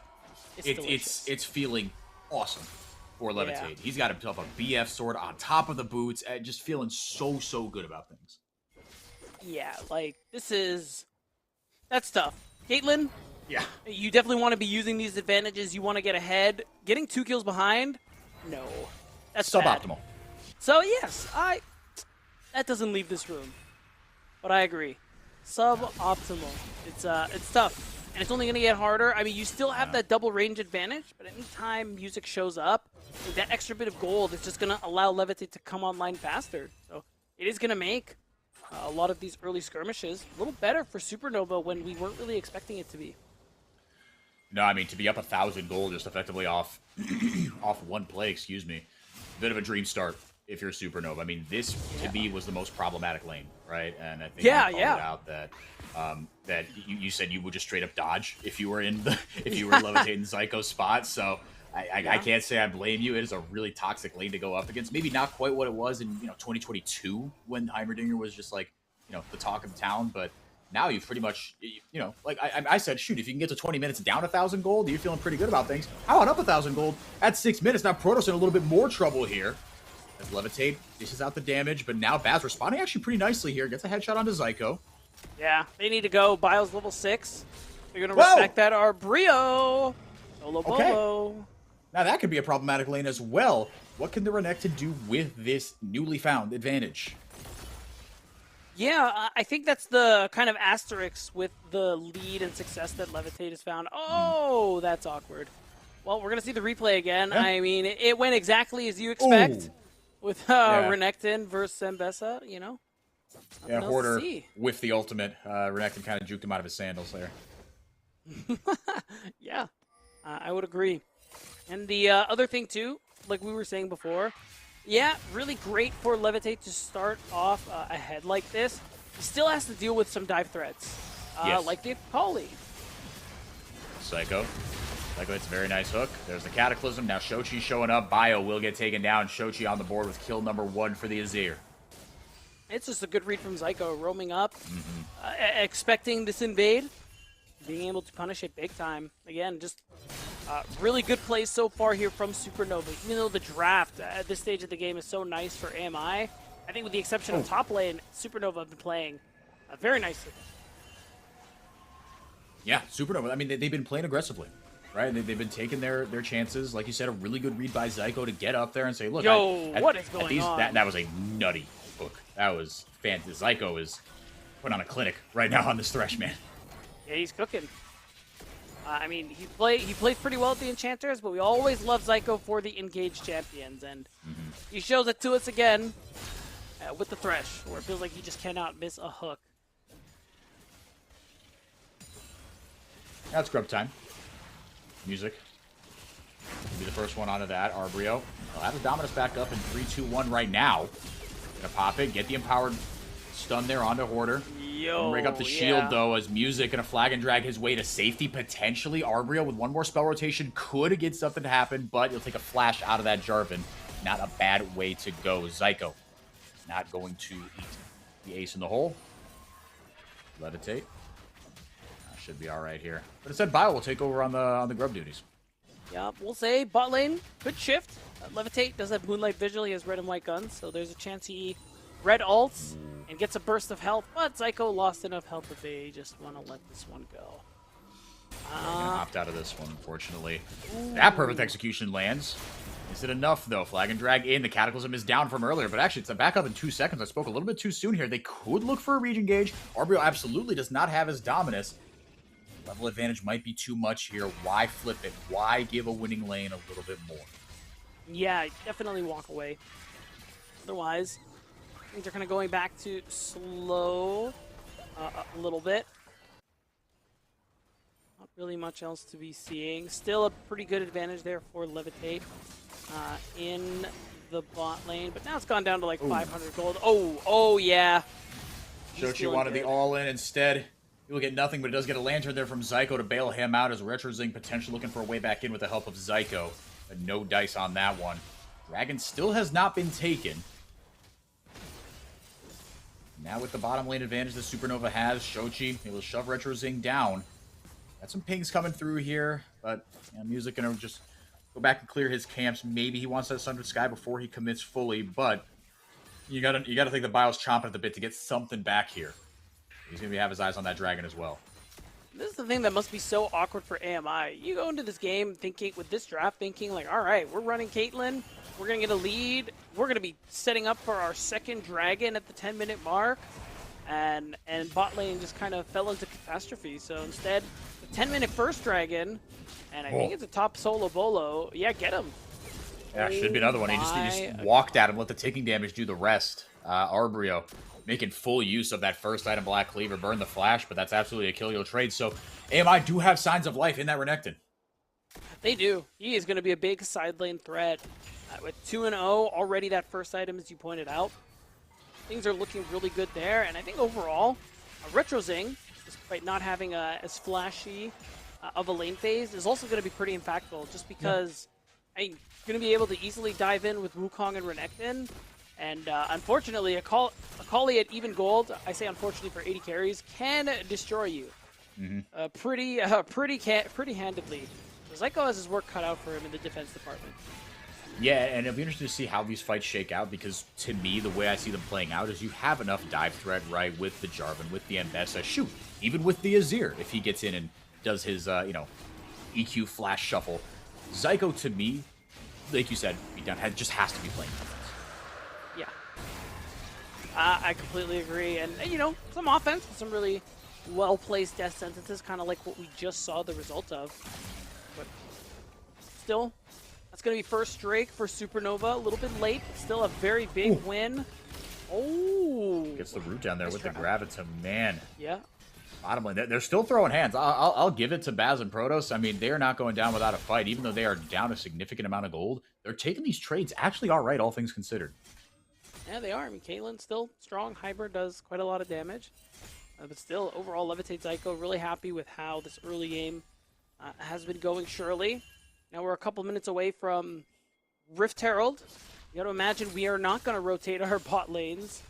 Unless you're a Supernova, you're probably going to want to. So for AMI, they want that Herald, which I would argue they do. Might be a 5-person affair. Bring the whole squad up, bring the whole family. Look at it, let's just do it.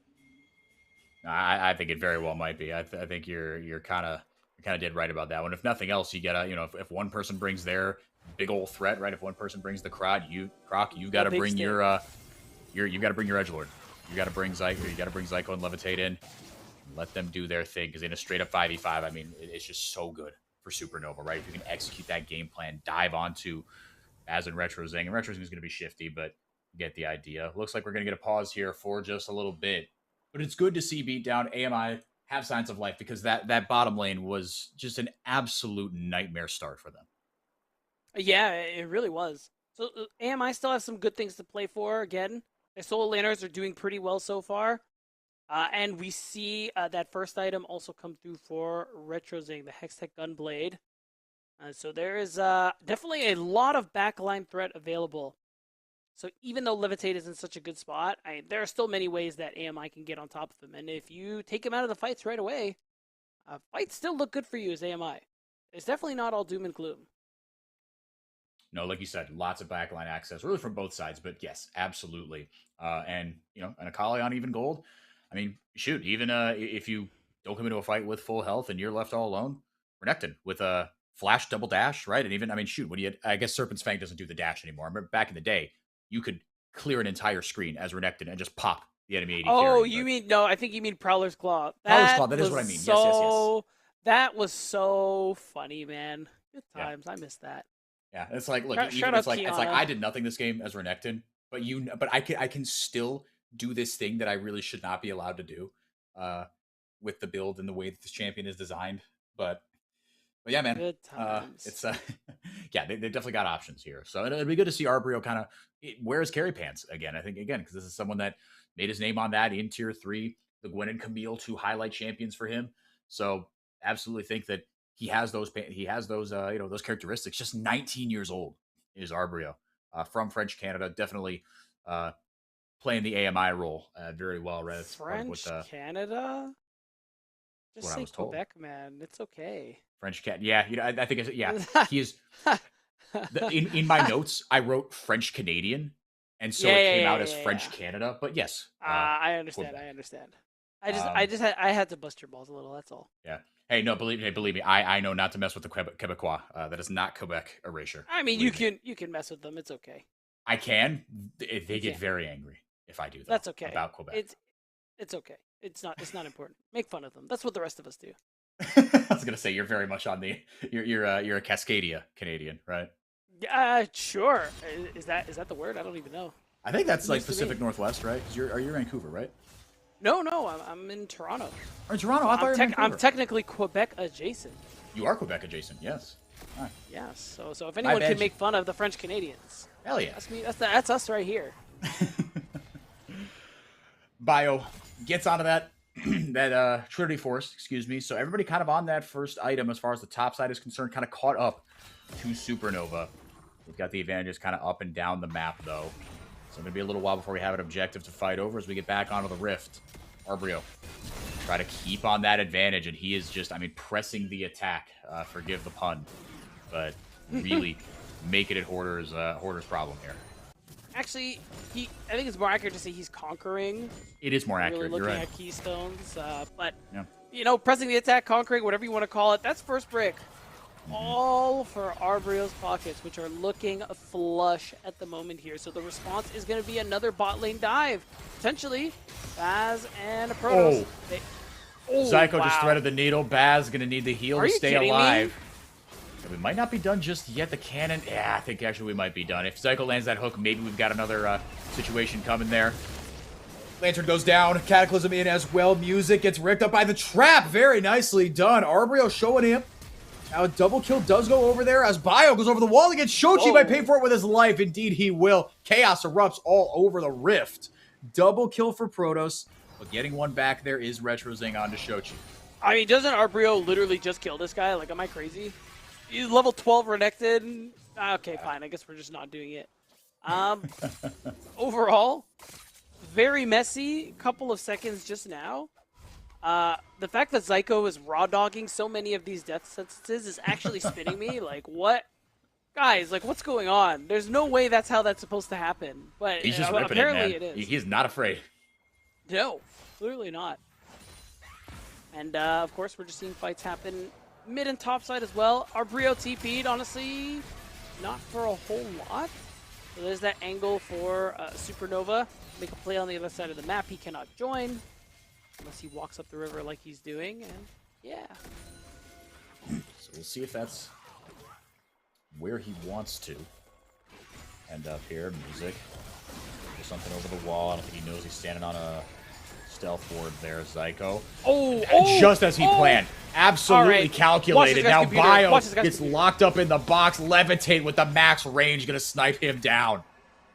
Check this guy's goddamn computer. Like, what the pause felt crazy right after yeah. You know what I mean? Like, I would be slash pausing right now, being like, okay, ref, like, what the hell was that? What are we doing here? Yeah, like, that's crazy. I mean, he's definitely just trying to hook over the wall, but the timing, that's so funny, dude. It just looked like he's mind reading, bro. That's tough. That's a feels bad moment. Yeah, it is also really funny. Yeah, I'm looking forward to potentially getting more engaged champs back in the meta. If nothing else, just to see Zyko do his thing, man. I mean, because my first time, first year casting NACL, but what if the stories I've heard, like you said, about Zyko on these engaged champs, what he's able to do on Maryville are true. I mean, shoot, man, what he's able to do on this Thresh so far, it's been a treat to watch. Yeah, you see the smiles on Supernova too, probably laughing about that hook. Yeah. Oh my god. Not good funny, look. But yeah, no, like you were saying, I mean, it'd be fun to diversify the meta a little bit more, but Supernova, they definitely feel like they're in a good spot right now. I mean, the game plan was drawn up a certain way, and then Supernova were like those environmental protesters that just throw the paint on the drawing, right? Yes. They said, actually, this is what you're going to have to reckon with. Going back through the archives here, started off with this beautiful dive by music. I mean, getting 2 on that lag and drag was awesome. Supernova cleaning it up. And from there, it's been kind of business as usual in the bottom lane, but Hoarder, man, not having a good time against Arbor in the top lane. No, and it's tough again. This is what we were saying. Picking your solo laners, a double blind like that in draft, it definitely yields some disadvantages. And while they haven't really pronounced themselves as much in mid lane, they definitely have in top lane. And Arbrio, again, is going to be that sore spot for Supernova to deal with, especially once he gets to that second item. When we get to these future objective fights, he's going to be a monster in and of himself. You already saw it. He's 3 levels ahead of Levitate. And after this play right here, there really was a world where, like, I don't know, man, if it wasn't red, white Aphelios, maybe he would have just sent it. Yeah. Oh, he very well could have. And here we see the play that spawned the pot. Too funny, dude. Bio goes dashing over the wall, thinking he's nice with it, thinking, oh, I got the vision down. I know exactly what I'm... Psych. Absolutely not. Yeah, the only vision you have is the afterlife, bro. Yeah. Holy. Hoovered immediately into the gray screen. All right, should be back up here in no time at all. Shochi and the rest of the squad definitely having fun, feeling confident. I mean, when you have Bach as your coach, you know the vibes are going to be good, but they seem to transcend throughout the team here. Supernova, winning or losing, they're always having fun. It seems like. Yeah, and honestly, I mean, I think it's huge. Yeah. Got to be enjoying yourself. If not, what are you doing here? True. Of course, It's a video this game is after work all. as well. Exactly. Man, we can't say stuff like that. That's why they don't take us seriously. Well, wait to get back onto the Rift. We are going to take a look at our Philips Norelco one blade precision play, and it is, I think, the infamous play here. Hold on a second. Fair enough. It doesn't get more precise than this. Oh my goodness. Yep. That is just definitely awkward input timing, but Bio certainly kicking himself for that one. So that wins our I guess, right? one blade precision play. Like, are you telling me you wouldn't tilt off the side of the earth? If I would. to you? Yeah. Yeah. Yeah. Something would have broken on my desk. Something would have broken in me. Yeah. and/or. Yeah. Yeah, you know. Yeah. Onto the Rift Herald we go. Supernova, first purchase onto this one as they try to get this lead to be a little bit bigger, but Arbrio has other ideas. Protoss gets a stun grenade down very nicely. Comboed. Is it going to be enough, or is Hoarder just too shifty? Now Arbrio should be fine here. Once that slice and dice comes back up, bonk, there it is. 3-0 for the Renekton. Yeah, Protoss didn't even need to be there, to be honest, but, you know, he's helping. And now it's just going to be Rift Herald for Supernova. Another avenue for them to collect some more gold. Something that I think AMI are going to be want to be doing, even though they have good lane matchups and a pretty good draft. A lot of this was contingent on them like finding an overall advantage. And really, the only significant lead that we're seeing is in top lane, and it's 2,000 gold, by the way. So it is crazy. It just means our Brio needs to be at everything now. Yep. Yeah. Yeah. We Well, need to and use that, I mean, with, you know, like you have, there are some pick tools, right, on the side of Supernova. If you get a good flag and drag Cataclysm, a good death sentence, as Zyko seems like every death sentence that he throws out is a good one. Yep. So if you can find those fights, like you were saying, where Arbrio is not, the game should kind of play itself, right? That you have a lead in every other spot.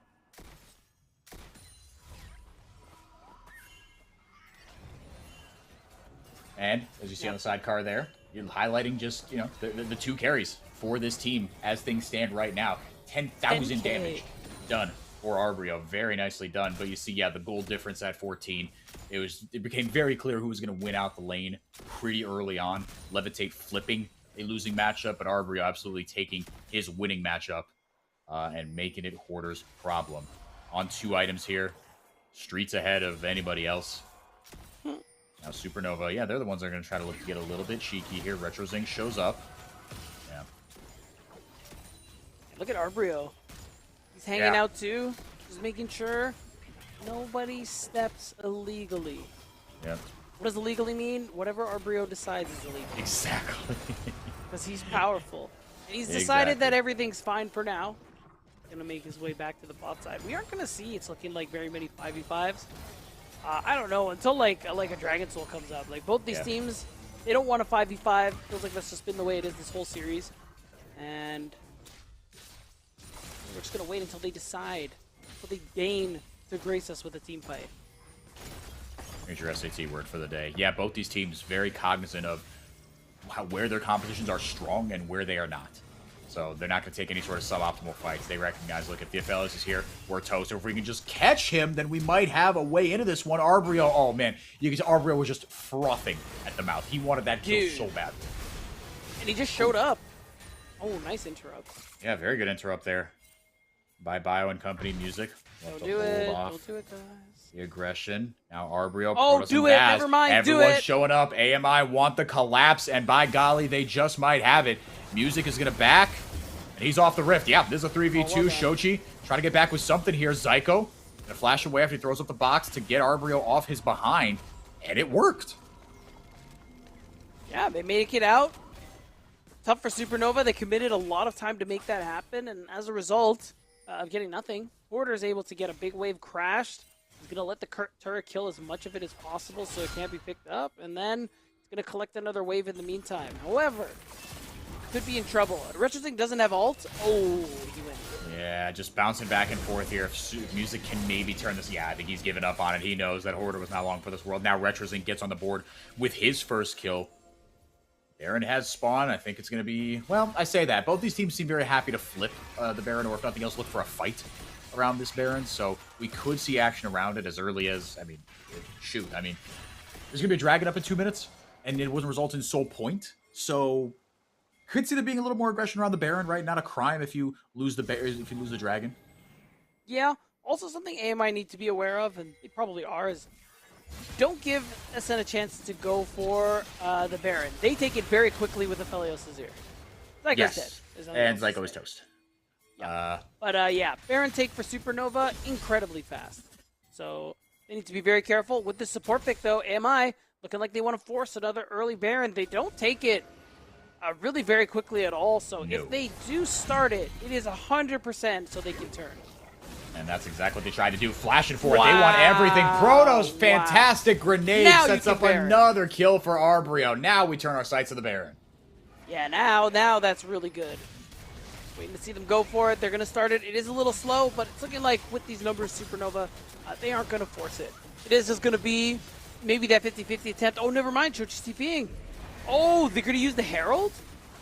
Big TP. I think it just might be a battering ram Herald here. Locked up his Retro Zing, flashed into the other side of the box. He's got nowhere to go. Beat down. Hoarder gets the kill. Music Cataclysms into the back line. Arbrio is completely out of this fight. Supernova run riot. No Aphelios, no problem.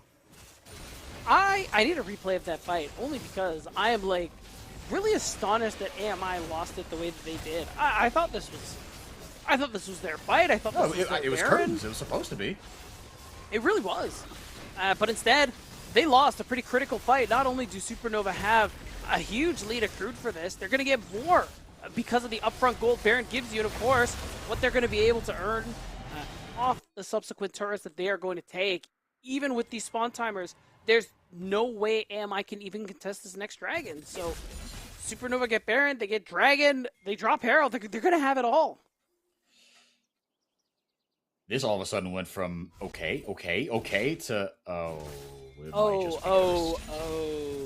yeah. It's like you said, it's such a shame because I mean, eventually I know we're gonna get to another Eventually, I know we're gonna get to take another look at it, but I am surprised that Arbrio, as he gets caught here, gets the hook down. Level 16 Dominus used purely defensively. There goes the Sterix gauge. Zyko, stop it, brother! They're gonna pause again.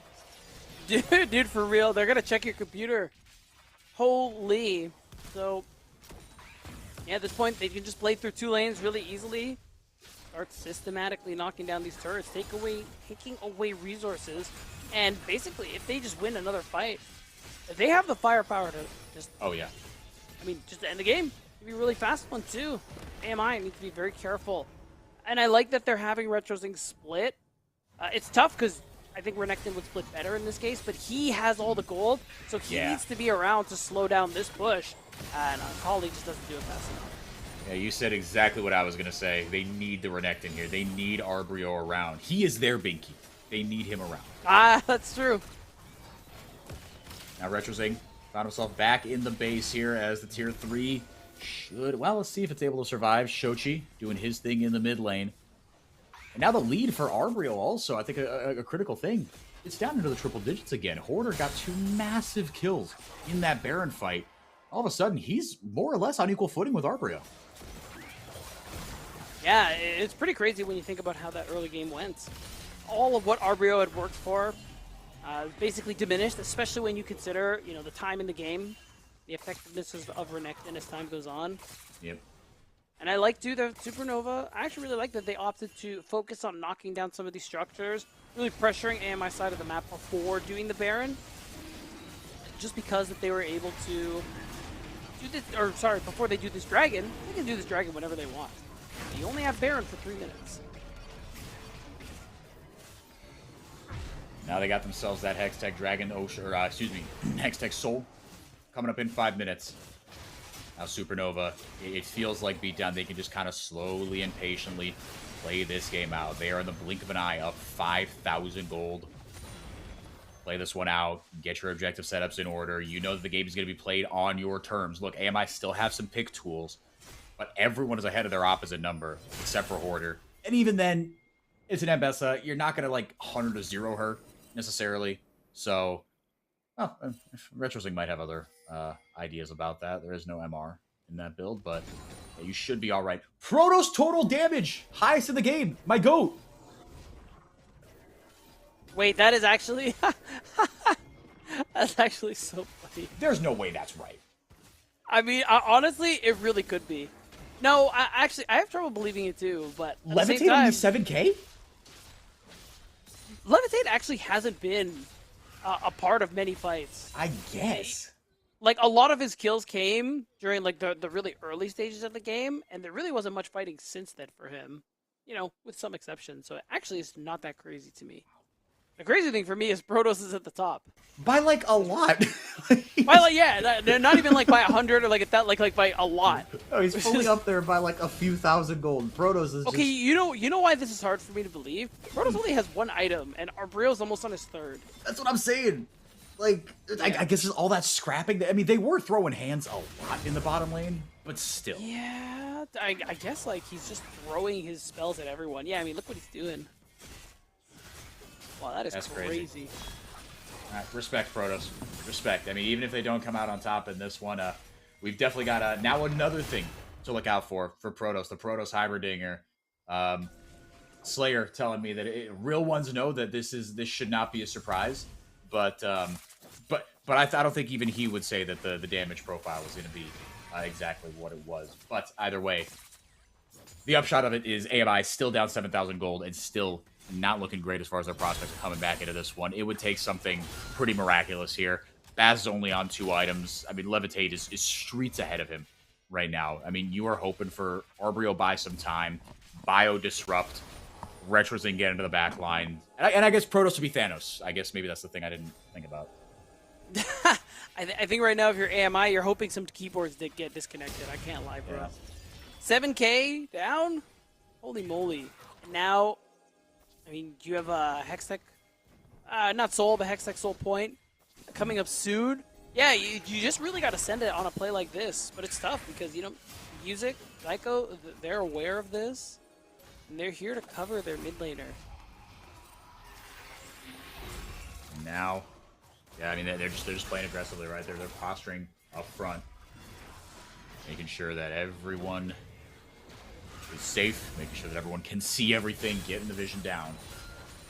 As they look for this dragon, yeah, not a ton of I can do to contest. I mean, it's gonna be up for not gonna be up for another minute and change, so maybe you could try some shenanigans around the Baron. But like you said, Beatdown, it is looking dire right now. Yeah, dire is accurate. Yeah. Right And now, Zyko's Baron got is a inspired. McHale's. Like, even if Arbrio gets onto you, he could just McHale's you out of there. Yeah. It's tough. Of course, Dark Passage is a big bit of safety as well. And goodbye, Protoss. You'll be missed. Later, Skater. Oh, nice shuffle. Very good shuffle. Gets Baz into the waiting arms of death. And now Supernova. I mean, one dangerous member, one not as dangerous member. I'll let you figure out which is which. Down for AMI. As now Arbrio and company have to play defense 5v3. I mean, this game could end right here. Not only could, I have a feeling that it will. TP's coming as well. They have a bit of a wave. Arbrio is just going to try and clear it up as best he can, but they have more minions coming.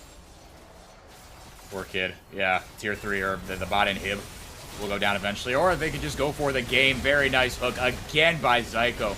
Just dominating in this one on the Thresh. Music and him set him up, and the rest of Supernova knocked them down. Arbrio did his darndest. They couldn't overcome the trough they found themselves in.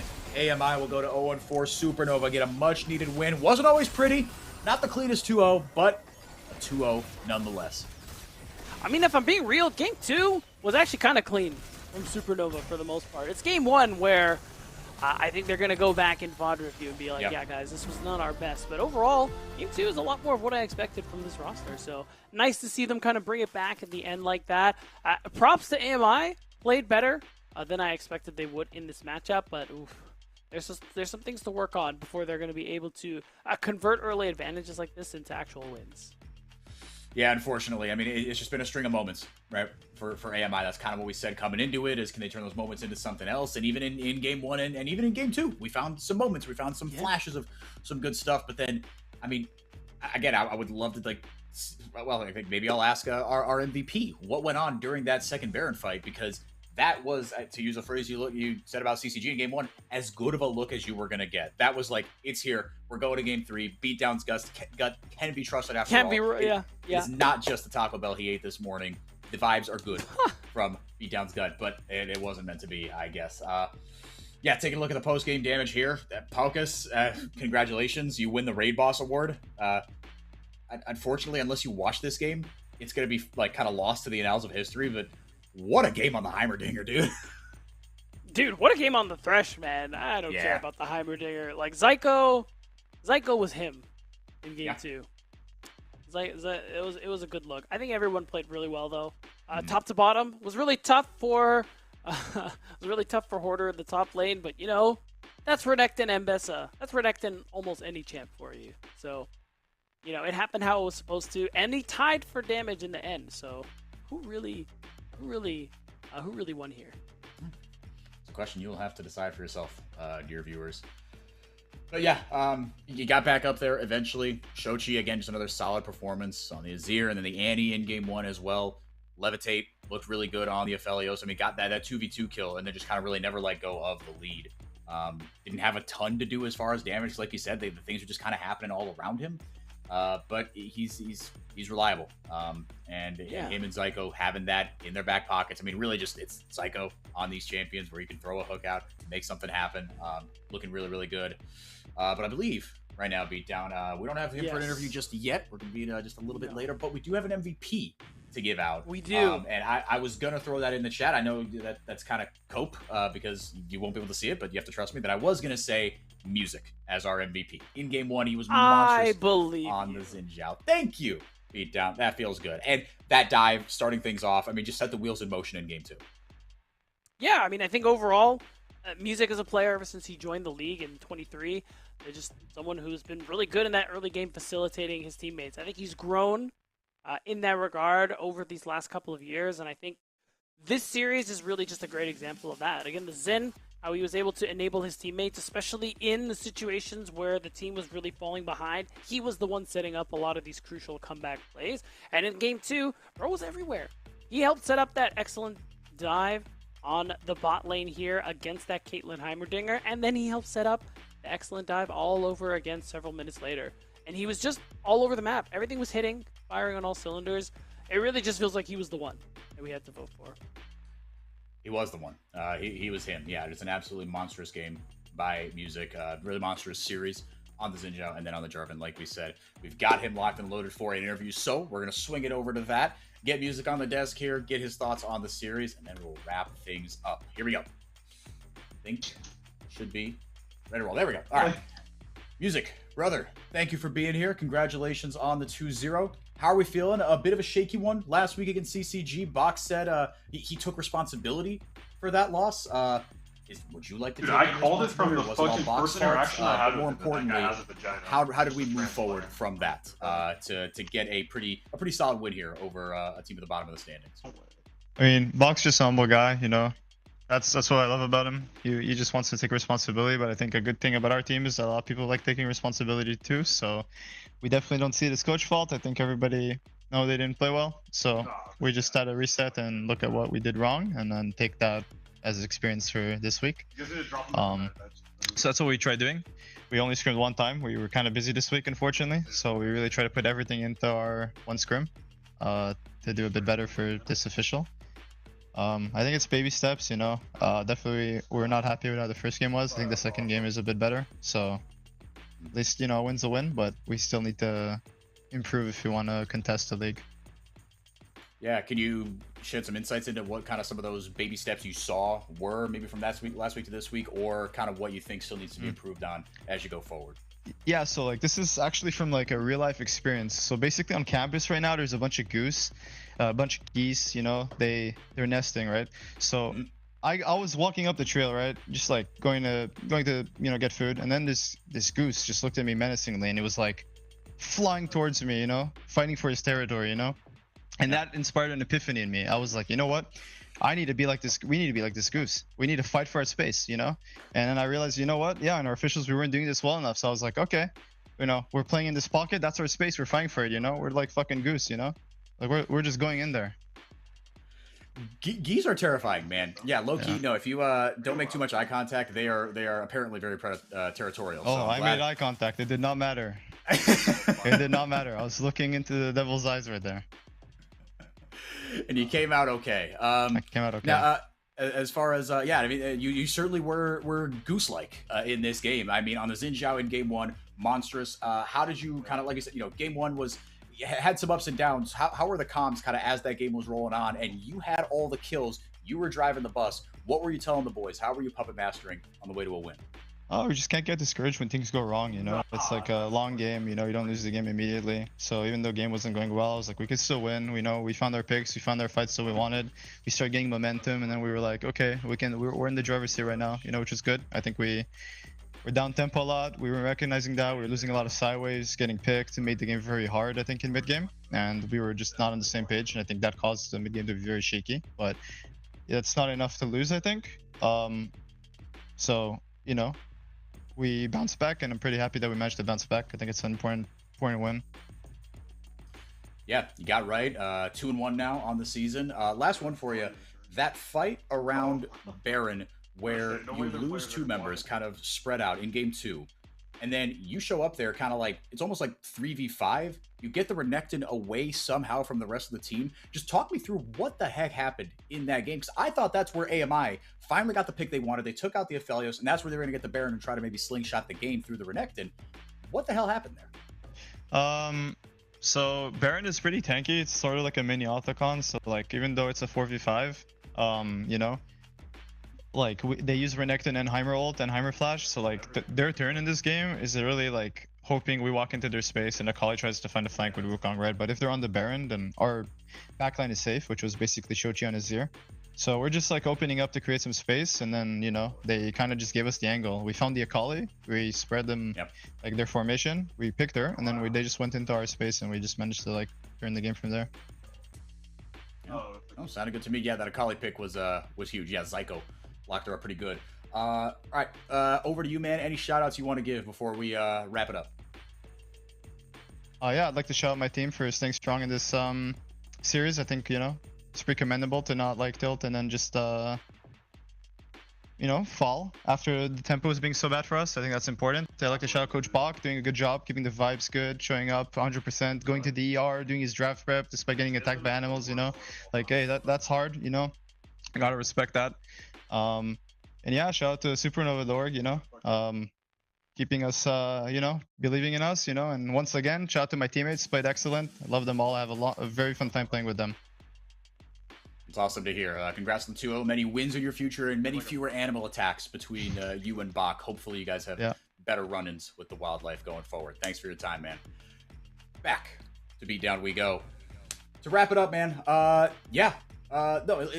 love the lessons that can be learned from nature, is what I've always said, actually. It's on my room. You just can't see it somewhere. Gotcha. There. But yeah, the goose thing, I thought that was hysterical. Yeah, they certainly looked assertive. And yeah, I mean, music, we knew that about the identity of this team when the roster was announced, that look, music is going to be the engine for this squad. He's got a couple high-powered laners to do it with, right? Obviously, Shochi, Hoarder, rookie of the split. Levitate's pretty stable as an AD carry. And Zyko can be another kind of engine alongside him. But this was music show today. It really was. And it was a good look. I don't know what it is with animals where they live, but overall, dude, it is really good to see them perform the way that they have, and kind of up to that standard we expect from players like this. And it's a lot to be excited about. Just looking back on the results, it's been a 4-0 day. It's been quick. It's not even 8 p.m. here on the East Coast. I actually don't know where do you live? I'm on the West Coast. I'm in California, so not even 5 o'clock yet. Oh, wow. There you go. You have your whole night. You have your whole day. It's great. And thank goodness, because I have class. I emailed my professor beforehand, and I was like, hey, there's a chance I'm going to be late. It's a long story, but I might be late. I might not be late. I will tell you later. Now you don't have to tell him the story. Exactly. And I can do the reading I was supposed to do for class between now and then. We're going to do that. You can be a good student. I know. Imagine that. Standings up on your screen here. NRG and Maryville, now the only undefeated squads at CCG, took their first loss of the year. Conviction up to 2-1. Supernova up to 2-1. Tomorrow we will see Blue Otter play their third game of the split. And Apex Mission Impossible down to 0-4. Bottom of the standings. Yeah, tomorrow's matches, get that on the screen for you. I will be here along with a special guest caster. So be waiting around for that. It will be Citadel versus Blue Otter and Maryville versus NRG. You see there on your screen. Yeah, should be a good one. Blue Otter Blue Otter and Citadel trying to fight to get out of the middle of the pack, and Maryville trying to keep the vibes train rolling, up from OQs, as it were. But obviously a really strong roster, looking to take down NRG with a couple of studs on their roster as well. Beatdown, any final thoughts before we let the people get on with their Thursday? Come watch tomorrow. MU versus NRG is going to be great. Should be a good one. Blue Otter versus Citadel will be fun. I don't know what else to say. It's nice to cast with you, Enrique. Likewise, man. It's been a minute. Yeah, good to cast with you again. Thanks for having me. Thank you to NACL. Thank you to our production crew, Liga Ace down in Mexico. Thanks to all the coaches getting Bach on as always. Thank you to the players for showing their talents, letting us tell their stories, for being chill in the interviews. Thank you to MASH as well. That's what I was forgetting. Thank you to all of you for listening and watching at home. We will see you back here tomorrow, same time, same place. See you there.